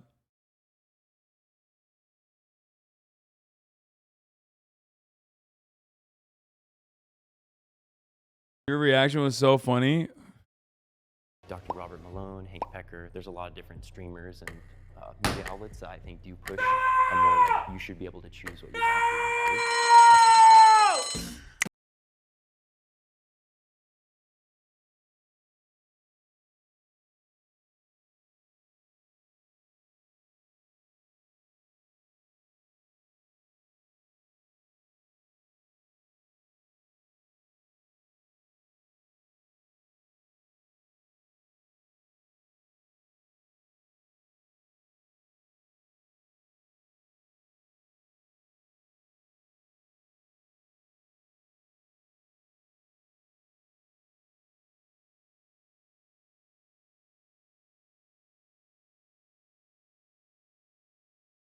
That's crazy.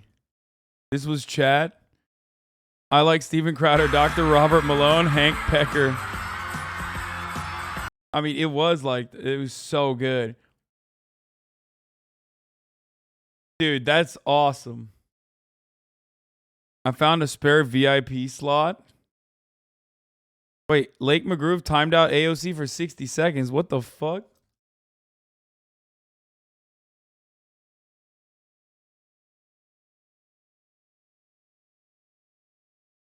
I'm going to leave a comment.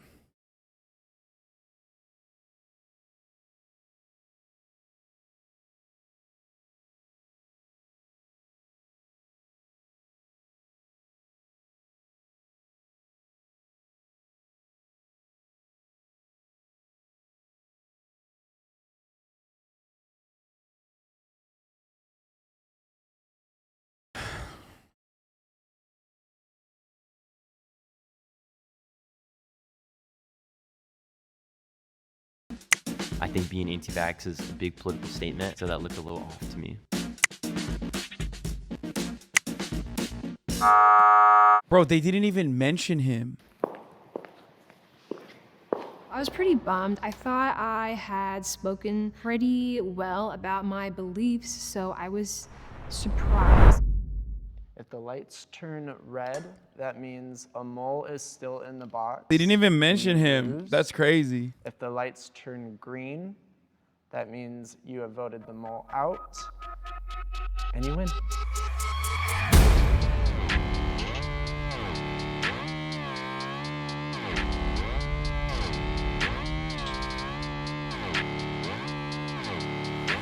he's still flexing. What a piece of shit. He's literally, dude, this is unceremonious, okay? This is fucked up. Bro, he's literally, dude, this is how. No, it's not me. It's you. It's you. Oh my God, blonde woman immediately blames the black lady. Come on, bro.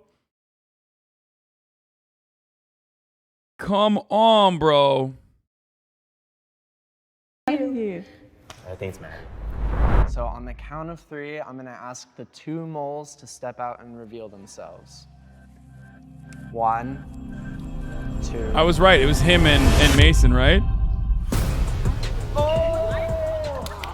Oh shit, this dude is literally a fucking anti-vaxxer? No way! Double debated. Oh my God. No, he just straight up a dumbass, bro. I should have known it was Mason. Going into it, I was like, okay, he and I are in we have an alliance. Like, we're good. He definitely sold me, so, like, well done, my friend. Oh my God, bro. Yeah, his eyes are too close to one another. I thought he was like not good and convincing as an anti-vaxxer. Turns out he was just too stupid to even fucking showcase that he was like a real anti-vaxxer. Which is crazy. I knew Katie was a mole when she was a pharmacist.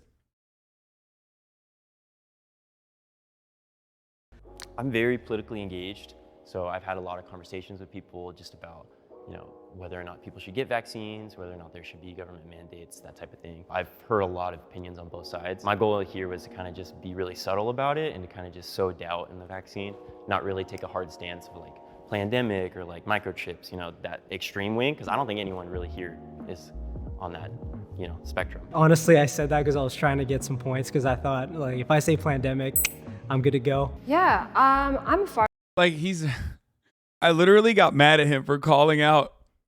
Bro, I literally got mad at him for calling out this dude for the same reasons that I was calling him out. Because I thought it was like inappropriate because that's how convincing of an anti-vaxxer he was. That I was like, bitch, you're an anti-vaxxer. How dare you say, oh, people don't say pandemic. Fuck you.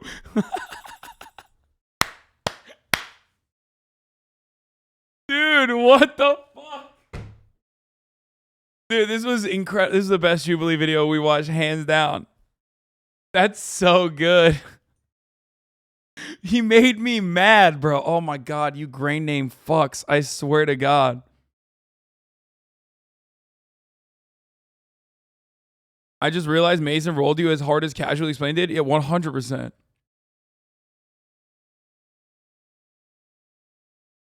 That's so good.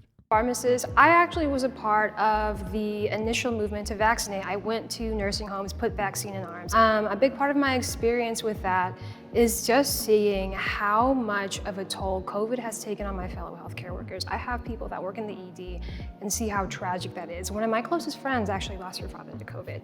There's a lot of data in medicine that I question all the time. As a person of color and as a woman, I know how much the data is against people like me being treated. But the vaccine is something that I've seen time and time again that I don't typically question. The data just stands for me, so I stand with it. I really do understand why a lot of people are concerned with how far can government reach and what does that mean for the common people? Where do we draw the line? I think that is genuinely a super important conversation to have. Most people who are skeptical of the vaccine are either consuming that from certain media outlets or just people that are around them really pushing that idea. If we as people who think vaccines are important don't actually interact with them, they're just kind of stuck in that bubble, and that's not helpful for anybody. Look at the thumbnail of the video.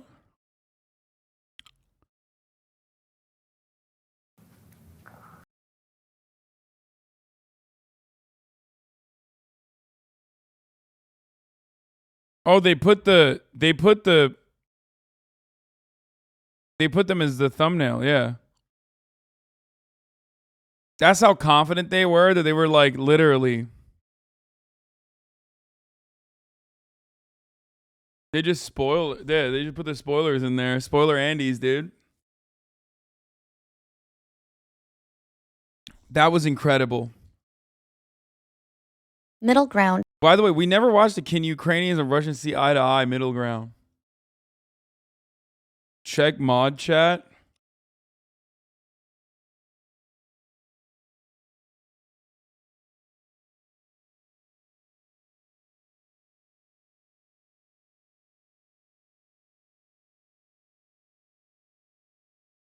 What?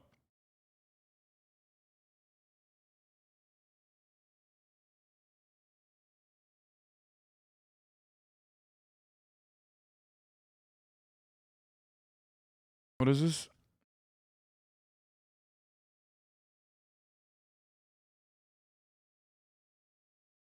Oh shit, BBC World wants me to do an interview again? For what?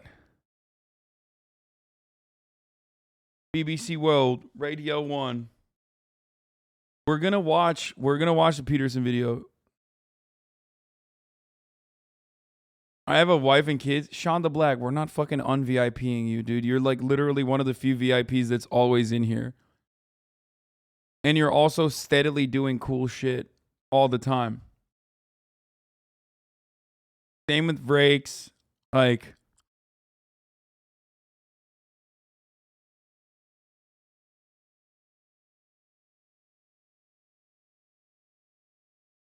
I'm not gonna un-VIP people who are like name not mentioned. Griffin is also in here regularly.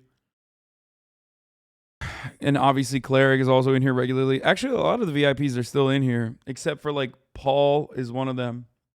I think I already un-VIP'd him.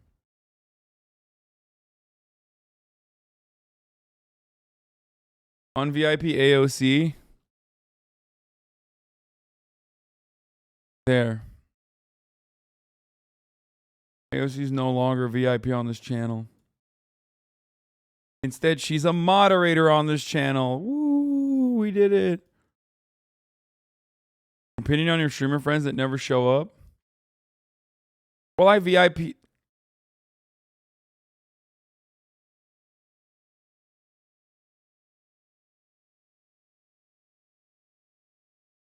For fuck's sake, what do you mean?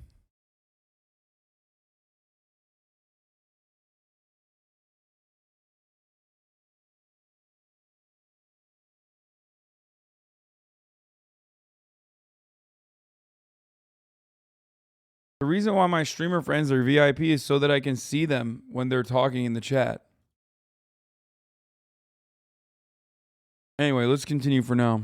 Just the other day, you were banned from Twitter. So I noticed just the other day, you were banned from Twitter. Now, you know, I'm somebody, nobody can argue against my lefty credentials. Everybody knows I'm a man of the left.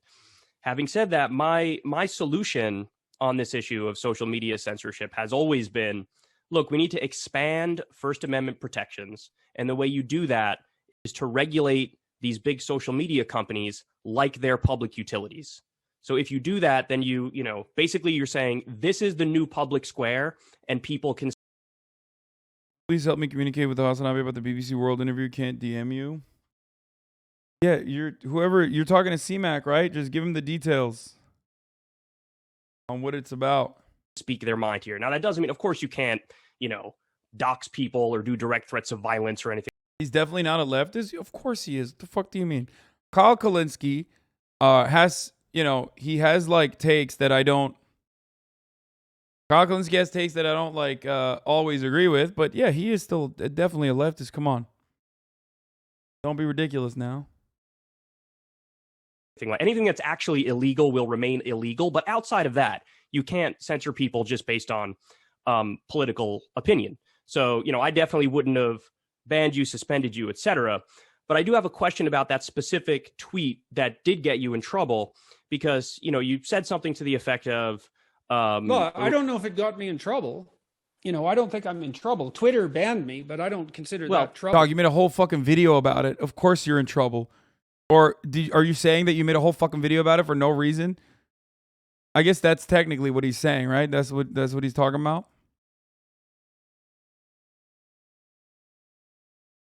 Not in trouble. Okay. That's fair enough. Fair point. But you said something to the effect of, remember when pride was a sin? I gotta pee. And I'll be back. The criminal And physicians. Ellen Page just had her breasts cut off by a criminal physician. Criminal physician, exactly. So my question is the physician really criminal? If you agree that adults can decide to transition, then why would the physician be criminal? Don't adults have that right if they want to transition?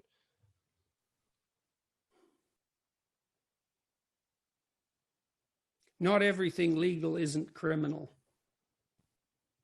And do they have that right? See, I would have left Ellen Page alone if she hadn't been parading her new abs in a fashion magazine. How many kids do you think she can convince to convert? A 1,000? No, not See, yeah. No, really. I want to respond to that. I Yeah. think that with the trans community, it's very similar to the gay community, where back when that first became a big issue, people thought, oh, if we talk about it, if it's in magazines or whatever, we're promoting kids to go down that path. But really what happened is people are who they are. And if that they're is what gay, they happened. just decided to be No. like, yeah, I'm gay. And they were just more open and honest with themselves. So I don't think you're promoting people to do that. No, You're that's just not saying, what happened. if you You're are that, it's completely okay. wrong. Okay. Well, You're utterly I'm wrong. listening. There's I'm nothing listening. about that that's right. So explain. Well, I'm there's been listening. an absolute look. One of the reasons that I opposed Bill C-16 in Canada to begin with, this pronoun compelled speech bill, was because I knew perfectly well what was going to happen when we introduced confusion about gender identity into the public sphere. Now, the argument was that if we left people with gender dysphoria alone to make their own way and stop torturing them, that we would decrease the mental health load on those individuals.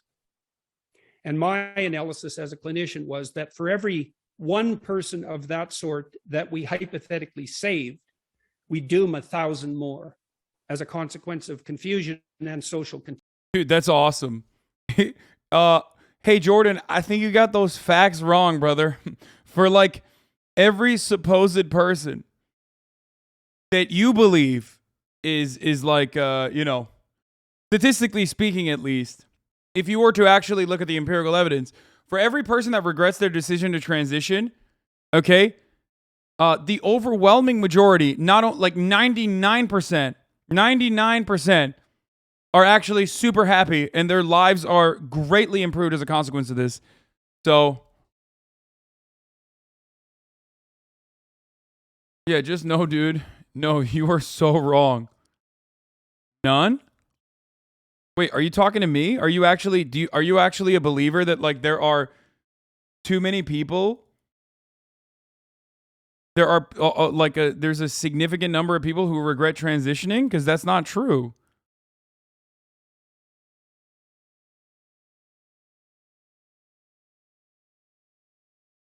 Oh, okay. No, he was talking to Jordan Peterson. Okay, hold on. I got to run it back. I want to hear this again. I'm sorry. Public sphere. Now, the argument was that if we left people with gender dysphoria alone to make their own way and stop torturing them, that we would decrease the mental health load on those individuals.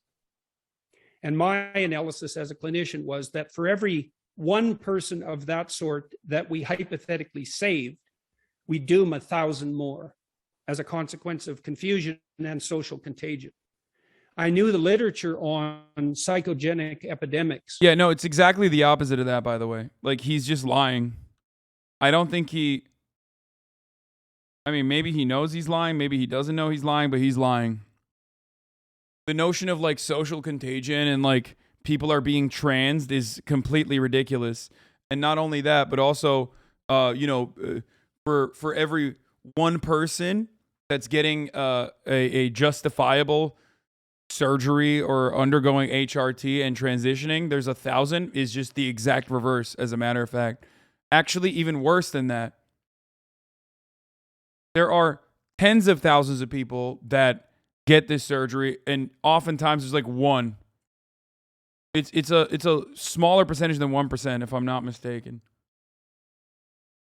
What? What is this? Why are you sending me a fucking Google Doc, bro? Think I'm gonna click on your Google Doc? Yeah. The detransitioning rates are super, super fucking rare. But not only that, but also like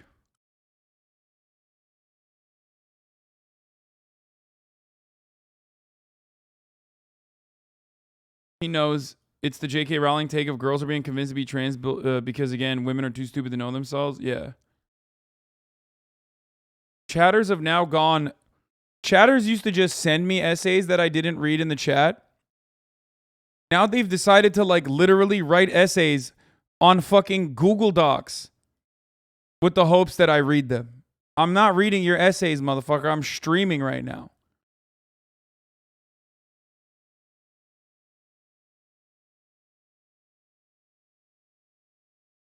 What? They've shipped them? Yeah, that's true. They used to ship the essays to me when the P.O. box was open.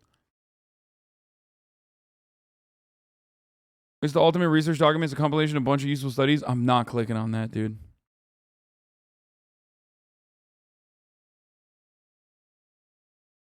People who get cosmetic surgeries all the time, why aren't they worried about banning those? That's actually a really good point, especially because the cosmetic surgery procedure is not like life-saving in the same way. Cosmetic surgeries can be life-saving, but it's life-improving for the most part. However, having said that, cosmetic surgeries are not in the same vein like as life-saving of a medical procedure as HRT is, considering the suicide rate of trans people.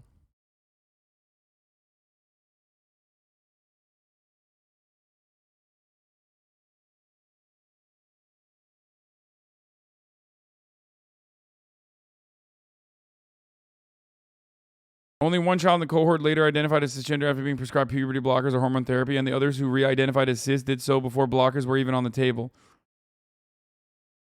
Yeah. And once again, it's wild for Jordan Peterson to say this, considering that he has gotten gender-affirming surgery in the form of a hair transplant surgery. So he literally did that. Jordan Peterson's hairline didn't used to look like this. It has gotten worse over the years, but it used to be much worse than this. He got hair plugs. So, you know, shut the fuck up, Jordan. They used to call that mass hysteria, and it's a literature that goes back about 300 years. And often when you introduce social confusion, you can produce a psychogenic epidemic, especially among, generally it's adolescent females who are most susceptible to it. So I thought, oh, well, what's going to happen is we'll produce a psychogenic epidemic of gender dysphoria among adolescent females. And that is exactly what's happened. And it isn't the fact that we've freed up people who are, in doubt about their identity to be who they are. That may have happened in a tiny minority of cases. It's absolutely and definitely the case that we've doomed thousands of kids to brutal, mutilating surgery and premature sterility. And we've done that on the altar of our hypothetical moral virtue and compassion. Look, I read a corporate analysis of the trans surgery industry last week. Growth rate projection. Trans surgery industry. Dog, you mean doctors? Is that what we're talking about? Just doctors in general? Like, what do you mean? Is like trans surgery even a fucking specific branch of surgery? Like you have like plastic surgeons who specialize in noses and whatnot, right? Like, is that even a thing? I feel like he's just making this shit up. Maybe it is. I don't know. Even so, of course, I have no problem with this. I have no issue with this because I'm not a fucking transphobic piece of shit. You know what I mean? He's like, oh yeah, they're these doctors, these big trans, they're in the pocket of big trans. Oh no. A lot of trans people are going to be comfortable in their own bodies. That's unacceptable. I want them to kill themselves. That's Jordan Peterson's entire take. If you're transphobic, that's literally what you're fucking saying. You just don't want people to comfortably transition. You don't want people to be fucking comfortable in their own skin. You don't want it. For what reason? For made-up reasons. Literally, he made up the reason. He said, oh, well, what about the people that detransition, bucko? It is statistically insignificant in comparison to the overwhelming amount of positivity that comes from people who are getting, people who are transitioning. And how much their fucking suicide rates drop as a consequence of that. It's ridiculous. And it's still too high even after surgery. Because social acceptance is unfortunately incredibly low. Because of people like this fucking asshole. But ultimately, remember, like, these are guys who are technically social libertarians. Like, they're not.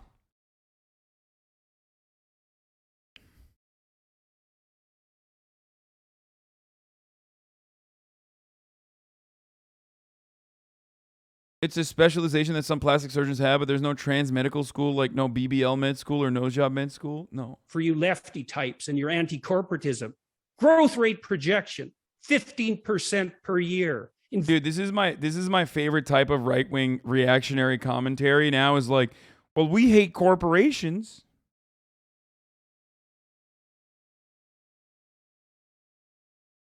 You know? Well, I hate corporations. Like, bro, you're literally an oil lobbyist. Homie, you are an oil lobbyist, okay? You have done lobbying. You have repeated oil lobbyist propaganda. What the fuck do you mean, big trans?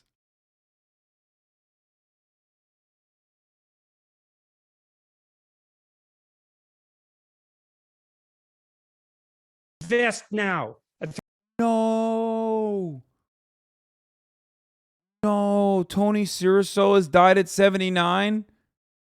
Paulie? That's so sad, dude. He was fucking goated. Guy really had an incredible life. He purportedly learned how to act while in prison for robbing discos at gunpoint. An incredibly gifted comedic actor, too. Yeah. That's sad.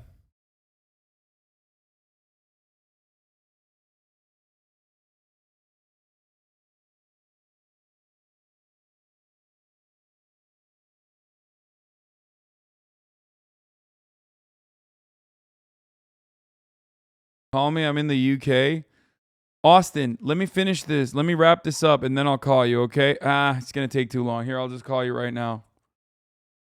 Here, I'll call you right now. Okay, we'll get back to this video in a second. Because Austin is in the UK, and we're going to fucking... He's a selfish top. Bro, look at the last photo this motherfucker sent me in Discord. This fucking guy, bro. That's the last thing he sent me. Hello? Hello? Hello. Hello then, governor. Hello, how are you? Top of the fucking morning to you. Yeah, top of the evening. You know what? It's about midnight here. Yeah, it's about fucking midnight, bruv. You know what? Hasan, I got a real treat for you. Oh, let's hear it never then. guess who I'm sitting next to right now. Who are you fucking... Bojo, Boris Johnson. Hello, it's me. It's you know who that is? Who's that? Is that Bojo? No. It's Tomo! It's me. You don't know who me? It's me. It's Tommy. It's Tommy. It's Tommy in It's it. Tommy. I'm fucking next to Tommy, mate. How am I supposed to know, Tommy in motherfucker? it, You have no... me. I haven't... He hasn't even spoken. Yeah, it's Tommy. Tommy in it. Can't you hear him? It's Tommy, Tommy. Tommy Robinson.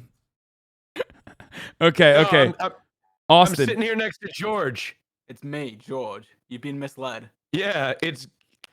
I've been duped again. Yeah, you've been duped again. Turn on your camera right now, coward. Oh, fuck. Fucking okay. Here, do you want to? Hold on. Yeah, we're just looking for the camera right now. I've been I'm looking bamboozled. for the camera to turn it on. I've been bamboozled. I found the camera. He found the camera.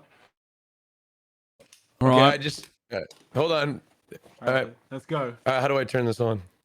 No, Are you- not that Oh, one. not sure. No. Okay. You don't know how to turn on the camera in a Discord, bro? What the fuck? Wait, give me this. You look great. Okay. What the? You look great. Oh, wait. Just wait, gray. What? It doesn't work. Wait, why doesn't it work? It doesn't work. Wait. Do you have another camera you could use? Wait, how do I get to settings? Here, settings. Right down Wait, here. no, I need to go to like Chrome settings. Oh, hold on. Just give us a second. We're gonna get there. We go to technical difficulty. How do I get camera? Camera. Oh, what? It should be All right, working. while Wait, that's did I turn going it on, it's top of Turn the it fucking on? hour to you. That's Just right. turn it on. While they're Is it on? focusing on their technical difficulty, the top of the hour is upon us, and we're going to talk to Austin and George not found. If it is actually George, I don't know. But regardless, it's time for a 60-second ad break. If you no longer want to see those ads, all you need to do is subscribe. You can subscribe for $5 or for free with the Twitch Prime. Oh, it is George not found. Oh, you did it! Oh, you fucking did it, England! You did it for England! Hold on. I'm popping you guys out. Okay. Boom. Wait, click here. Yeah. All right, we're in. We're in. All right. What's up? What's going on then? Oh, are you sporting the Carl Jacobs, George? That's Well, this is it. I'm a Carl Jacobs stan. I'm official staff. That's my steez. I've been rocking the Carl Jacobs gear. Why does he have a bat, dude? Carl Jacobs. Well, this is the bat. This is a British AR-15 right here. This is what they have. Is that what we're gonna use to protect ourselves from the roving? Yeah, this is exactly what we. This is what we. In the event of danger, we have it ready. Yeah, there's no mass. You know, never mind. I can't make those jokes. Never mind. There's no what? Never like a mass. Masks? No, never mind, George. Never mind. Sorry. What was he saying? Are you being awkward? Is Austin being awkward? Yeah, I mean, I'm a little uncomfortable. I'm next to George Not Found. I'm next to George Not Found. So we're here right now. We are at the site of the Next Lover host, Hasan. No way. What? This is the site of the Next Lover host. We have just set it up successfully. And guess, chat. I mean, look at me, Hasan. Look at me promoting my Lover host on your show. I know. You would never come on if it wasn't for that. No. And look, guess who's going to be sitting next to me on the Next Lover host? Who? George Not Found. Wait. And Hasan Piker right here. He's going to be right here. I'm going to be right there. Right here. Absolutely incredible. I'm going to put myself right there on the screen, so it looks like I'm there. He's going to be right here. Wait, look, we can see what it's going to be like. Look, yeah. That's it. There it is. There he is. This is tomorrow. This is a preview of tomorrow. Nice. It's exactly what it's going to look like. Hell yeah. Oh my God, it's real. Yeah. We can take a thumbnail of it. Yeah. Oh, here, let's do a thumbnail, Hasan. Go back. Okay, hold on. Here. I gotta let me see if I can do this. It's gonna be hard. Hold on. I'm gonna fix my camera real quick. Okay, here, hold on. You're just holding it. Here, I'm doing it. Okay, that's our thumbo. Okay, you don't have to hold it. You don't have to keep holding it, Austin. And then we'll do one. And then we'll do one tomorrow, and it'll be in person. I know, dude. I'm so excited. I'm so excited. Awesome. Yes. I'm actually stoked. As much as I do slander. Yeah, as much as I slander the UK regularly, I do love the UK. Yeah, so How could you possibly slander? So George, I get here yesterday, right? Yeah. I land, and you have no prime minister, right? You have no one in control. You have nobody in control of your country. Did no one replace him? Oh wait, no, he is still prime minister. Oh, technically, okay. Technically, he hasn't fully resigned. I mean, he resigned, but he's gonna stay prime minister. He's got like just a red tip. Yeah. What do you think about the prime minister resigning? What do you think, George? I honestly, I honestly have no idea. I can't form an opinion. I know nothing about politics. I'm sorry. You heard it right there, folks. He's elated that Boris is no longer in office. Here's the mind of the average British voter. Oh, by the way, BBC Radio 1, a show that I've been on. I don't know if you're familiar. I've been on BBC World before, but they asked the producer who wanted me to come on, wants me to come back on maybe tonight about Elon Musk and Twitter. Not sure exactly what they want me to talk about, but also they want us to go visit BBC Radio 1. And by us, do you mean you? Yeah, but like you're with me. You know what I mean? Whoever wants to come can come. I would love to come, dude. You need to stand in the background, and just be like, yeah. We'll just react to you. We'll just be in the background of the interview. Yeah. Okay. And I'll promote, and I'll Hasan. use the BBC Radio 1 interview as an opportunity to promote, of course, the lover host for Tommy In It. Tommy In It. More promotion, more promotion. It's perfect. It's perfect. You get the main. It's like a circle. It's a circle. Okay, I've got an idea, Hasan. Are you ready for this? Let's hear it. So, you know where the fence is, where 10 Downing Street is? Uh-huh. There's a ton of protesters. We should go there in IRL stream.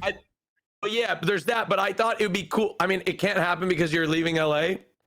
But I thought it'd be funny to dress me up as a newscaster, have like a real looking like TV camera, and then live stream me doing a TV live broadcast in front, and then interview people as if I'm on the news, which I think would be. I mean, we can still go there though. I don't know if there's still protesters there though. I don't Yeah, think. I know, but you'll be with the backpack, so it'll be like obvious that it's not official.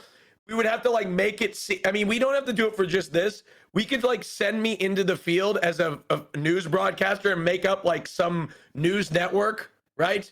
And then like just do interviews with people. Has that been done before?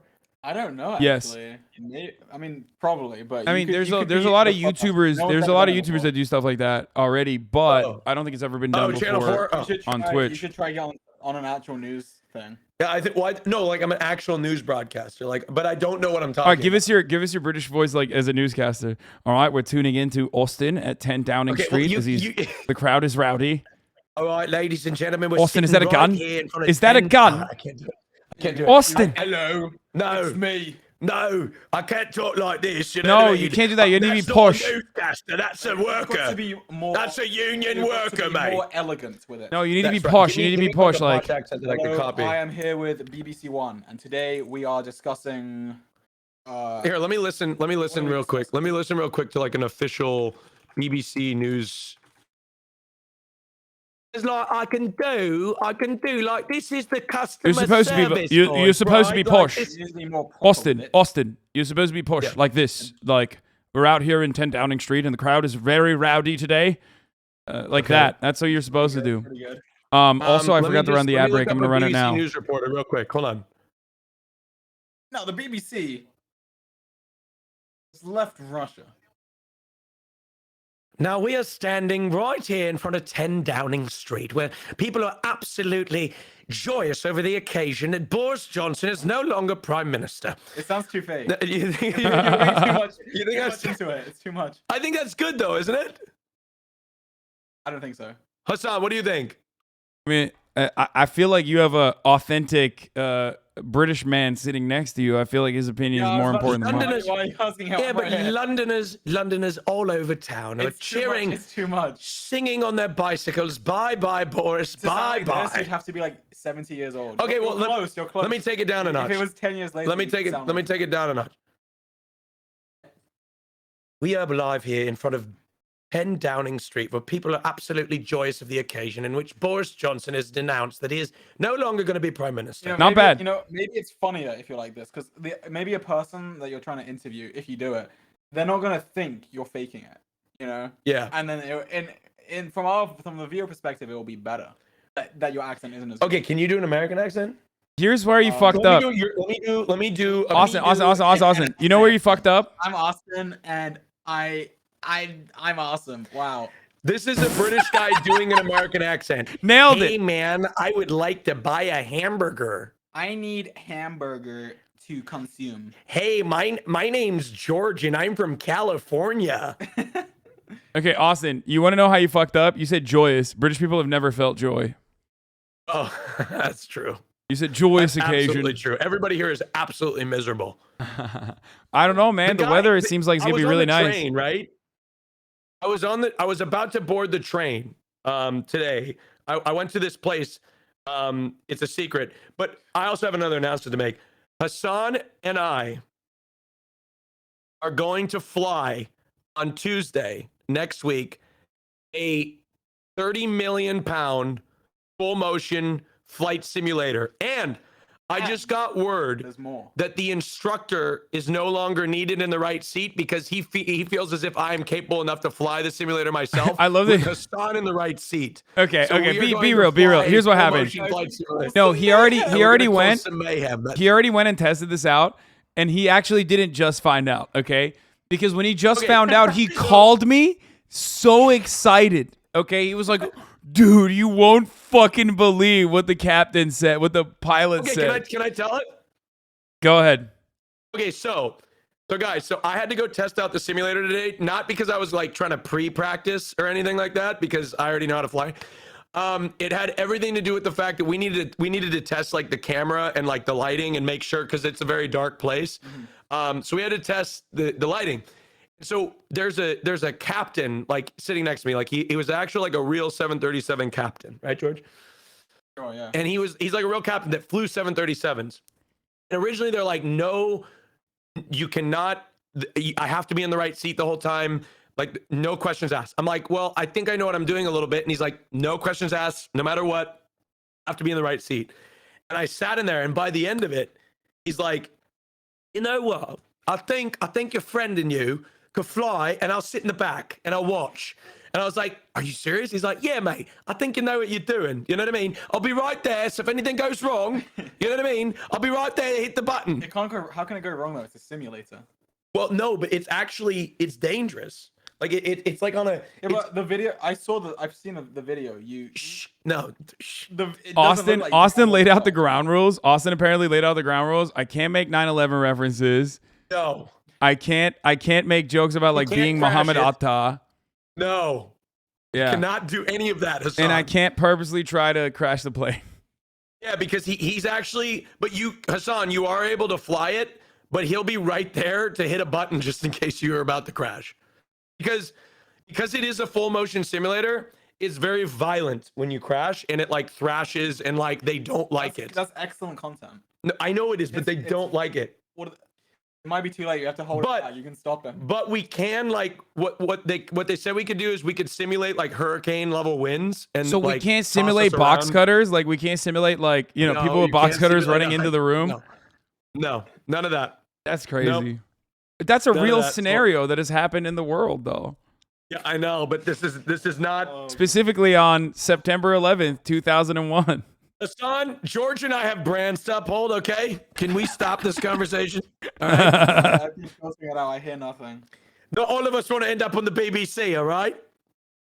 Okay, all right. Well, I won't do any of that. I'm gonna be good. I promise. I'm excited to fly a plane with you. And then on top of that, what are we doing with you, Hasan? Enough about me. What are we doing with you? Well, I talked to Tubbo earlier today. He said he's down, but we're gonna do a no Scran stream. Not exactly sure on when, like what day we're gonna do it. So that's one of those days. And then the other day, because we only have 4, right? And you already blocked out 2 of them. The other day that's available, I was planning on potentially going to like do something really touristy, like doing a fucking trip and like visit all the landmarks, important landmarks with whoever the fuck wants to come from, Dream SMP or whatever. If you guys want to come, George, I mean, learn about your dying to go. Learn about your country's culture, all that sort of stuff, like a bus tour. Sightseeing is my favorite. George loves going sightseeing. Potentially. Like, when I got to London, I'm like staying in central London. That's where I'm staying. And like I got there and I'm like, why is people so depressed? And then I went outside of central London and I was like, oh, this makes sense. Yeah, no, I mean the weather is actually not bad right now, right? Because normally the weather sucks really too. hot. No, it's beautiful. It's really pretty. Yeah. It's like 75 to 80 degrees. And let me tell you, the worst air conditioning in the world is in England. Yeah, they don't have air conditioning. Overtime at 72 degrees. I am roasting right now. Mine is not good in here. Yeah, it's terrible. I thought they don't have air conditioning. Someone said Bath is really pretty, and What's that Bath? It's a place. It's a place in south. What is it, like south of England, right? South. I think so. Yeah. I almost missed my train today. Oh, I did miss my train. I missed my train because I went and ordered a cheese and tomato toasty from one of those little shacks, and I was 2 steps from the door. And the guy's like, no, sorry. And then the train, sorry. And the train shut and he didn't let me on. It's like, cause I was like 2 seconds from the door closing and he just didn't let me on. He cut it off. He's like, nope, sorry, can't do it. Rules are rules. Yep. Gotta uphold them. There's standards on our trains. Have I been to Brighton? No, I've never been to Brighton. Okay, well, Hasan, that's... I don't know. I was, as a matter of fact, I was going to ask chat, like, one of the days I want to do Scran, right? Like, I want to do the Scran stream with Tubbo. Okay. But also, and whoever else wants to join, George, if you want to eat, if you want to show us, like, your delicacies. But on another one of the days, I was actually going to ask, like, the chat what I should do, like, what people want me to do specifically when I'm out there. So it's open. But I thought if there's anything... What? You tried visiting the Queen? I fucking love to visit the Queen. I want to see. I want to check her pulse. I want to see if she's alive. She's busy. You gotta. You know what we should do is we should protest. That's what we should do. We should go and strike. We should protest. What do you mean? We should defend the Queen, bruv. That accent you can't. No. I've been driving the tube for 30 years, mate. We need to stop working. Okay, dude. Unionizing, mate. Well, I would love to get it. Honestly, the thing that would be fucking sick. Like, I'm talking to the Navarra media guys and some of the British journalists that I'm good friends with or have mutuals with right now to try to figure out like what I could do with them during the day while I'm not streaming. But dude, if I could talk to Mick Lynch, that would be fucking awesome. Mick Lynch is the union leader of the RMT, that's facilitating or is the spokesperson basically for the ongoing RMT strikes that are happening right now. He's dope. But more importantly than that, obviously, the best interview of all time would be Corbin. Oh. Yeah, we should have Corbin on the Scran No Scran Scran No Scran IRL stream. You think you could get him on Twitter? Why don't you interview Boris? I imagine he's not going to be doing much, coming up. Dude, there's no... I can't interview Boris Johnson, bro. What are you, crazy? You think he'd take an interview? Absolutely not. Could you imagine? He might. He's going way outside his house. Could you imagine it's the last interview with Boris Johnson exclusively on the HasanAbi broadcast? Yeah, no, that's live not... from HasanAbi's central London hotel room with a Blue Yeti microphone. And a laptop and a ring light from Elgato. I mean, that'd be sick. Boris would never do that, but it would be sick. Corbin would be incredible. I love Corbin. It would be so sick. But who knows? Sick. Well, you let me know if you find any of those guys to interview. That'd be great. Yeah, we'll see. I mean, that's like stuff that we might not even... That's just stuff that we might film rather than actually IRL stream. You know what I mean? Oh, yeah, because you're going to vlog too, right? Yeah, I'm going to try to vlog a little bit there. We're going to try to do some... we're going to do some different things. Yeah, we're also shooting a promo for the podcast. Part of the reason why I wanted to go to the UK was so that we could like do something different than just like sit around in my fucking living room and shoot another episode of the podcast that's like identical to every other thing that we shoot.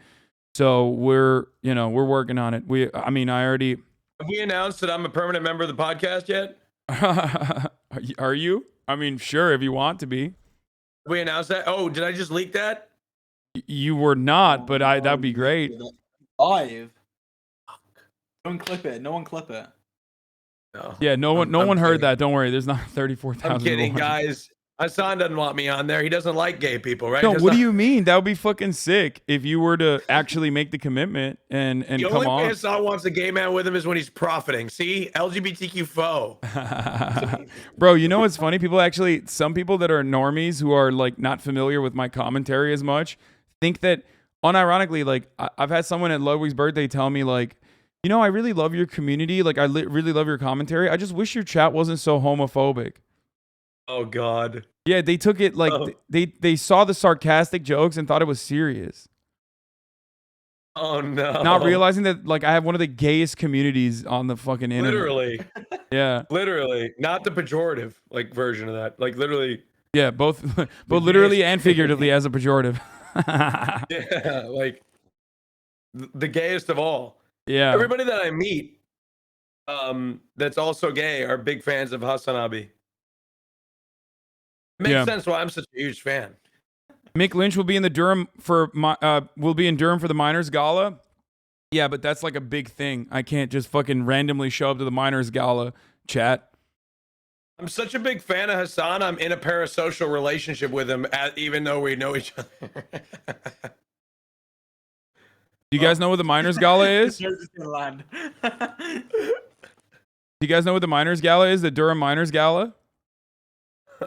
No idea. Are you aware of it? It's like a super famous once a year event that they do.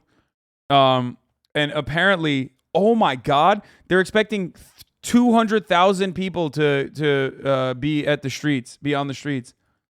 200,000. Wait, when? Tomorrow night. At what time? Well, not even at night. I think it's during the day too, but it's in Durham. Wait, it's in Durham? Yeah, I don't know how far that is. It's probably really far. That's the live lover host watch party for Tommy Innit. You're getting them mixed up. Yeah, that's what I'm saying. The World Cup. They're all gonna be like, yeah, bruv, with their beers in the center. Yeah, it's also it's also 250 miles away from London. Yeah, it's 250 miles away from London. Like I can't go there. They're wearing their England jerseys. It's far north near Newcastle. Durham's far away. Yeah, I can't. We can't go there. How many hours is that gonna take? For like 4. Yeah, you're not even. You won't even get out of Heathrow in 4 hours. Yeah, no, I know. It's not gonna happen. We can't do that. It would be sick, but we can't do that because I'm not gonna. I won't be. Oh, by the way, what? I had a decision. You're gonna be proud of me. I had a decision to take an Uber to where I was going, which was about a little bit over an hour, or take the train, and I decided to take the train. Wow, I'm proud of you. While there's a strike going on, you fucking scab. Yeah. You strike proceeded to break down 4 separate times, get canceled. I had to transfer. I missed it while I was getting a toasty, and price probably wasn't even that much different. How much was the train? No, the train was more expensive. The train was more expensive. Yeah, it was. Well, no, it was a little cheaper. It was not that much cheaper. It was like 40 pounds cheaper. Oh, that's not much to you. No, I mean, it was just a lot. Just 40 pounds. It's I mean, it was a lot to me, but it was just like, it was just. Yeah. No, 40 pounds is a lot of money. I just done. You just said it wasn't. What's a scab? Scab? It's when you break the picket, when there's an active strike going on at a workplace, and someone will break through that picket line and go work for the company, undercutting the main purpose of the strike. Well, you're technically, people say, like, if you break the picket line, even to consume the products, you're still, scabbing a little bit. Not like in the original sense, but. I can't win. What do you guys want me to do? Rent a twin turbo V8 BMW and pollute the environment as I drive an hour and a half? What do you want me to do? Exactly. Well, there's some in between. No, I'm kidding. I mean, whatever. It's fine. But the strike wasn't on this week, I don't think. Oh, never mind. Yeah, why didn't you bring I thought you shipped your Lambo out there. Oh, it's on the left side. Lamborghini. Oh, it's on the left side. That's why you can't drive it. I did get a new car though, and it's faster than Hasan's. It's not faster. I don't know why you fucking say that every time. I have an X5M competition. We literally looked it up. My car is faster than your car. Mine's got 625 horsepower.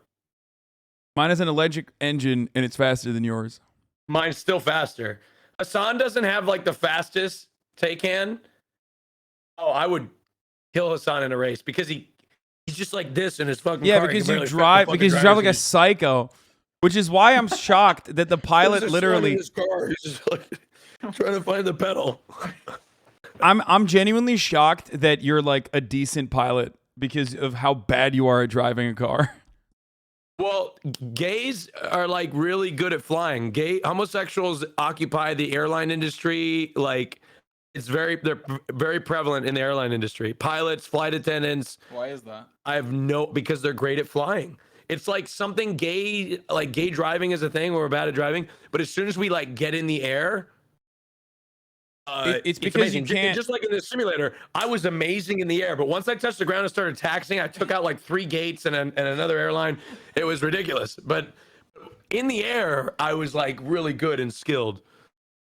different about yeah. Yeah, I don't know what I don't know. I think what it's because like you're just forced to pay attention. But when you're driving around, I've seen it with my own two fucking eyes. You're like, oh, there's a hot guy on the street, and then you stop your fucking, bus-sized SUV in the middle of like fucking active 4-lane traffic to look at like a hot dude. Hey, That's true. Yes, it's very true. I will often stop my car in 4-lane traffic to look at a hot man. Sometimes I'll just take a loop around the block. You know what though? I haven't been looking at men as much on this trip. You know who are very attractive? Women in the UK. The women are beautiful here. Okay. Yeah. Really? Like I've even found myself looking at women on this trip. Yeah, that's because guys like Boris Johnson have like 9 children. So I think there's like an imbalance there on the island. Boris Johnson is seen as like an attractive dude. People hate me because they think I'm straight baiting. You are straight baiting. It's disgusting. Oh, guys, don't worry. I'm not like physically attracted to women most of the time. Every once in a while, maybe. No, he's only physically attracted to women when he's faking physically being attracted to women so he can get their attention instead of a straight person. No, I'm just waiting to cuck Hasan. I like to go out with Hasan and flirt with the girls he's flirting with. Right, Hasan? Yes. It's never going to happen, but, keep trying. Yeah. I mean, women love me compared to... You look at Hasan, look at me. I mean, there's really not... Yeah. Maybe one day. Maybe one day. Yeah, I mean, look at me. They're like, oh, look at that 6'4", broad-shouldered, beautiful, Hercules-looking man. But, step aside. I'll take the 5'9", half-balding, big-nose-looking gay dude. That's me. 5'9". Yeah. I don't know if you're 5'9". I am 5'9". Stand up, George. Oh, shit. I don't know if you are, because I'm 5'9", and we're going to have to go back. Oh, we can do the height check. All right. We've had many a height check here. Okay. Do we fit? Let's see who's taller. Come here. Wait. What was he, on a step stool? What the fuck? George is taller than you, Austin. I think I'm taller. No, it's your hair poof. Right on your toes? George is taller than you. No, he's not. He is. Here, I'm taller. Back to back. I can't wait to do a height check with you guys when I'm there tomorrow. No, I'm taller. I'm literally taller. You can see. I'm literally taller. Who's taller? Austin, the only reason why you appeared taller was because you have a little hair floof. That's it. Little hair floof. That's true. Also, George is still growing. Yeah. He's a growing George boy. 35 years old, okay? This is deception, okay? We're actually very close in age. I know it doesn't look like it. We're very close in age. You're like double my age. No, yeah. I feel like British people either look like George and are very attractive, or they look like Boris Johnson and nothing in between. They're just like, they're either Tories. They're either Tories and have like a lordship and look like Jabba the fucking Hutt, or they look like George and they're gonna be like actors in America or some shit. I don't know what the fuck happened. It's funny because I've been looking at British people thinking the same thing. I've been like, oh my God, or oh my God. You know what I mean? It's either one or the other. There's no in between. You know what I mean? Yeah. So. But yeah, no, I'm really excited. I'm really excited for tomorrow. I'm really excited to be in the UK. We just got to, like I said, figure out what I'm going to do on Sunday night specifically. What could we do on Sunday night? We could do a Sunday roast. We should go to gay bars. We could do the Scran and then go to gay bars if you want. Yeah. We can go out with everybody can go out in England. That's true. Everyone is of age. The fly. Oh fuck.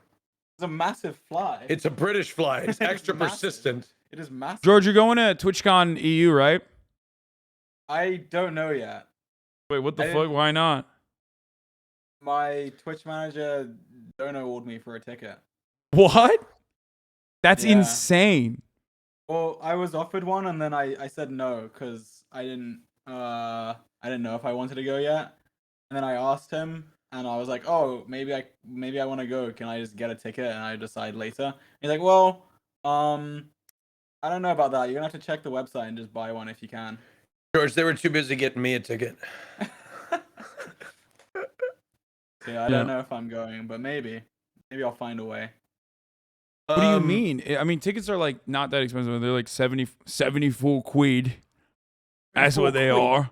Yeah, bro. I've seen it. Yeah, They're bruv. like 74 fucking quid, bruv. Yeah, it's a bit expensive. I don't know if I don't know if I can justify it. But George is going to TwitchCon EU. He told me. Is that right, George? I don't think I told you. He didn't tell me that. Like, I can neither confirm nor deny if I'm going. Hey Hasan, are we doing a meet and greet? at TwitchCon I am, but in the UK I didn't plan to do one. No. At Twitch. Okay, I need to talk to you about our meet and greet. I feel like we can talk about this out loud.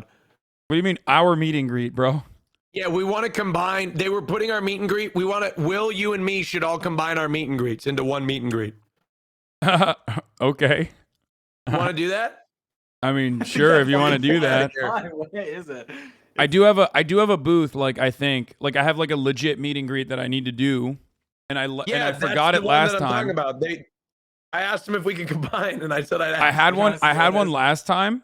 Like, and last time they didn't even. I don't even think to send me as a featured content creator from NA, but this time they're like, I can't actually avoid it this time. We're gonna unionize our meet and greets. That's what Bro, we're gonna I'm down. do. I'm down. If you want to do it, if Twitch is fine with it, then yeah, I'm down. Yeah, they're fine with it. All right. Yeah. Are they fine with it, Austin, or are you? Why don't you want to do your own meet and greet? Because they put me at the same time as you. I don't want to fucking do that at the same time as you. Oh you know no! You know what that would do to my? You know what that would do to my ego if I had a meet and greet at the same time as you? You know what that would do to me? Yeah, I mean, yeah, exactly. It would be really fucked up for me. I was like, why don't we combine? It would be really fucked up for me because everyone in Hoscord would be like, I'm here for Austin, the true Hoscord streamer. That's true. That's very true. And then no one would be there for me. So, hey, but yeah, that's true. That's very true. That's bro, I want to go shopping and I want to get fucking clothes, and not get canceled this time. I hope. Dude, I was wearing an outfit today, and the waitress was so sweet. She was so nice, but she dumped an entire bottle of Coke all over my outfit today. It's totally fine. She was so sweet. And I went in there and I talked to the manager and I said, you know what? Do not. She is fine. I bumped her. I took the responsibility and everything, and she's fine. She still has, I said, she did nothing wrong. Camden Market, if you want to go shopping, I'm proud of you, Austin. I was like, she didn't. It was awkward because I was trying to like be nice, and because I really wasn't that mad or anything. And I was like, hey, she didn't do anything wrong. And she's like, sir, she spilled an entire bottle of Coke all over your trousers. And I said, yes, but it's not her fault. And she's like, well, then whose fault is it, sir? Someone's got to be at fault. In fact, it was her fault. Whose fault? It was. I know, but she didn't deserve that. You know what I mean? No, yeah, you can admit it's her fault, but she doesn't deserve a punishment. Exactly. There doesn't need to be. I said it was an honest mistake. Just clean all my laundry for free, and we'll call it good. Oh, you did? You're like, take it out of her fucking pay cut. Give her a pay cut. Make sure she pays for my dry cleaning. That's the part of the story he doesn't want you to tell. Yeah. To say. They forced them to take it out of her. I did not force them. And he said, George, take it out of her pay. George is a liar. George is a liar. In fact, George wasn't even awake to go fly the flight simulator with me. He abandoned me. I never agreed. I invited him and he said no. That's right. He said no. He wasn't even there. I'm posting the one of my editors made a edit of the lover host with Tommy in it. Wait, let me see. I'm posting it on my Twitter. Unfortunately, you're gonna. Wait, can you tag my main account I this did. time instead of my alt? Bro, I Always tag did. my I did tag your main one. Okay. Let's see. There you go. See. I posted it. Oh my God, he does. It looks great. Tomorrow. That's awesome. Hold I up. love that he didn't know. He didn't know who George was. He didn't have George's at. My community's a little bit older. Let's see. No, it's okay. No one knows me. There it is. With Tommy in it.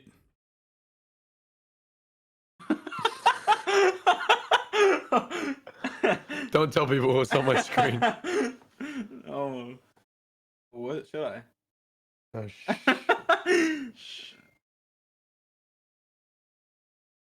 Oh. Oh. Oh. That's literally my mom's friend. I love my mom's friend. Did you see that text? I didn't read it. What did it say? Oh, I've got a mom's friend that wants me to bring back some British cigarettes to her. Wait, what?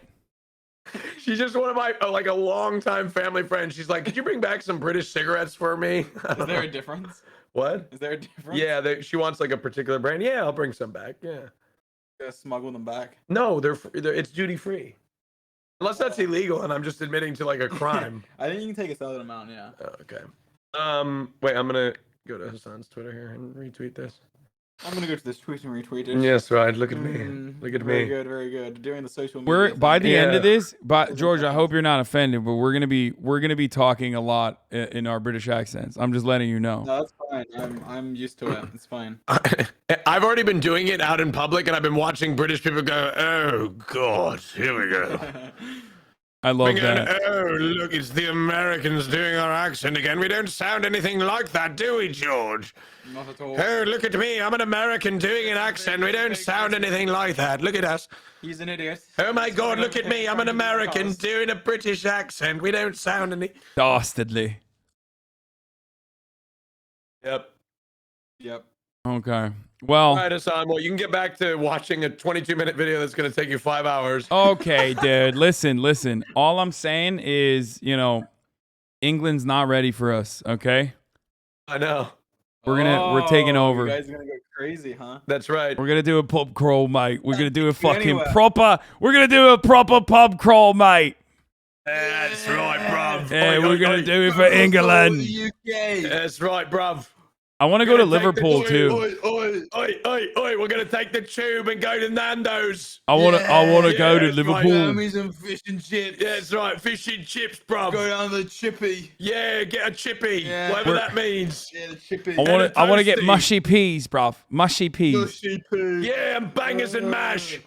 Yeah, I unironically will be eating a lot of Nando's because last time I went to London, I mean, the food was, it was all right. Only eating Nando's. George and I have had 2 Nando's dates so far. I mean, they're not dates. I think they're dates, but George doesn't think so.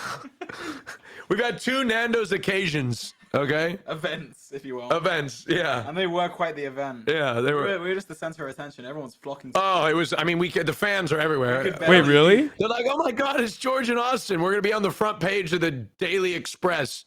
Austin and Show and George Not Found, seen at Nando's. Austin Show. Yeah.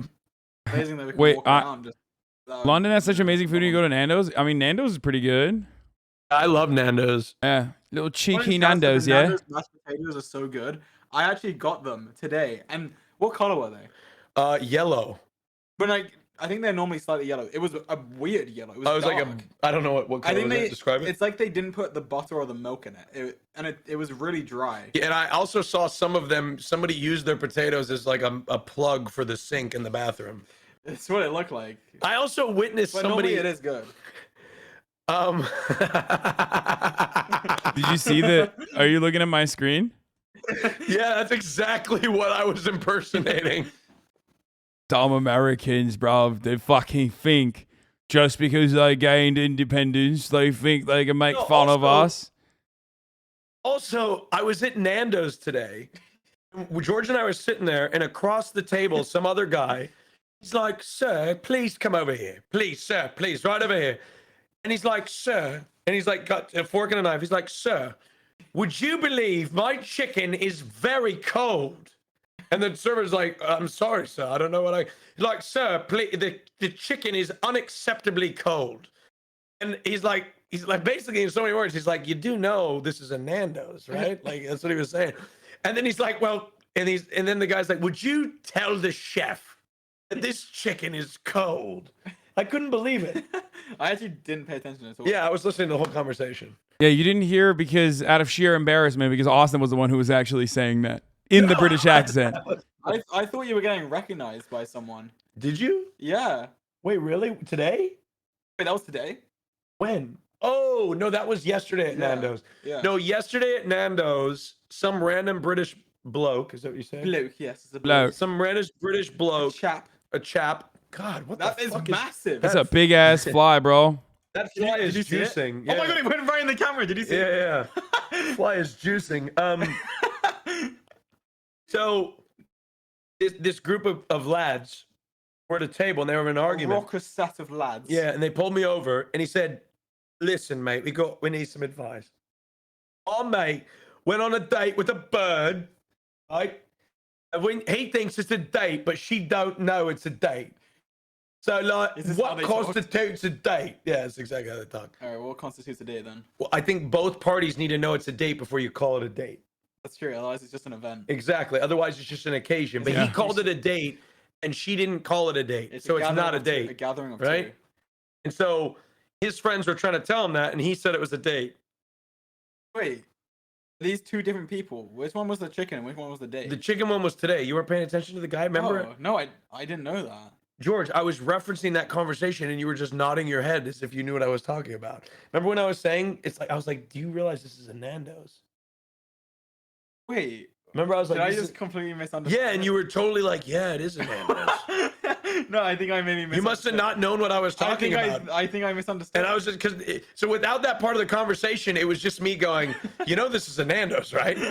It's like going to McDonald's and complaining about the food. Oh, I remember that. Yeah, and George is like, I don't remember what I thought you were talking about. I think it was, I don't remember. Did you not know that I was talking about the guy that was complaining about his cold chicken? No, I didn't hear that bit. Oh my god, so you thought I was a fucking weirdo just talking random bollocks. Like I don't know what I was thinking. I don't remember. Yeah. What I do remember is that like some little girl came over. Yeah. And I thought maybe she knew me.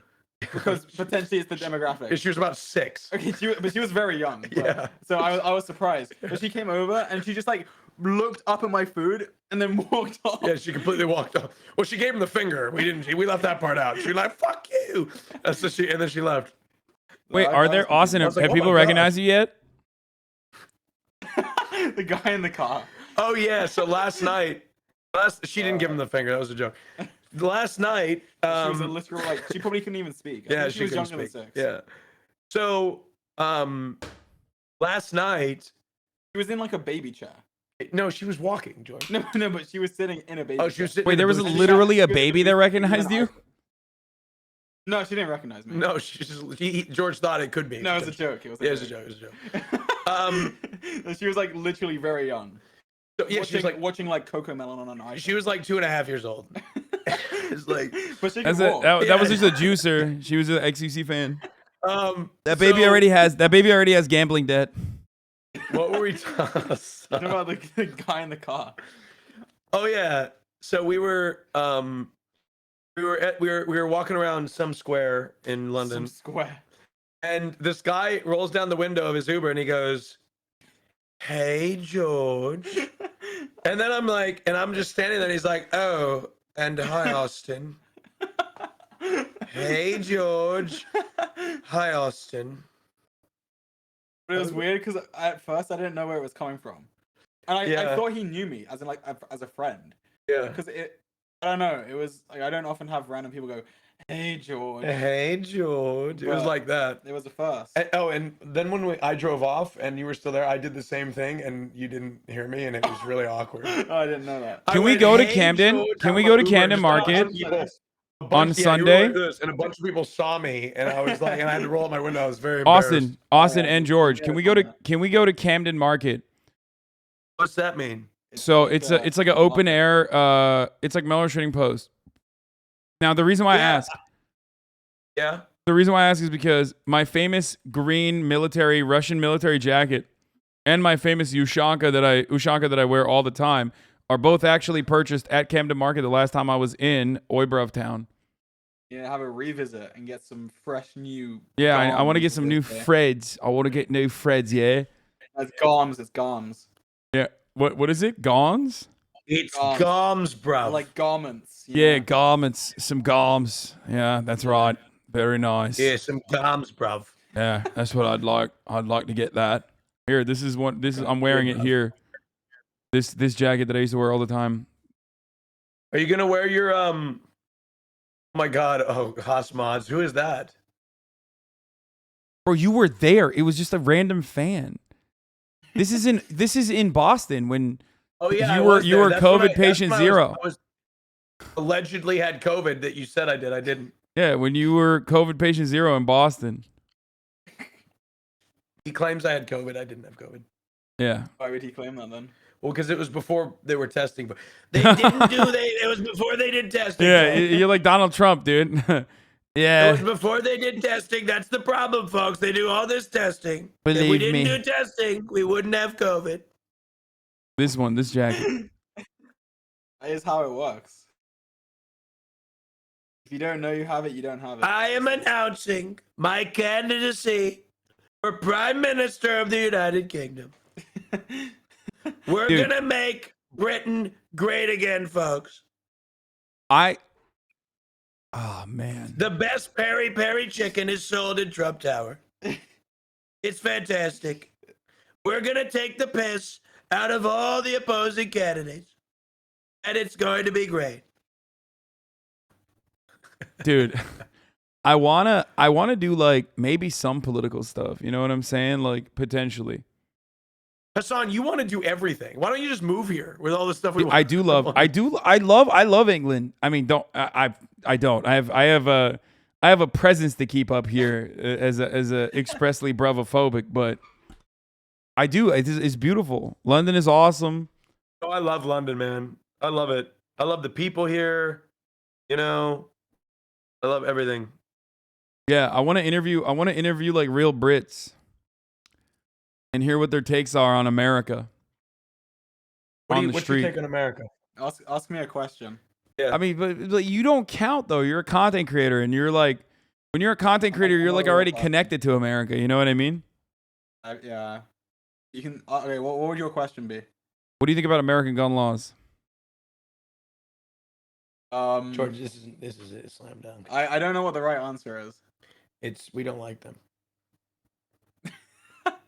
Look, I think yeah, maybe okay, yeah, you can just. So let me explain.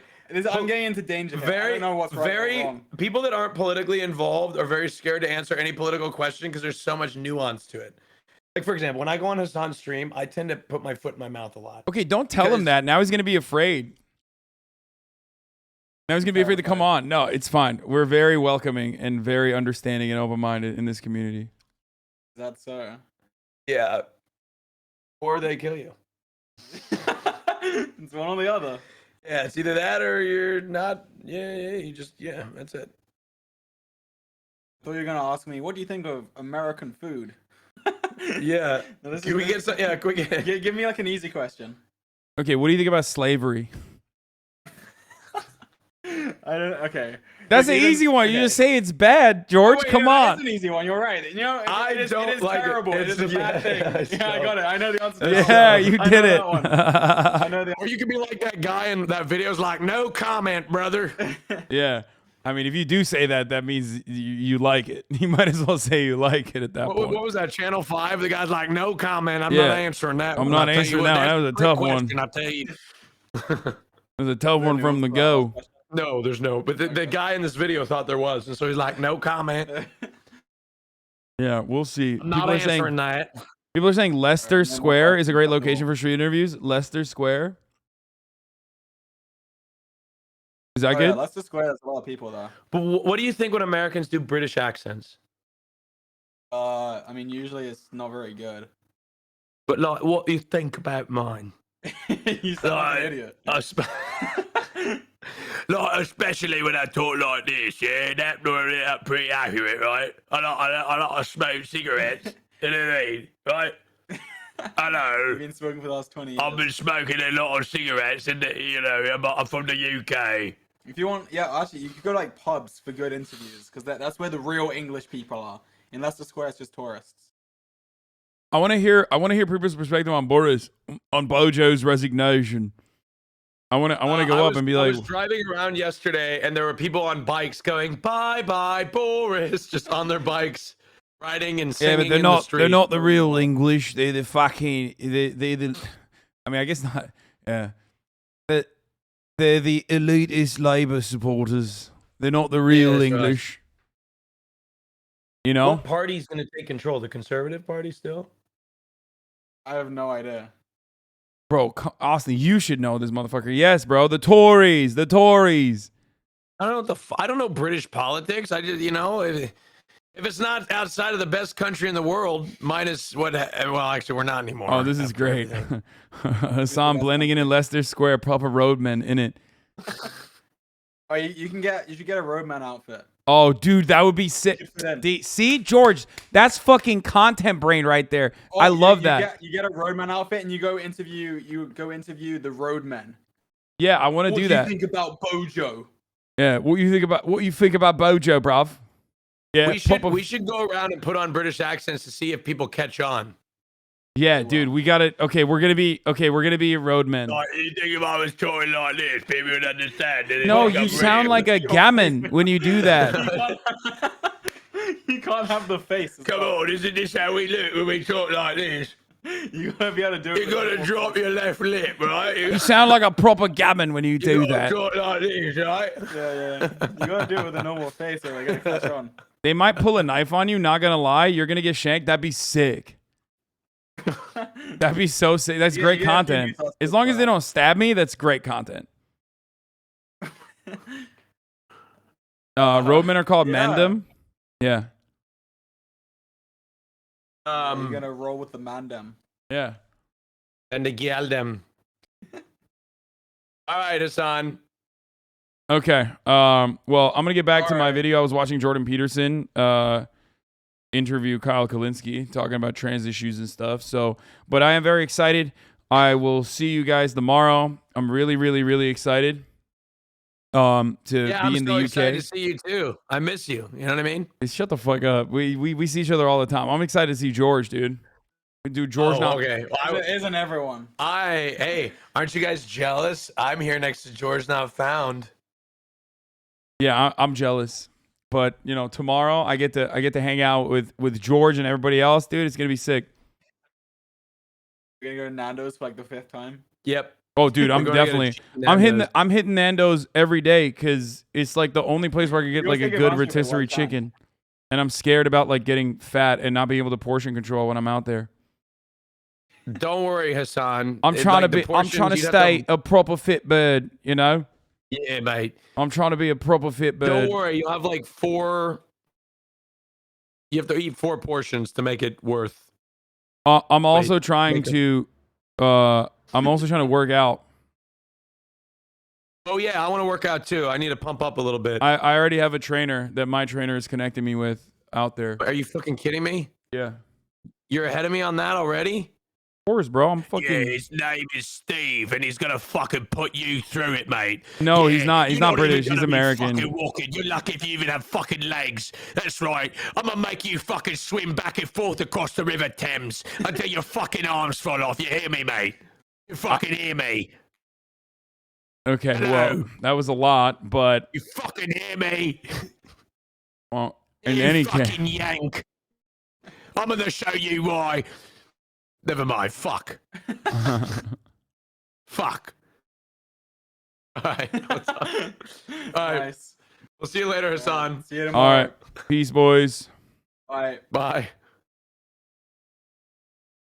Only takes half a lap before your arms fall off if you're swimming in the Thames. Someone said go to Weatherspoons and got timed out. Jog on the Millennial Bridge to meet birds, mate. Austin's greatest moment. Yeah, that was great. Okay, so I'm not gonna watch the Wisecrack video on America's like gun violence and America's history of gun violence. The dude who is Stavi joining WWE, he's going places. Shut the fuck up. Are you serious? Wait, what the fuck? Stone Cold Stavros Halkias? Why is John Cena posting about Stavi Baby? Hey John, nice ass cheeks and Trainwreck. Peacemaker was really good too, but not as good as that juicy rump. What is happening right now? Cena posts a lot of weird shit. What he does?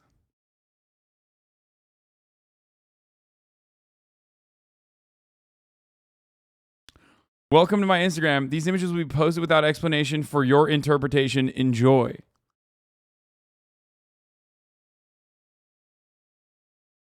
John Cena follows me on Twitter. That doesn't mean anything, bro. He follows like 1 million people. In his WWE contract, he signed that he needs to post daily.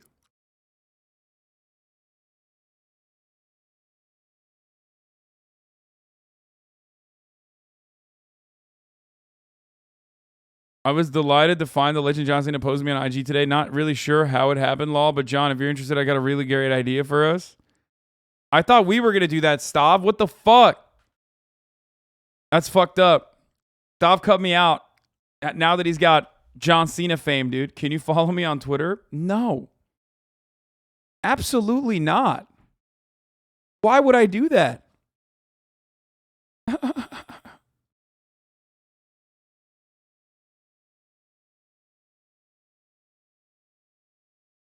This goes hard as fuck.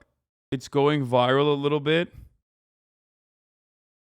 Legend Dragon Ball Tale full film. But yeah, no, we got some fire content lined up, dude.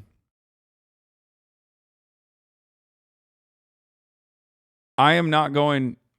What? Can you unfollow me on Twitter? Yeah, you got it. Chatter, stop asking me to follow you.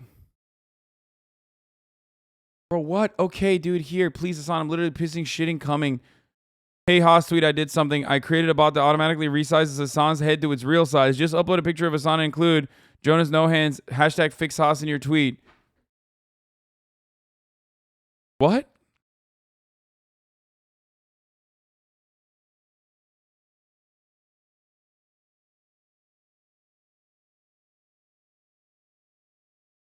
Austinox made it into a TikTok.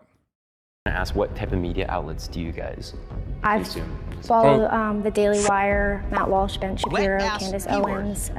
Those are probably like the people I listen to the most. The Daily Wire I've had a little bit of trouble with because Ben Shapiro has really like promoted vaccines. Yeah, I do like I disagree with that part. I like yeah. Candace Owens, but yeah, I don't know. I've kind of gone on and off with Ben Shapiro. But I like Steven Crowder.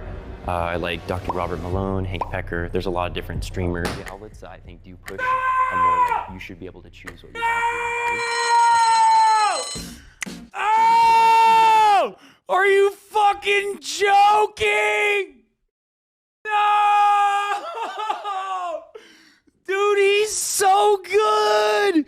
He's so fucking good! Oh! So I was gonna. I'm gonna post this on TikTok. He already sent it to me to post it on TikTok. I wonder if let's see if people will understand the context. You know what I mean?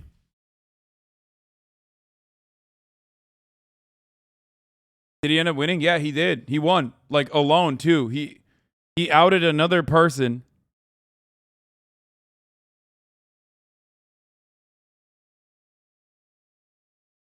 My favorite streamer, Hank Pecker. Explaining the caption? Yeah. I'm gonna do that. No one voted him off even. Like, he was goated. It was crazy. Fuck. Okay. We got white woman to turn on a black woman and played Sweden. Can we watch more Jordan and Kyle interview? He was just starting to go off. Yeah, I'm going to do that right now.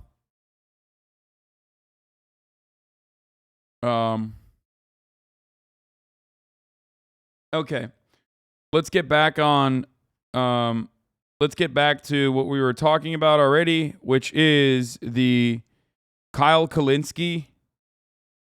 The Kyle Kulinski debate interview with Jordan Peterson, Dr. Jordan Peterson, and talking about transphobia. $350 million business. I can't as do of the BBC. 2022. Dude, the thing is, like, as much as I want to go on BBC World, I can't go on BBC World today to talk about the Elon Musk thing. I feel bad, but, like, I'm not.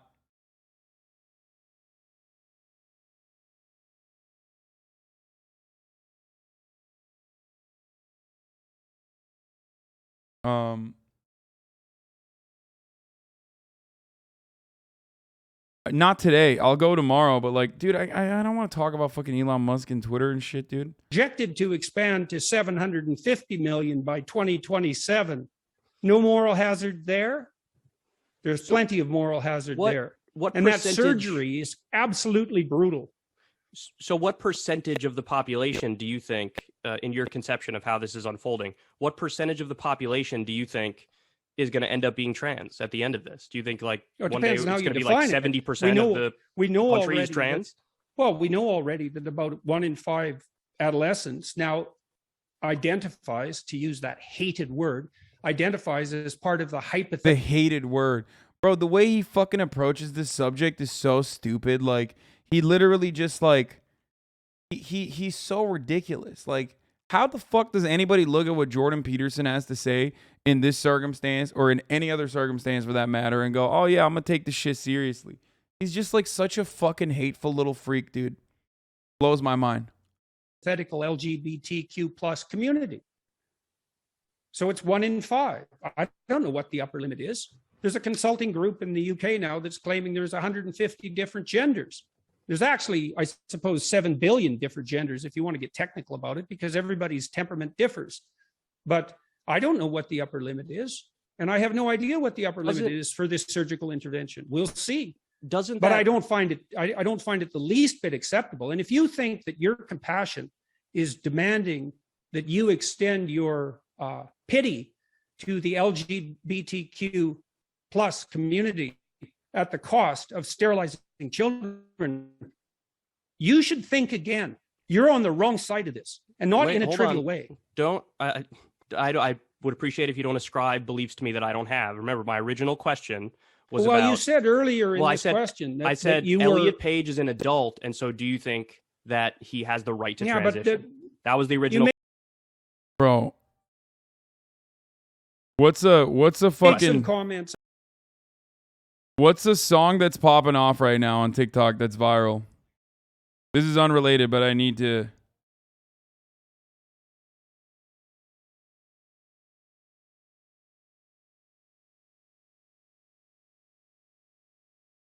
Minions? The Minions Gru song? What's it called?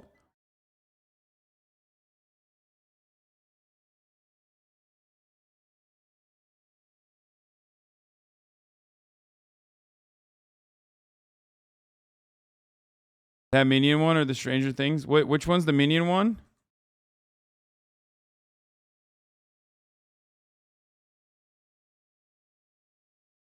Stop saying take me to church, but rich minion yeet. I might just use the SpongeBob one. Isn't that like popping anyway?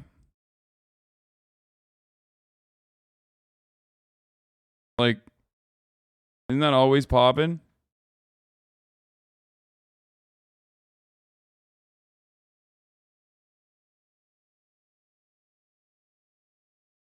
All right, I'm gonna put the Minions one. Hold on. I'm blasting off with this TikTok, boys. Let's do it.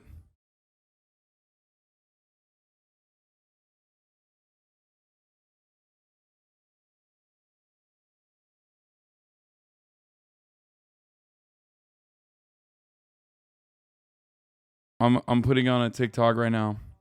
Are you the real HasanAbi? No.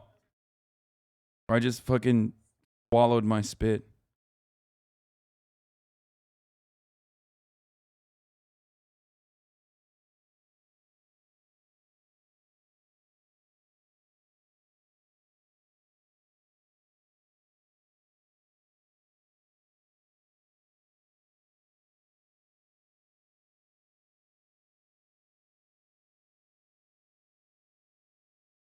I think there's songs for dramatic reveals. I don't know what though. No, I'm gonna use the Minion song because it's like viral. You're supposed to post it with a viral song, right?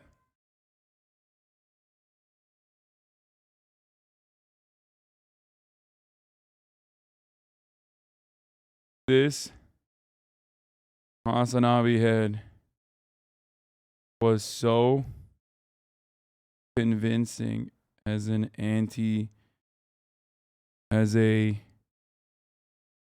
fake anti-vaxxer.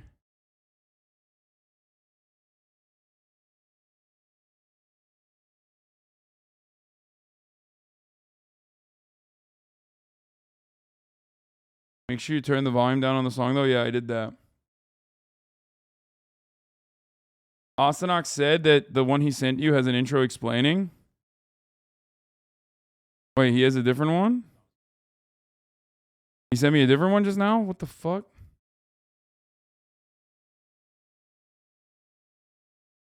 No, the one he sent me doesn't have an intro explaining it.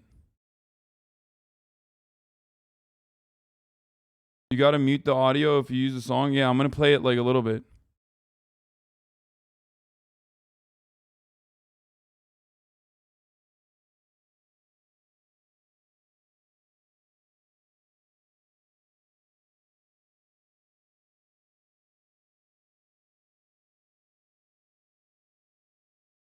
Wait, it says anti-vaxxer on it. Does that mean that it's not gonna, does that mean it's gonna get clapped?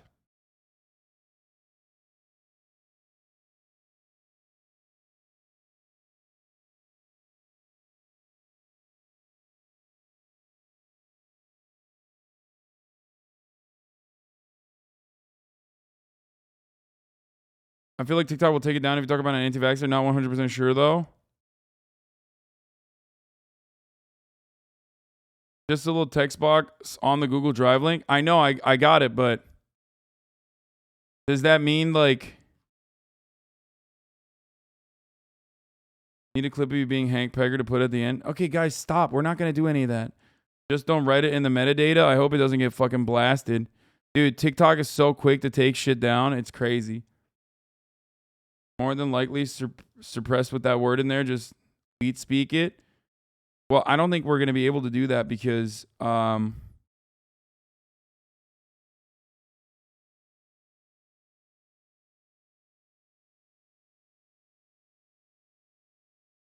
please play the video. Here, watch the video while I do this. Yeah, but as a star and a public figure and a model for emulation, she also has the responsibility not to entice confused chatters are so fucking brain dead, dude. Here, go ahead. Here, watch it without me. Go ahead. Adolescents into a catastrophic decision before they have the maturity to make that decision.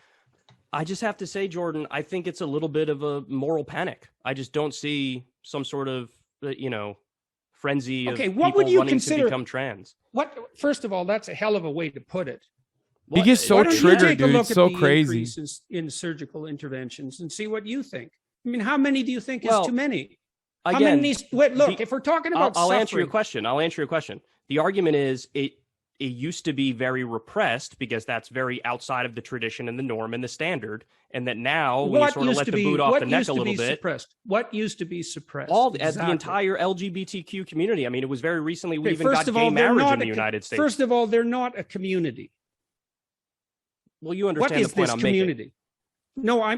No, actually, neither I understand it nor you, and that's why we're delving into it. First of all, they're not a community. That's just a catchphrase. It's a buzzword.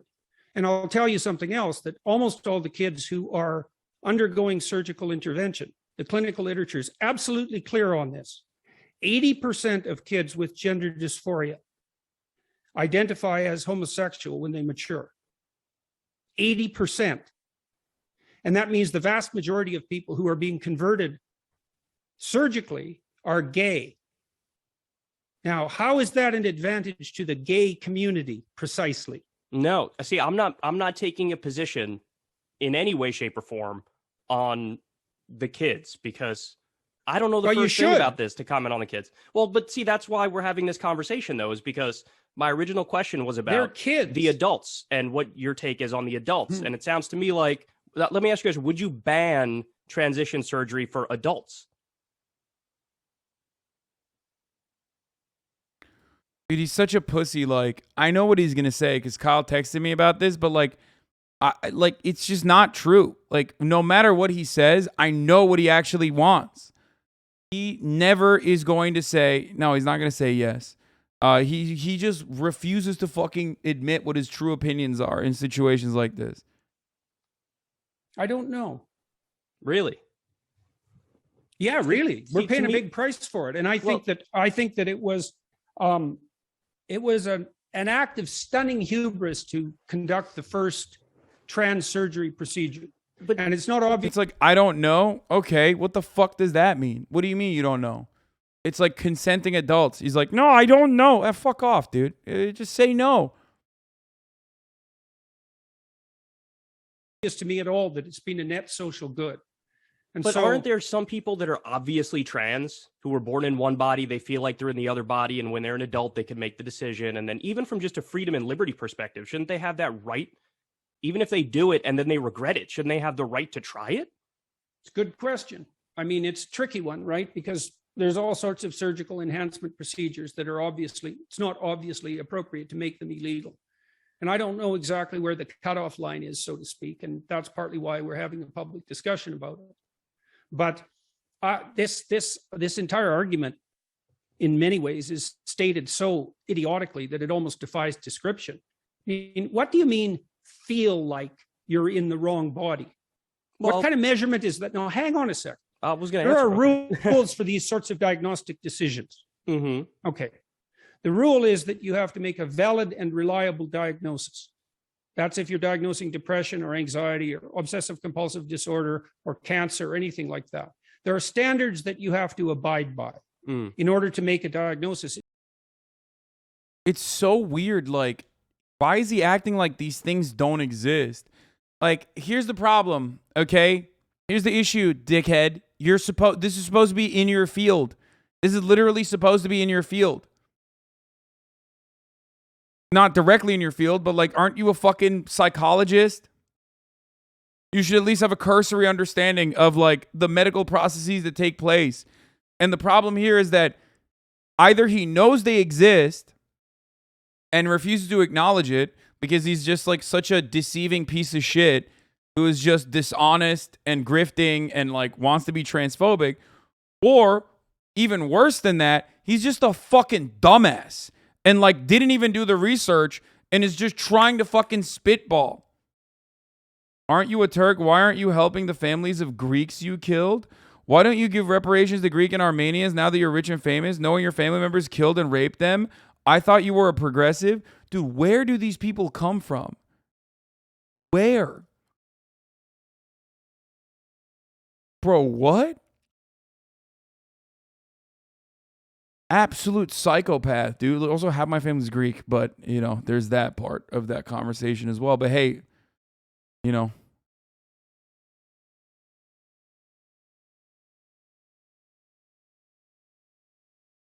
In order to fulfill the obligations of your professional college.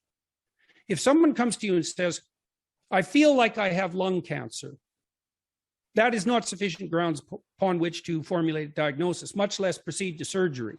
Mm-hmm. And so the question is, what do you mean by feel?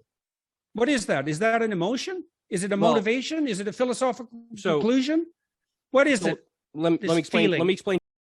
I did it. I posted on TikTok. Let's see if it fucking gets banned again, but hopefully not. I decided to hack you. I was going to ask what type of media outlet. I did it. As a former right. All right, folks. So I was going to ask what type of media. Here it is. Do you guys I've consume? followed the Daily Wire, Matt Walsh, Ben Shapiro, Candace Owens.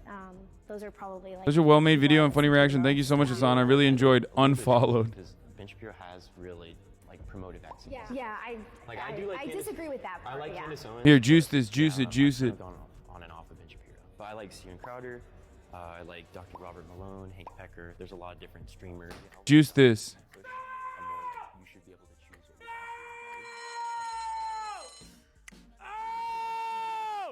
Are you fucking joking? No! Dude, he's so good! He's so fucking good! Oh! So I was gonna ask, what type of media outlets do you guys consume? I'm sorry, I don't care about TikTok. I'm old. Bitch, you don't have to say that. Like, no one cares. You know what I mean? That's the funniest thing is like when people are like, I'm going to take a moral stance against being on TikTok. That's sick, man. Thanks. Like, how are you any different than this fucking guy? You know? This makes no sense without context. Objectively a bad post. This HasanAbi had played such a convincing fake anti-vaxxer that he won the latest Jubilee and even had me fooled. I mean, there's the context right there.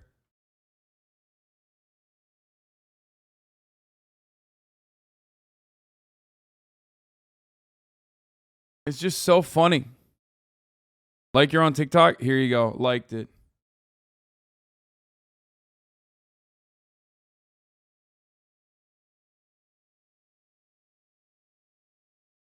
Bro said he got a PhD in maturity.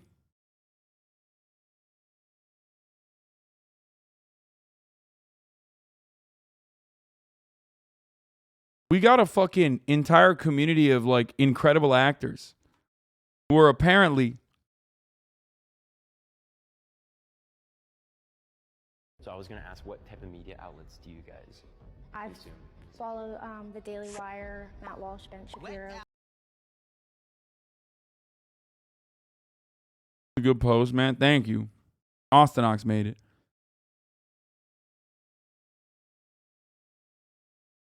Also, did the video of the master revealing a reaction because it had me were taken aback like a second there and you delayed in your desk bang? Yeah.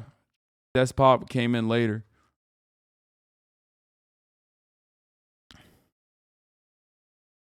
Mason got some Jubilee BTS. Mason is DMing me that he wants to come on stream to talk about the Jubilee behind the scenes.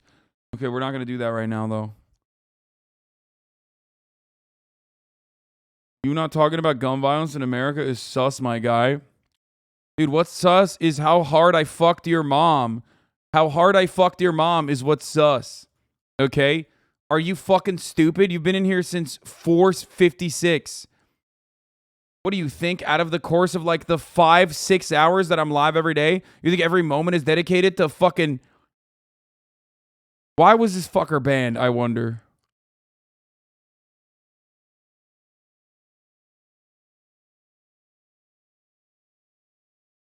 Thoughts on why they focus on this hard or stopping or treating cancer? Crowder Jr. is your new name. You wouldn't understand America. You're Turkish. Why is this guy unbanned? How much did this fucking dickhead beg Betelgeuse or one of the fucking mods to be unbanned? Like, bro, I'm such a good fan, bro. I swear to God, bro. On God. I'm literally the most. Oh, he has CX in his fucking name. What a fucking idiot, dude. No, I'm not keeping him as a fucking pet, dude. Fuck this guy. I have no time for these fucking idiots. I told Betel to unban them. It's on me. No, it's all good. Dude, you attract this worst kind of chatters, Lamau. I just don't know why.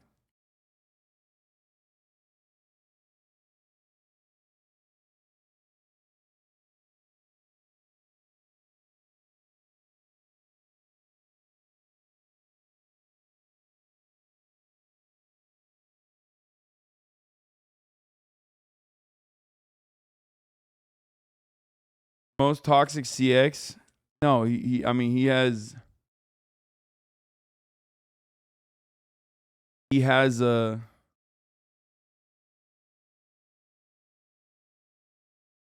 There's a reason. It's like a fucking lame-ass dead community now.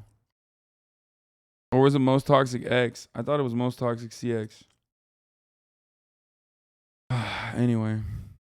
Under a different name before. Classic indication of a mentally stable person. Yeah.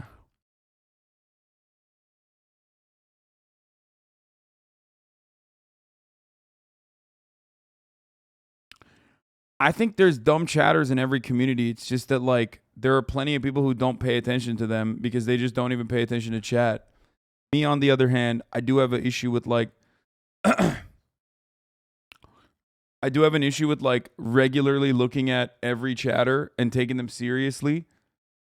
And that ends up, you know, having issues like this.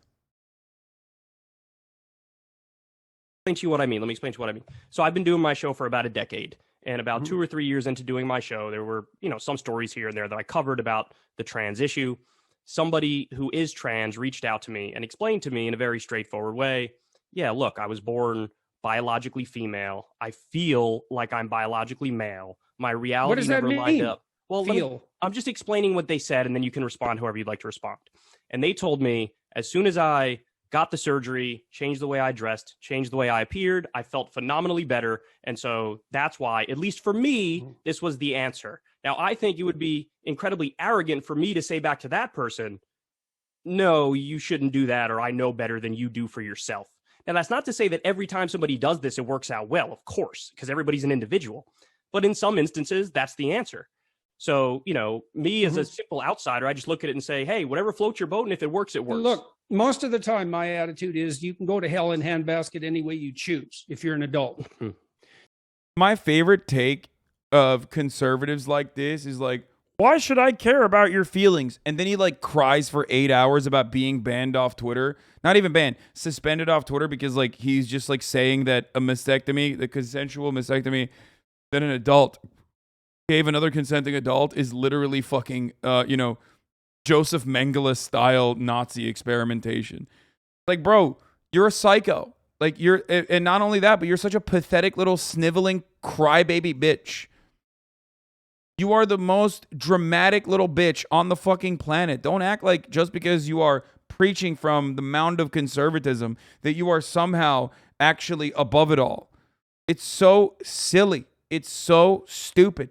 I hate that conservatives try to make it seem like they are, rigorous in their academic research when they arrive at conclusions, when it's very clear that Jordan Peterson has not done the work, or has done the work, is aware of the empirical realities, and has refused to admit that, and is actually willingly misrepresenting and actually saying the exact opposite of the reality, okay?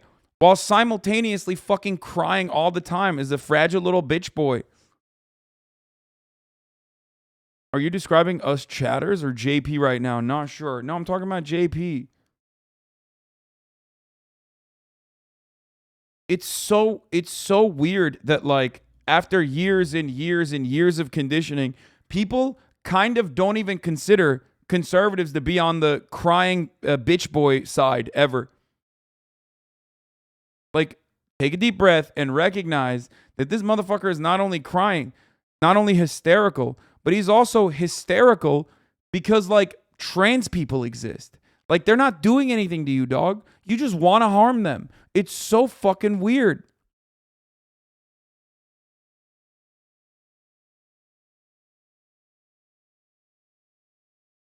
It's especially hilarious that he has gotten gender-affirming surgery in the form of a hair transplant. A hair transplant, sorry.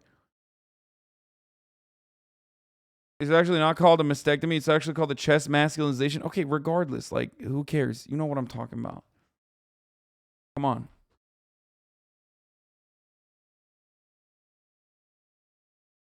He's been sent info by commenters and trans activists and given him a cursory read before discarding them. Bet. Yeah, it's so stupid.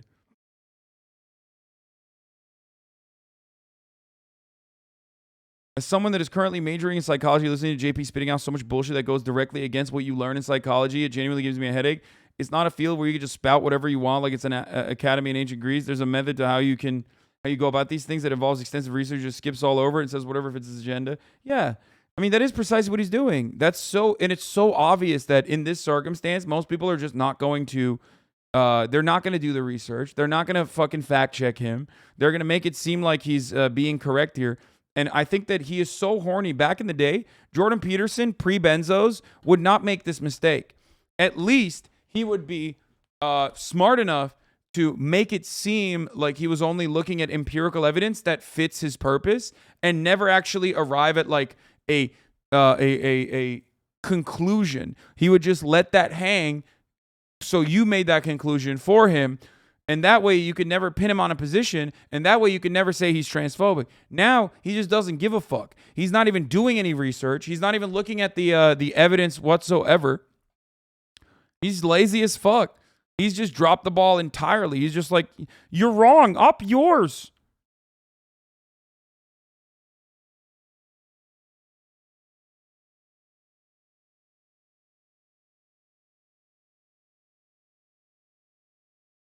It's really interesting to see this just transformation. There were attempts to create a definitive differential diagnosis for what makes trans people trans, but it was hysterically boomer brain.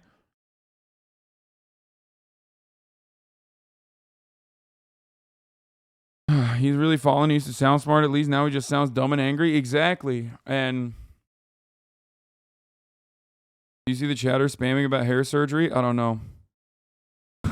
He's so annoying. Maybe he regrets his gender affirming surgery. You think he regrets his hair transplant? I don't think so.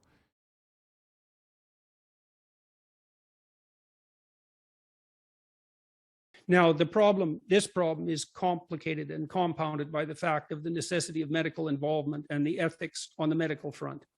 So when you asked me about how that should be regulated, my answer was, I'm not exactly sure about that. How is hair transplant gender affirming? Why would that not be gender affirming surgery? What do you think gender affirming surgery is? What do you think TRT is? Testosterone replacement therapy is quite literally the same as hormone replacement. It's HRT. Testosterone replacement therapy is hormone replacement therapy. For example, that's what Joe Rogan does, right? It's so ironic that every single one of these like massively transphobic individuals have taken some form of gender affirming surgery. Yeah. Literally affirming a male hairline.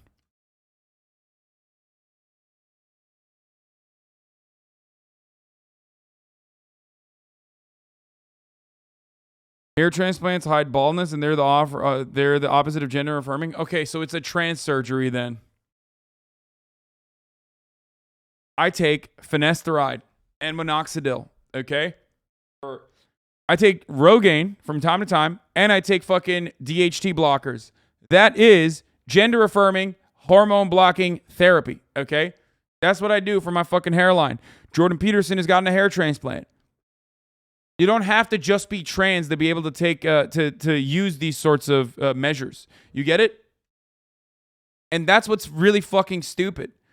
And Jordan Peterson is deeply hypocritical because he has taken advantage of that, but he doesn't want trans people to do it. He's just saying that like it's all right when I do it, but when trans people do it, it's not all right. And all the fucking dumbass chatters being like, Hasan is trans, confirmed pog, are quite literally doing the exact opposite of the argument that I'm trying to make right now. Stop fucking around. You fucking idiots. My point is, cis people do this, and trans people do this too. Stop fucking making jokes about this shit for 1 second.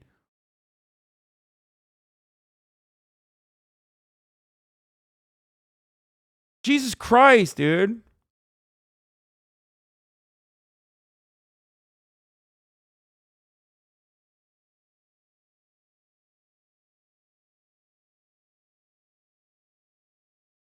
The point is, it allows you to be the gender that you feel, which is a spectrum, therefore affirming your gender because your gender is how you feel. Exactly.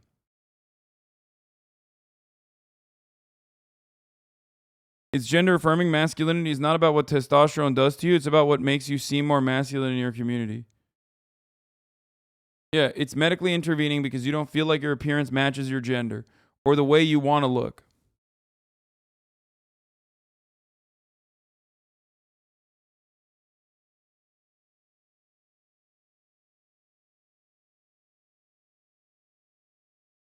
You could always draw back to the hateful cis is natural argument.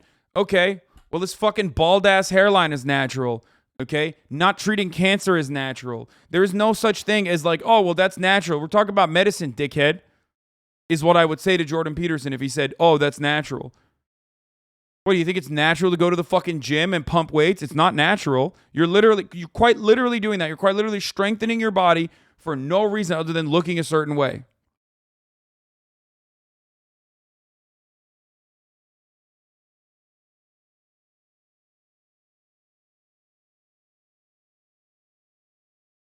Every part of society is designed specifically to overcome nature. The top of the hour ad break comes and goes. And sometimes it's 5:30 and I'm reminded that I'm supposed to serve it. And then I tell you that it's natural to watch the fucking ad break, but it's human to avoid it by subscribing for $5 or for free with a Twitch Prime. That might be my best segue yet today. Okay, we brought it back. Also human to get gifted a sub at the top of the hour if you are lucky. in an effort to avoid the ads. Here's the 1 minute ad break now.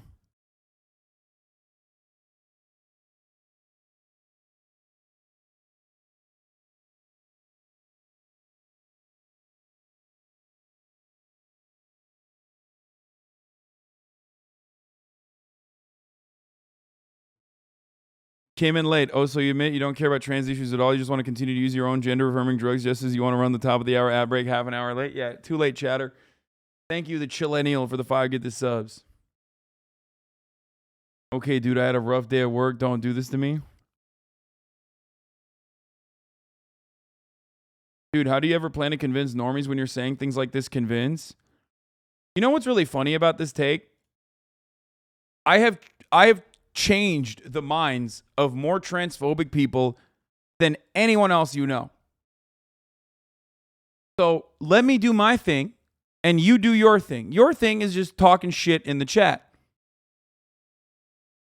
Half of this fucking community was either transphobic or had internalized transphobia and no longer have that kind of attitude or sentiment. So instead of fucking complaining and crying and whatever, how about you just let me do my thing?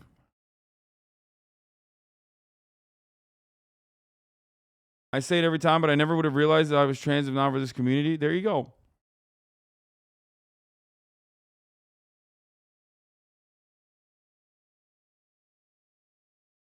Yeah. Although it isn't obvious to me that it's obvious to me that the trans surgery enterprise has gone way too far.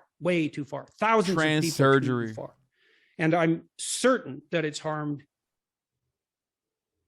exponentially more people than it's helped. He has no evidence. Kyle should have fucking blasted his asshole. All right, guys, what you just saw was a teaser clip from my podcast. Okay, so he did a podcast with him.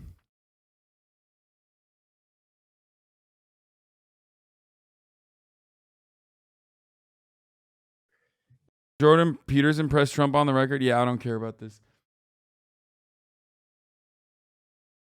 Notice how he pushes back on what it means to feel like a man, woman, just to derail the conversation with semantics. Clearly, he can understand personally what it feels like to be a man and not say a muppet.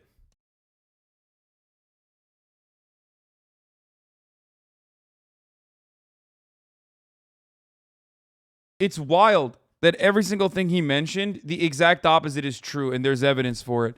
Now I kind of want to look at that fucking Google Doc. God damn it. I don't want to click on a dumbass Google Doc, but I don't want to. I'm not going to watch this.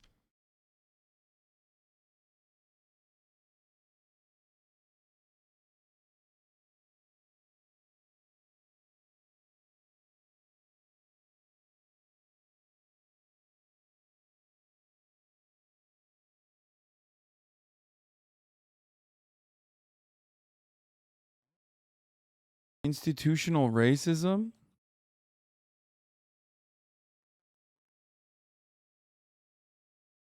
Why is his judges close the doc? Why? Why'd you say close the doc? It's an L?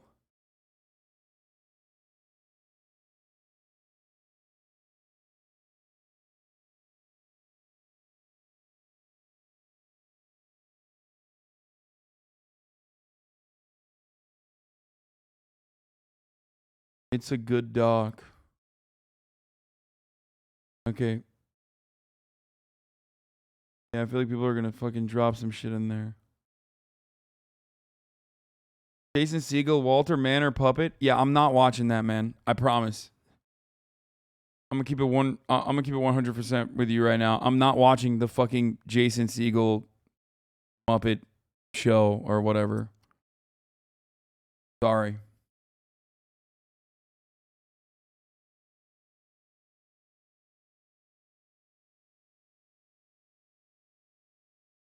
Please stop linking it.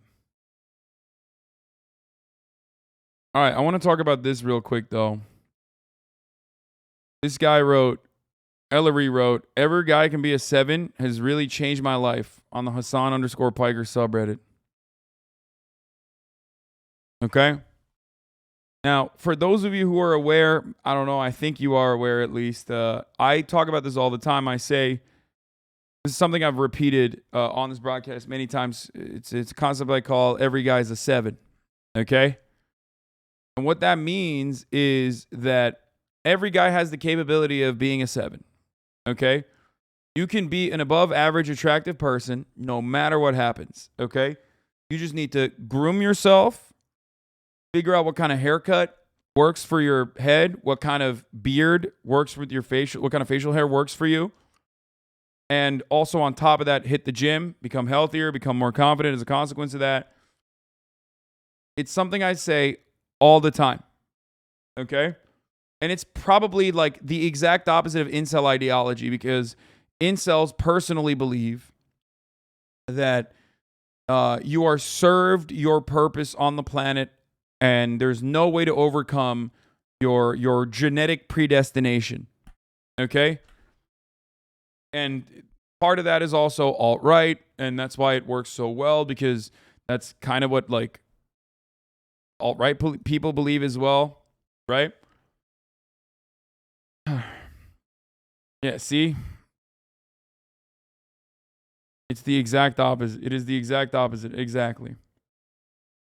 Dude, I do not have the material conditions for that, if you know what I mean. Yeah, I do know what you mean, okay? I understand. But there are things you can work on now, no matter what happens. All right? So someone wrote this in the Reddit. Ever since I heard Hasan say that a little while ago, I decided, why not try? I was a 3-4, and I constantly felt like shit about myself. So I figured out a few easiest changes I could make and see if he was right, and then I would do more if it worked. The 3 biggest changes for me were better grooming, running regularly, and better manners. My sister recommended some skincare and grooming products that actually do make a huge difference in my appearance. I always showered regularly, but taking a little effort with things like good lotion and conditioner and face wash made me look a lot better. My routine is pretty basic still, but CeraVe acne wash and lotion has cleared my skin up a lot. I use Uracin on my body and Dove in my hair. I now run 5 times a week, and I try and walk most places when I can. I also shush before and after, which made the next day easier too. I'm trying to figure out a gym membership so I can lift weights. I'm 16, and most gyms in my area, you have to be 18 or with a parent, so that's been tough. I'm kind of skinny, so I'd love to gain some muscle soon. My weight hasn't really changed, but I feel better physically and less bloated all the time. In terms of manners, I try and generally just be more polite and not talk over everyone or ignore people who engage with me. I have also started letting others speak first in group chats. I'm pretty anxious in general, but instead of letting it eat at me, I take the time to think about what I can contribute to the convo. My family has noticed a difference, and they're pretty encouraging, which is nice, especially my sister who's given me lots of good advice.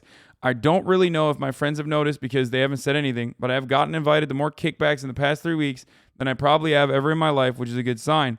I don't quite think I'm a 7 yet, but I think I can get there. Now, I need people to understand that like a 7 is not a real thing either, for the record. And one day you will overcome that part of the process as well. I'm just using pre-established concepts so that people can understand it. It's arbitrary. It's totally subjective. Beauty is in the eye of the beholder, right? But like the reason why I use that is because it is the methodology, it's the terminology utilized by incels and most other people. So I'm using like a common colloquialism, right?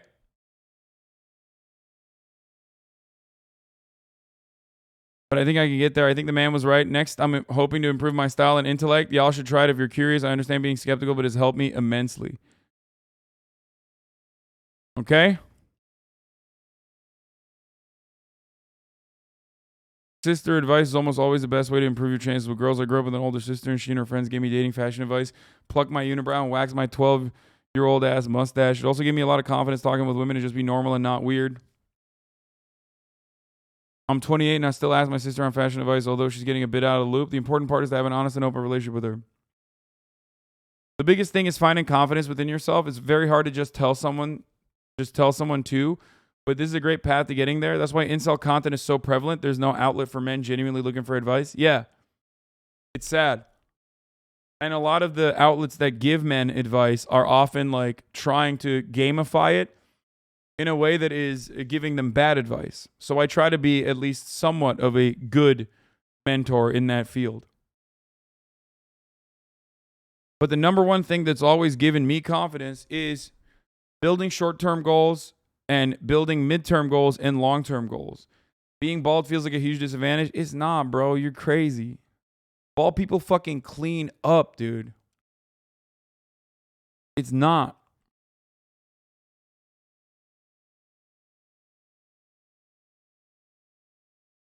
You can make it work. You might have to work harder on other avenues because you don't have hair anymore, right? But it's fine. It's just a disadvantage. And it's a setback to a certain degree. It's what you do with that setback that changes the dynamic.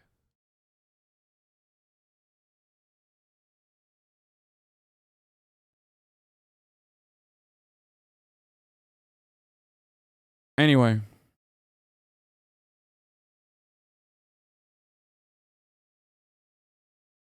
So yeah, it's good that this is working. There's plenty of people in this chat, in this community that have talked about this. You know, I started working out. I've lost 30 pounds. I started working out. Lost 100 pounds over this last year. It's just, this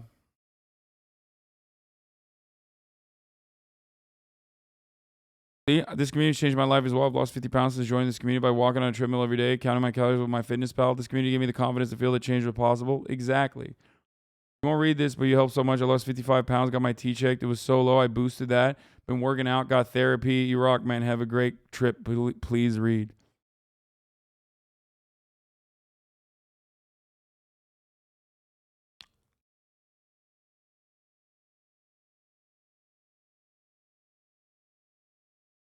So yeah.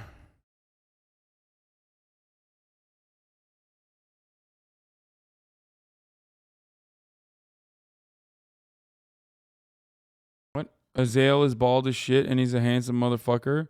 Happy to announce that after 6 years of Riot Games, I'm using. Yeah, this dude's a good looking dude. There are plenty of dude. No matter what, no matter how bad your shortcomings are, it's what you do with that. You can have some setbacks, okay?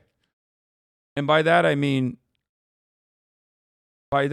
like, you know, things that you might consider a setback or things that other people might consider a setback.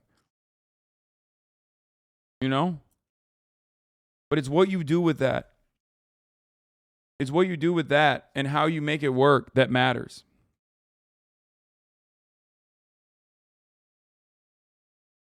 That's what I mean. And that's the problem. Like a lot of the commentary on the incel space, unfortunately, revolves around making sure you stay in that shitty place and make change as hard as possible. Impossible.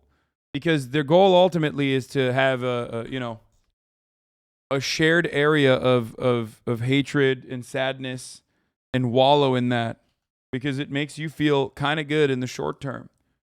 Wallowing in that and being sad and living in that fucking misery. You're right. Misery does love company. Living in that miserable space gives you a sense of community and a shared perspective. But the unfortunate reality here is that is stopping you, okay? That is personally stopping you from making changes. It's not healthy, and it makes you it makes you more and more sad because the goal of that entire fucking dynamic, the goal of like the black pill space is to quite literally black pill you, make you feel sad. Make you feel doomy and gloomy.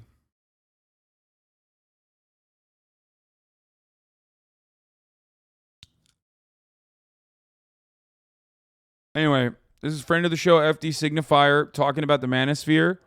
But this part of it is important, I think. What the left needs to do better.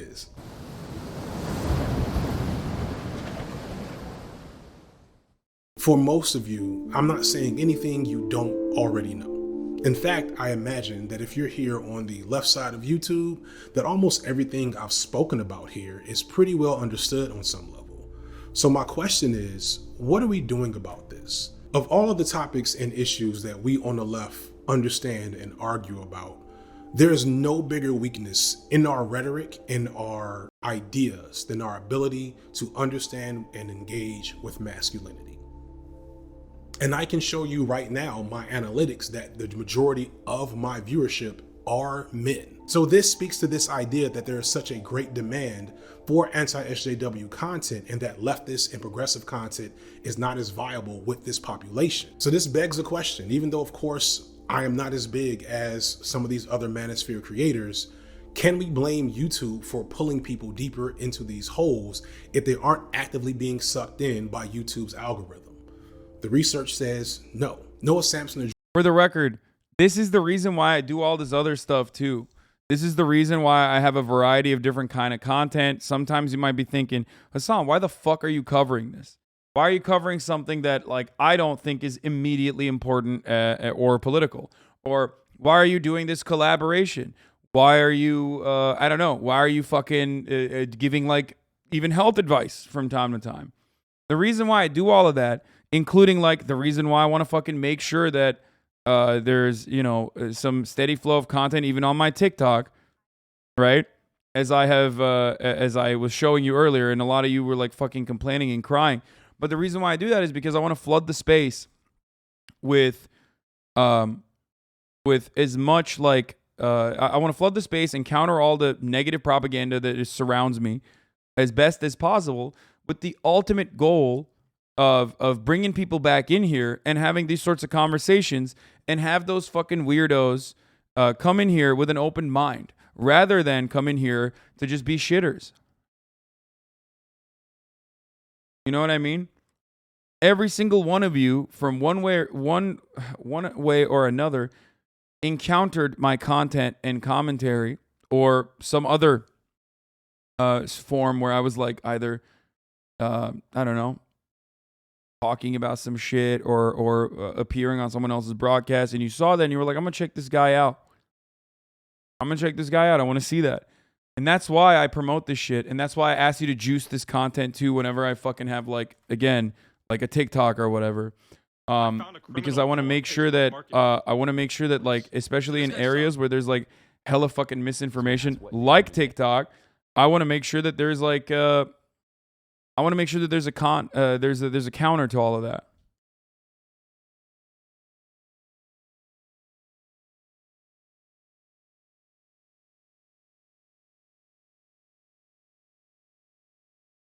Found you through the All Gas No Breaks podcast when that was still going on. I started watching on 1/6. There you go. Saw you first on Facebook. I discovered you from ShitCon. Yeah, no one is like, let me find who the politics man on Twitch is. Everybody finds me in moments like that, and then they become fans because they're like, yeah, you know what? I kind of agree with this guy. Found you from that Tarkov video where you were screaming like a bitch. This was what drew me to your content 100%. I was aimless throughout a lot of high school looking for masculine role models. I grew up with a single mom. I watched your antidote to insult them on recommendation from a friend, and it spoke really deeply. Side note, you should release a new version. Having a healthy approach to masculinity that acknowledges how hard it is to perform masculinity is so important for the left. You were in Mogul Money, lol. Yeah, there you go.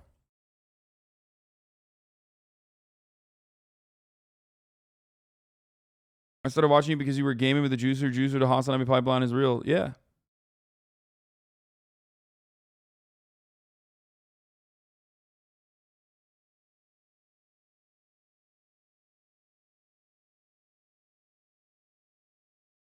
Saw you on an MP Low stream and got curious. Disagreed a lot with you at the time. A lot has changed since then. Yep. And that's the point. That's why I do some of this stuff. Some of you are already looking for content that's leftist. Some of you are already looking for content that's already leftist, right? You're like, yeah, I'm going to watch this. I'm looking for a leftist commentator. Watching protest footage on Woke, and the day you were watching Will, and I was like, what the fuck? He's stealing content. Yeah. And then others are in here. Others are in here because they saw me do some shit, right? They saw me. Fuck.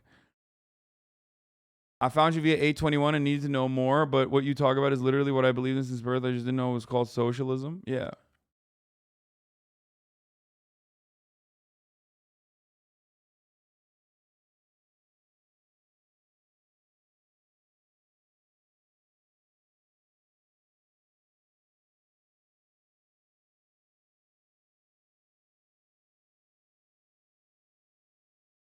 Found you 2 years ago when I was deep into Jordan Peterson shit, and you were the one I could find that can explain to me how wrong and blind I was.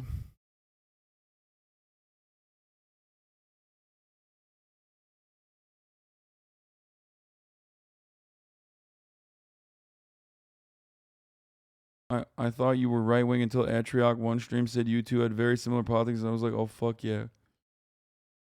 But that's why it's that easy for you to take a shot in the dark and like watch me and then get to know what my politics are and appreciate that and come back and have your mind changed. But it's just as easy to also have people just be like, this guy fucking sucks. This guy's a grifter. This guy's a piece of shit.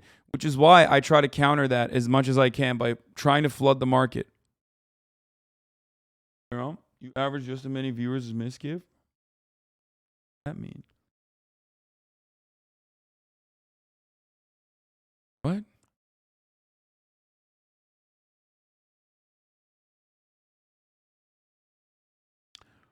I found you with your Ukraine war coverage. Been in every month since. Thank you.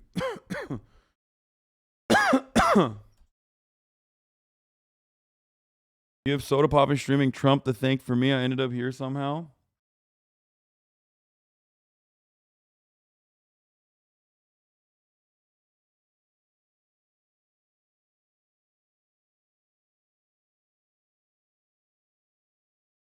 Started watching in 2019. Had no idea what leftism was, but you were on the Train Scuff podcast. And I was like, this man's pretty cool. I no longer watch Train. Anyway, this is the clip that brought me here. For today. Dude, I feel so fucking bad. Damn, that was 3 years ago. Little man, go to your bed. Go to your bed. What? Oh, fuck, he hates the cone so much. I don't want to have the cone on him, but I have to keep him on. Get him a nicer cone. This is the cone that they gave me at the... Oof. Baby. Fish. Found you when Timple mentioned you a few months back. Changed my perspective on a lot of stuff. Also helped me quit smoking with gum. I think I saw clips of you on TikTok making fun of idiots and checked your stream. Didn't heard that it was a year ago when you were at your hottest. I was at my hottest a year ago.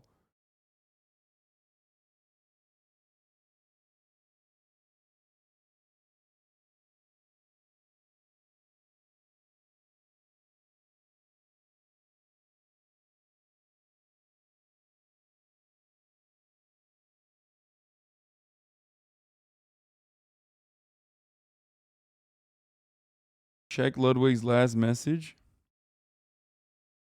What did he say?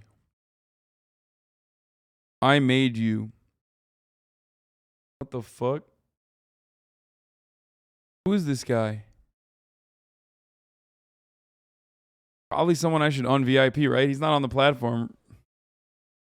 Yeah, I think I should un-VIP them. Right? We were looking to open up space for VIPs, right? People that are actually in here. You have removed Ludwig as a VIP on this channel. Yeah, not verified either, so I don't know who the fuck that guy is.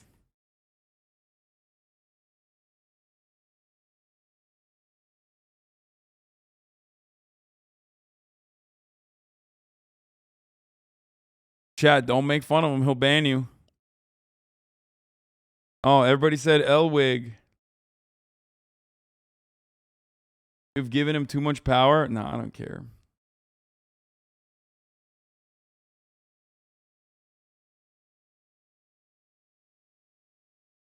Gave her mostly conservative ideas by watching your stream. Found you through Misgive, actually. That's nice.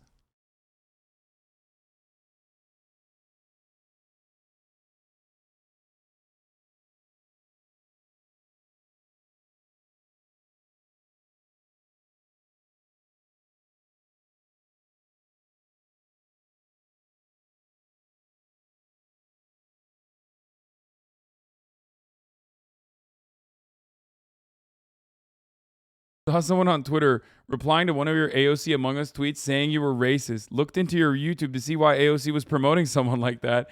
And now I've been here for almost 2 years. That's great. I wish more people would do stuff like that rather than just be like, yeah, I fucking hate that guy. Yeah, I guess he is racist.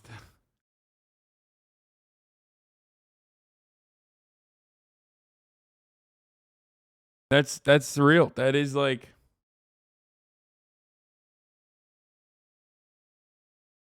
yeah, one combo with Hutch while I was trying to find a political streamer, and you gave me the knowledge I needed to know how to express myself as a leftist. You also motivated me to lose 60 pounds during COVID. Congratulations, chatter.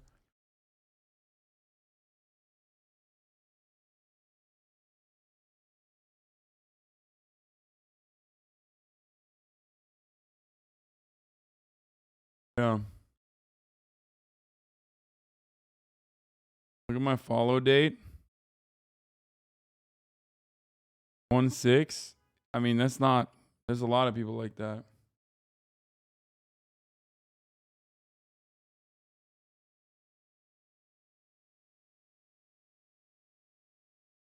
I was a centrist Rogan head until a video of you owning Crowder popped up on my YouTube feed after George Floyd's murder. RIP, you were my intro into leftist ideas. Earthquake 24. Crazy thing is, I think I found you through Ray. Really? We haven't even done that much content together. But that's the point, dude. It's like, that's all it takes.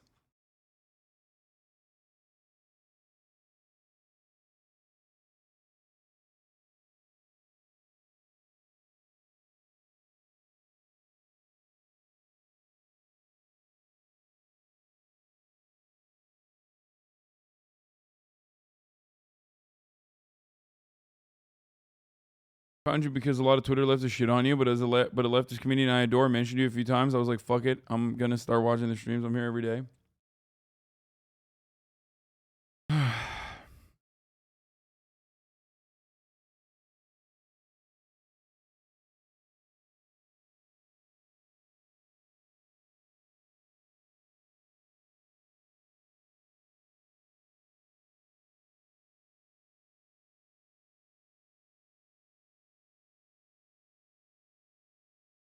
Ludwig, previously subscribed. Why isn't he currently subscribed? I hope he gets a lot of ads. Yeah, especially at the top of the hour when there's a 60-second ad break being served. You know what I mean?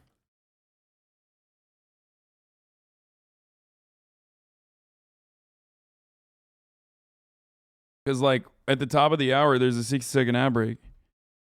And if you no longer want to see those ads, you have to subscribe. Doesn't matter if you're a mod or not.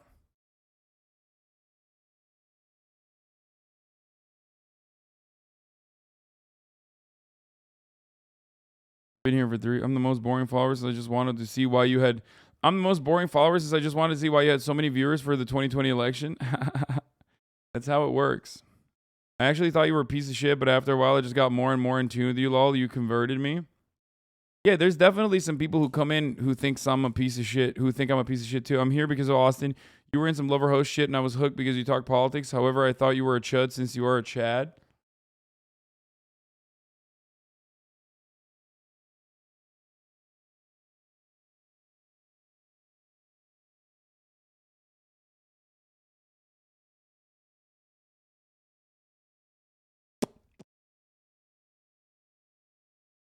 Yeah.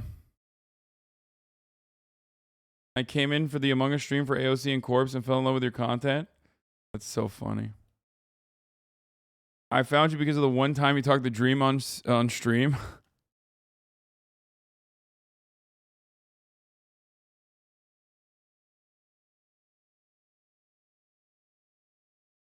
So yeah, I think that for as many people, I mean, there's definitely a lot of people who are just like, oh, he's a grifter. And then there's like hella people that don't actually check in to see if that's true or not, or come in to check in. There's probably right now, there's probably someone exactly like you in the chat who's in here because he's like, oh, this guy I've heard is a grifter. I heard he's a piece of shit. I heard he sucks. Got me involved in the socialist movement, got me involved in the Sanders and Democrat volunteering in Texas. There's someone in here right now who literally is in here because he's seen like some fucking random Twitter thread being like, this guy's a racist or transphobe or whatever. They're like, wait a minute, this guy's like literally defending trans people. Why the fuck are people saying he's a racist? So that's it. I thought you were a lib when I first started watching, but after your Palestine coverage, I was convinced of your anti-imperialist bona fides and that you weren't a grifter. Yeah.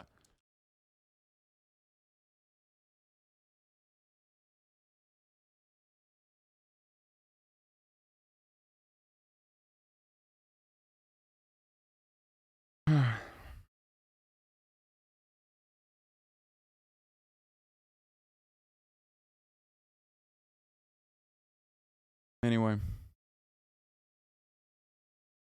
But of course, most people are in because of positive interactions that I've had with other people, other content creators that I like, that they like.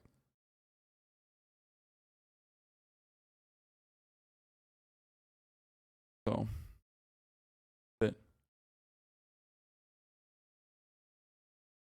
Found you when you debated against train wrecks. Thanks to you, I got hooked on your content. You helped me learn how to articulate my ideas so much better. Thank you. Heard about you in 2021 when I went from a Hogwatch Reddit. I followed my brother fall down the 4chan pipeline. I was a liberal before I watched him, basically trying to fight racism and hogs, and I realized there was much more than that. Thanks, Hasan. Now I'm planning on joining DSA and becoming a political agitator. All right, let's continue with this though. The reason why I have like, or talk about some of these like issues that pertain to masculinity and the issues that pertain to men and how to better ourselves while still maintaining like some semblance of masculinity and improve yourself is because it's important.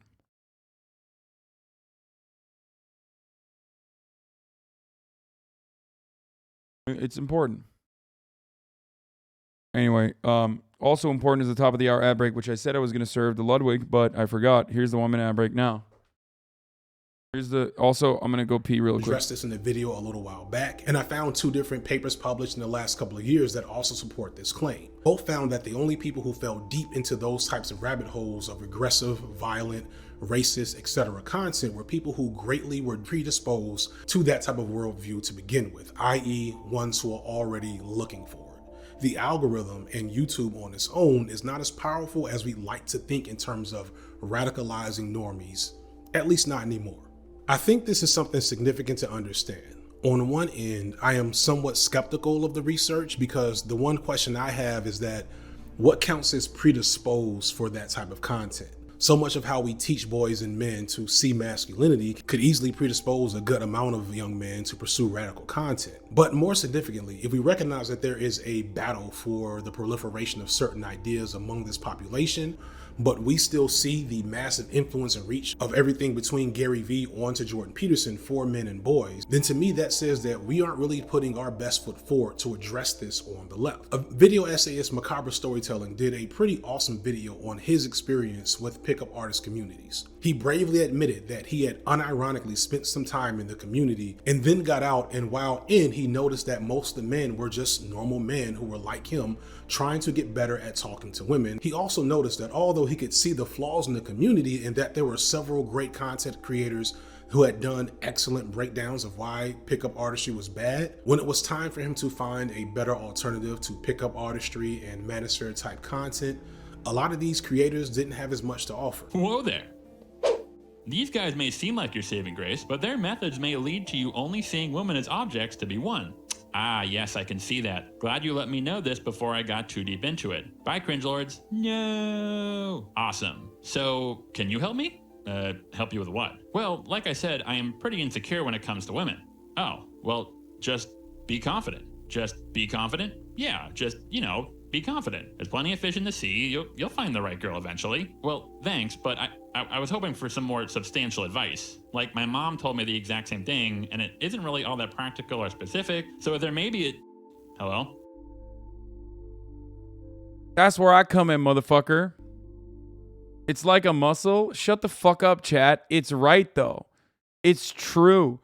Do you want me to lie to you, or do you want me to tell you what fucking worked for me and hope that it can work for you, too?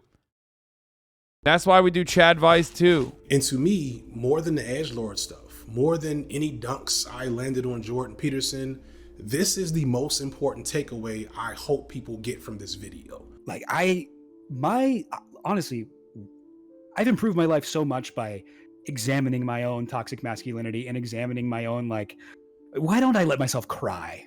Why is that? Who am I trying to impress? That has only been good for me. That has been a vast improvement in my life. And I wish that for everyone. Yeah, it's interesting, right? I guess like all of these alienated like white dudes who are susceptible to the beauty pipeline types, like they are looking for guidance. They're looking for some answer to their problems, and I can definitely like understand. Like it would be nice to have somewhere on the left that was speaking to that group. I'm the one who's being oppressed here. Like, how dare you accuse me of like feeding into that? And like that defensiveness, it makes it very difficult to pull people out in some cases when they're, they've gotten caught up in these movements. I understand that there are some barriers in terms of how well we can talk about it, as well as how well we can give that message to individuals who maybe aren't that open-minded to it, or if they are not going to necessarily be the best folks to engage with on a regular basis in this type of political discourse. Many of the biggest figures on LeftTube are women, but LeftTube is not without its fair share of creators who, regardless of gender expression or sexuality, present masculine and have large swaths of masked viewers who they appeal to. So it's not an absence of opportunity, it's kind of an absence of efficiency and effort.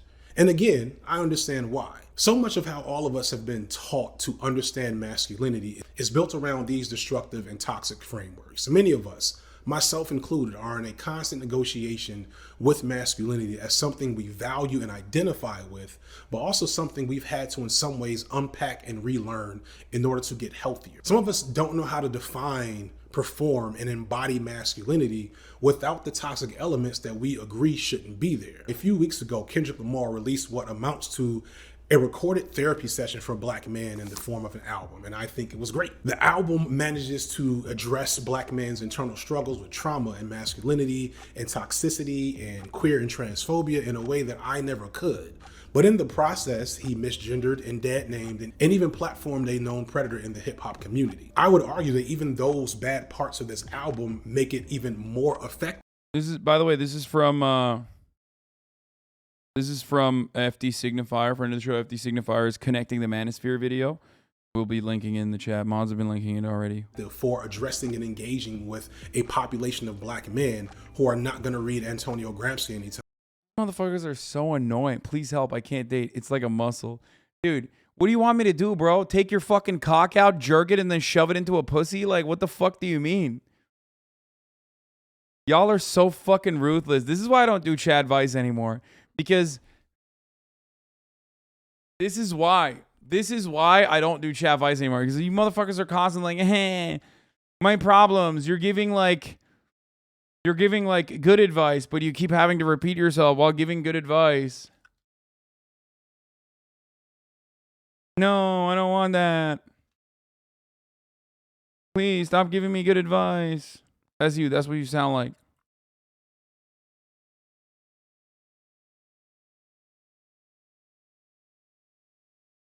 Compared to Black Pillar saying no one will ever like you because pulls out 500 reasons. Yeah, that's what I should say.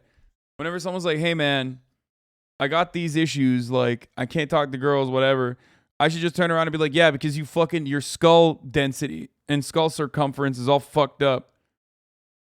And that's the reason why you'll never get pussy. And like every girl that you even have a conversation with, they're gonna wanna fuck someone else secretly. Like, is that better? Secretly, they're constantly looking to one-up you.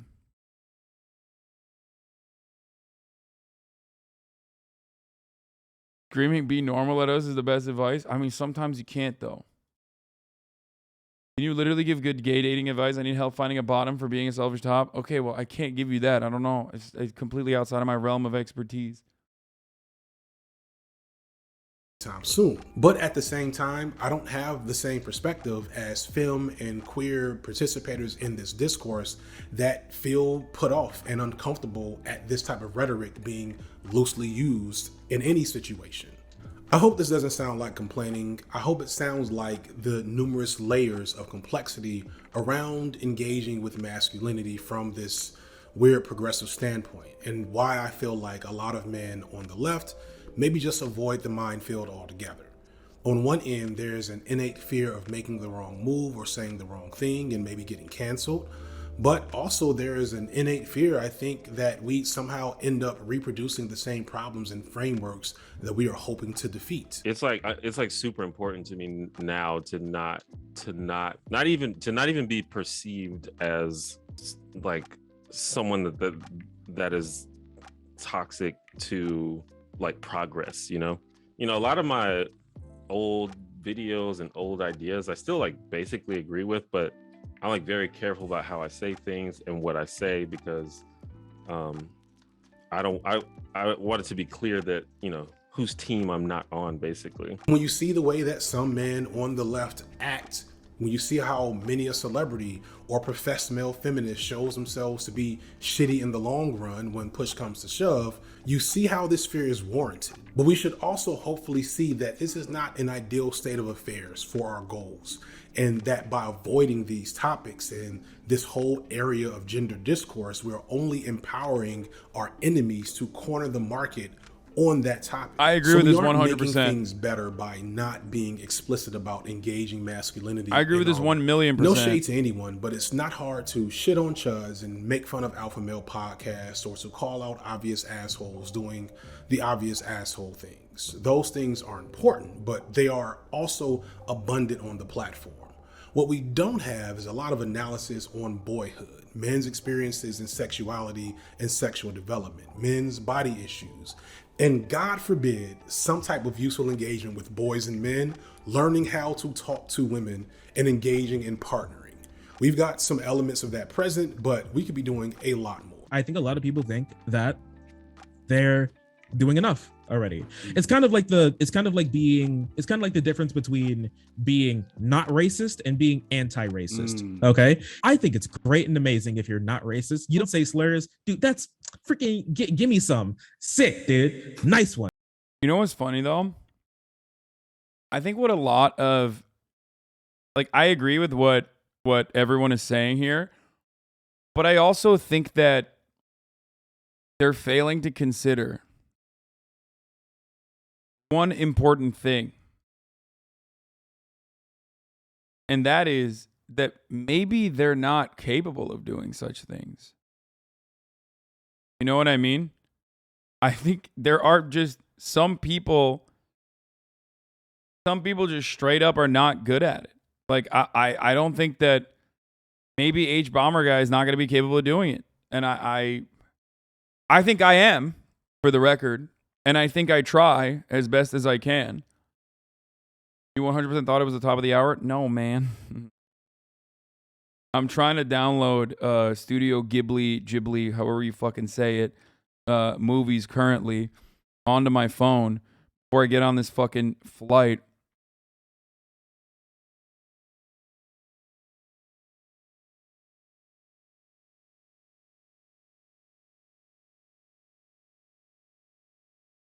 That's stealing? No, man. I'm on the HBO app, man. I think chatters need to understand that confidence comes from self-love. You need to learn to love yourself before you can truly be successful in the dating scene. Absolutely.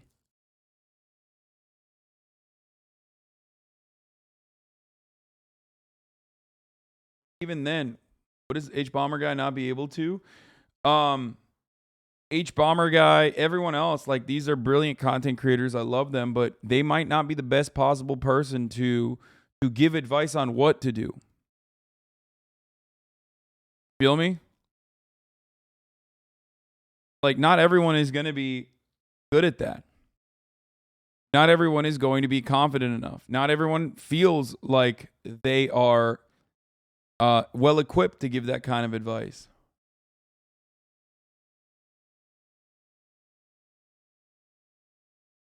I'm hoping you were plugging that phone into the PJ. You ain't got an iPad laptop. I do not have an iPad. I do have a laptop, but I don't have to. I don't want to use the laptop. I'm just using H Bomber Guy as one example. It doesn't have to be that.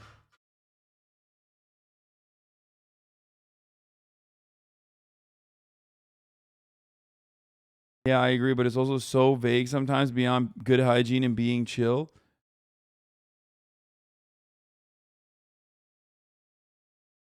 What is this? You need to breed content ecosystem. That's what the right has figured out. I have a content ecosystem. It's you guys. I have the most important and most successful fucking content ecosystem on the planet. It's grassroots too. That's why we have the HasanAbi Clips Industrial Complex. That's it. And you know what I mean? That's it. That's the whole point.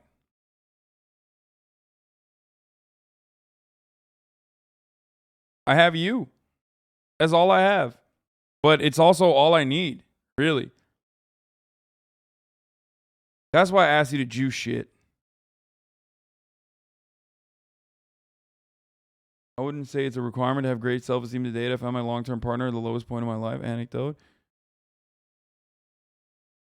HasanAbi Productions makes you look sexist as fuck, to be honest, lol. Okay, well, HasanAbi Productions is just one of many in the industrial complex.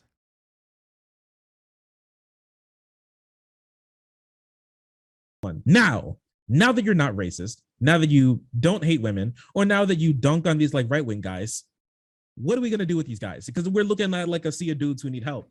What are we going to do? But like, we feel like we should stop and end right there at that. We've debunked them. We've destroyed them. We've turned down all of their stuff, right? What are we going to do now? Yeah, like high five, good job. What are we going to do now to reel these people back in? Because we can't just stop there. That's where the anti-racism comes in. That's where the deprogramming comes in. There's been very little intentional guidance given to a lot of these men and boys around their specific standpoint in this process. The only ones speaking directly to them are the ones that tell them to resist that change. So shockingly, I have fans that are both fans of me and somehow Kevin Samuels. And the only thing that makes sense of that from my perspective is that these are young men and boys that are so hard up for useful images of black masculinity that they'll take damn near anything, even if it doesn't make sense when you put them together. Guys, I'm able to do it because I'm also a very carbon copy expression of I'm the vehicle of that patriarchy. People see me, and Tiana from Fab Socialism was the one that made me realize this the most. She said, I was afraid to click on your videos because you look like the type to do it. You look like it. And I was just like, but that's actually great. I feel the exact same way too. That's me to a T as well, as also a big boy. I have a lot of bro-like tendencies. I look like a fucking bro. I act like a fucking bro. That's it. That's what this dude gets it. You know, maybe I should change up my thumbnails. Maybe I shouldn't put myself in the thumbnails. And it was actually the folks from Standard, shout out to folks from Standard, that was just like, no, I think that's the reason why you resonate, because people see your picture. They see very much presenting masculine, strong, bear type. And then you spit something different, and it takes them for a loop. And that's really one last thing I want to get across. Bro, you wish you were as yoked as this guy? Okay, true. He's like way, way, way more fucking yoked than me, obviously. I just meant that like, I simply meant that like, I have a look. On top of that, I'm white, right? So I'm literally fucking white, cishet dude who is talking about these sorts of issues. But if you're following along, like, you have the capacity to subvert their expectations, sure, but you also have like people that don't feel comfortable entering this space because they're like, well, this guy's probably just another fucking cishet white guy who just sucks. He's probably racist. He's probably fucking, he's probably transphobic, homophobic. You know what I mean? And that's how it works. Why chat always telling you that you're yoked? Before I wrap this very long video up, there's a possibility that this long into the video that some of you do not agree with me, but you're watching all the way through just to make sure you've done your due diligence. I appreciate that.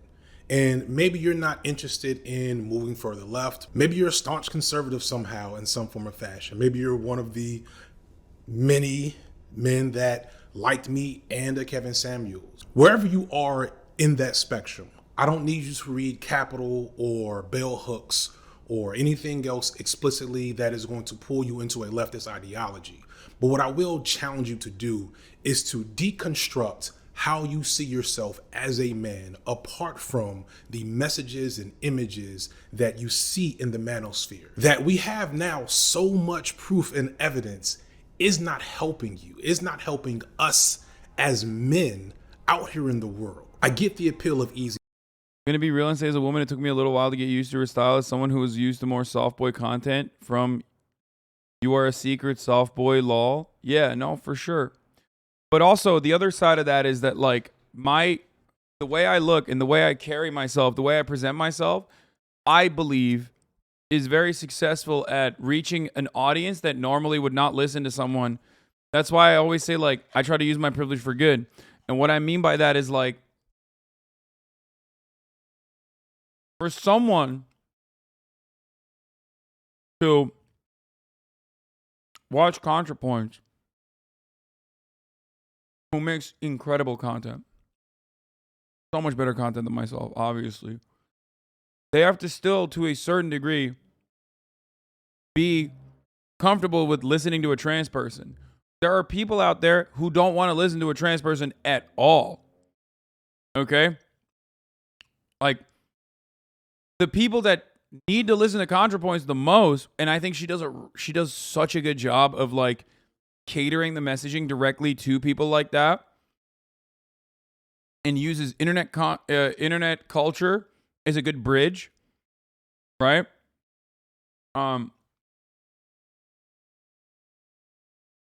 But there is still plenty of people, which I know Contra also recognizes, are not going to listen.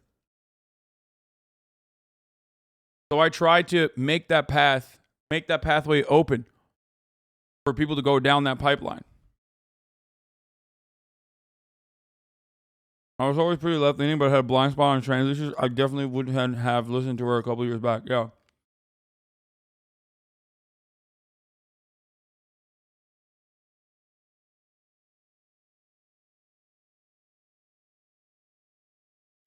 Rhetoric like yours or Chapo's really brings people in by showing that the left isn't just whiny pussies who can't have fun or curse ever, which I love. Yeah.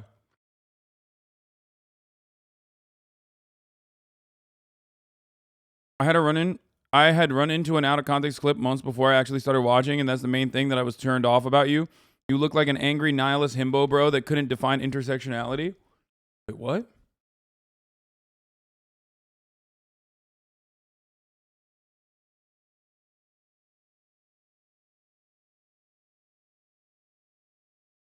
But yeah, the thing is, like, there's plenty of people who are straight up, straight the fuck up, just terrible. There's plenty of people that have the capacity to learn. There's plenty of people that can get better. But it's going to take someone like myself, not for every single instance, but someone like myself who they are preconditioned into believing, who are preconditioned into listening. So I try to use that juxtaposition for good. I do want to see the clip. Aesthetic-based leftists have always turned me away from exploring the space more. You were the first content creator I found that actively pushed back against that. Yeah.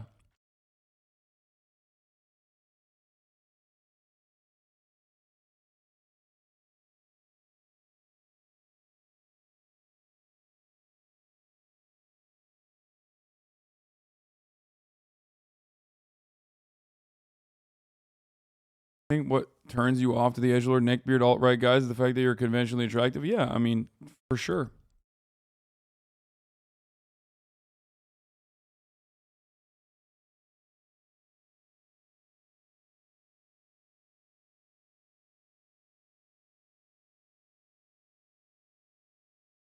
I found you in Chabo because all the most annoying anti-Bernie people whined about you nonstop. Yeah. Not saying it's accurate, but do you think being tied with the TYT brand made people not give you a chance because they kind of have the reputation from the far right as the whiny leftists? Yeah, certainly. But ultimately, it doesn't matter because, like, I have become a content creator on my own that has my own perspective and has my own brand, I guess. So much so that it doesn't matter at this point.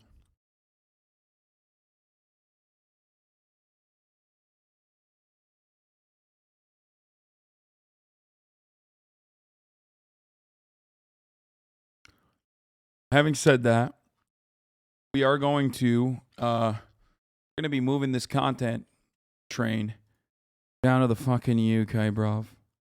And I have to turn around and fucking get ready. Right, tomorrow I will be in the fucking UK. I'm gonna try to get a fucking stream in before the Austin show. Love a roast, you know? More like love and roast, if you know what I'm saying. Oh, did you pack already? Fuck no. I haven't done shit. I haven't packed. The only thing I have packed is like my camera equipment. The things I care about, I already packed. Schedule will be around the same. Oibro time maybe a little bit earlier. But it will be around the same time. Okay? The things I packed are only the things I care about. Which is camera equipment and laptop. Shit like that. Nothing beyond that, but I'll get to it. Are you excited for UK food? No, I'm really scared about UK food, but we'll talk more about that tomorrow. Starting off the day.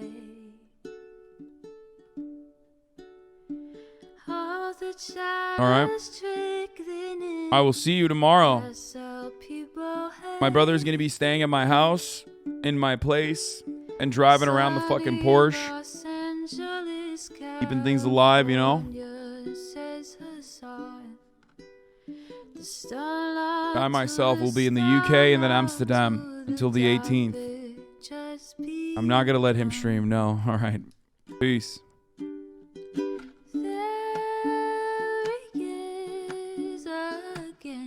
Hasan is streaming. Hasan is streaming. There he is again. Hasan is streaming. Hasan is streaming. Reviewing the P.O. box. Uncle Uyghur's face. Sudden Discord active prop. Great names take embrace. Tiny Bernie Sanders, LGBTQ Air Force. The whole left at your fingertips. Ane at your door. H3 crowded debate, the Young Turks online show. 3 full fucking years of this, plenty more to go. 90-day fiance talks of champagne bourgeoisie. A Trump rally live reaction on mass riot at DC. There he is again.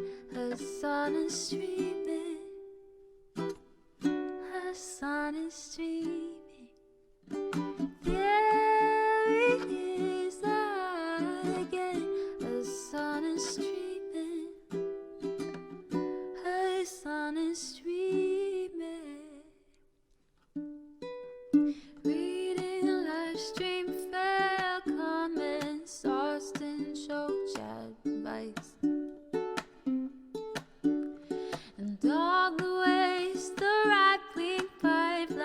suck you in the line. JCS react, Lord frame gets broken, cover blown. A full-blown mass pandemic, monster streaming at your home. Total radicalization coming out to find. The system you were taught to trust in was broken the whole time. All these daily streams, whether big or whether small, have helped me and so many find the meaning through it all. There he is again, Hasan is streaming, Hasan is streaming.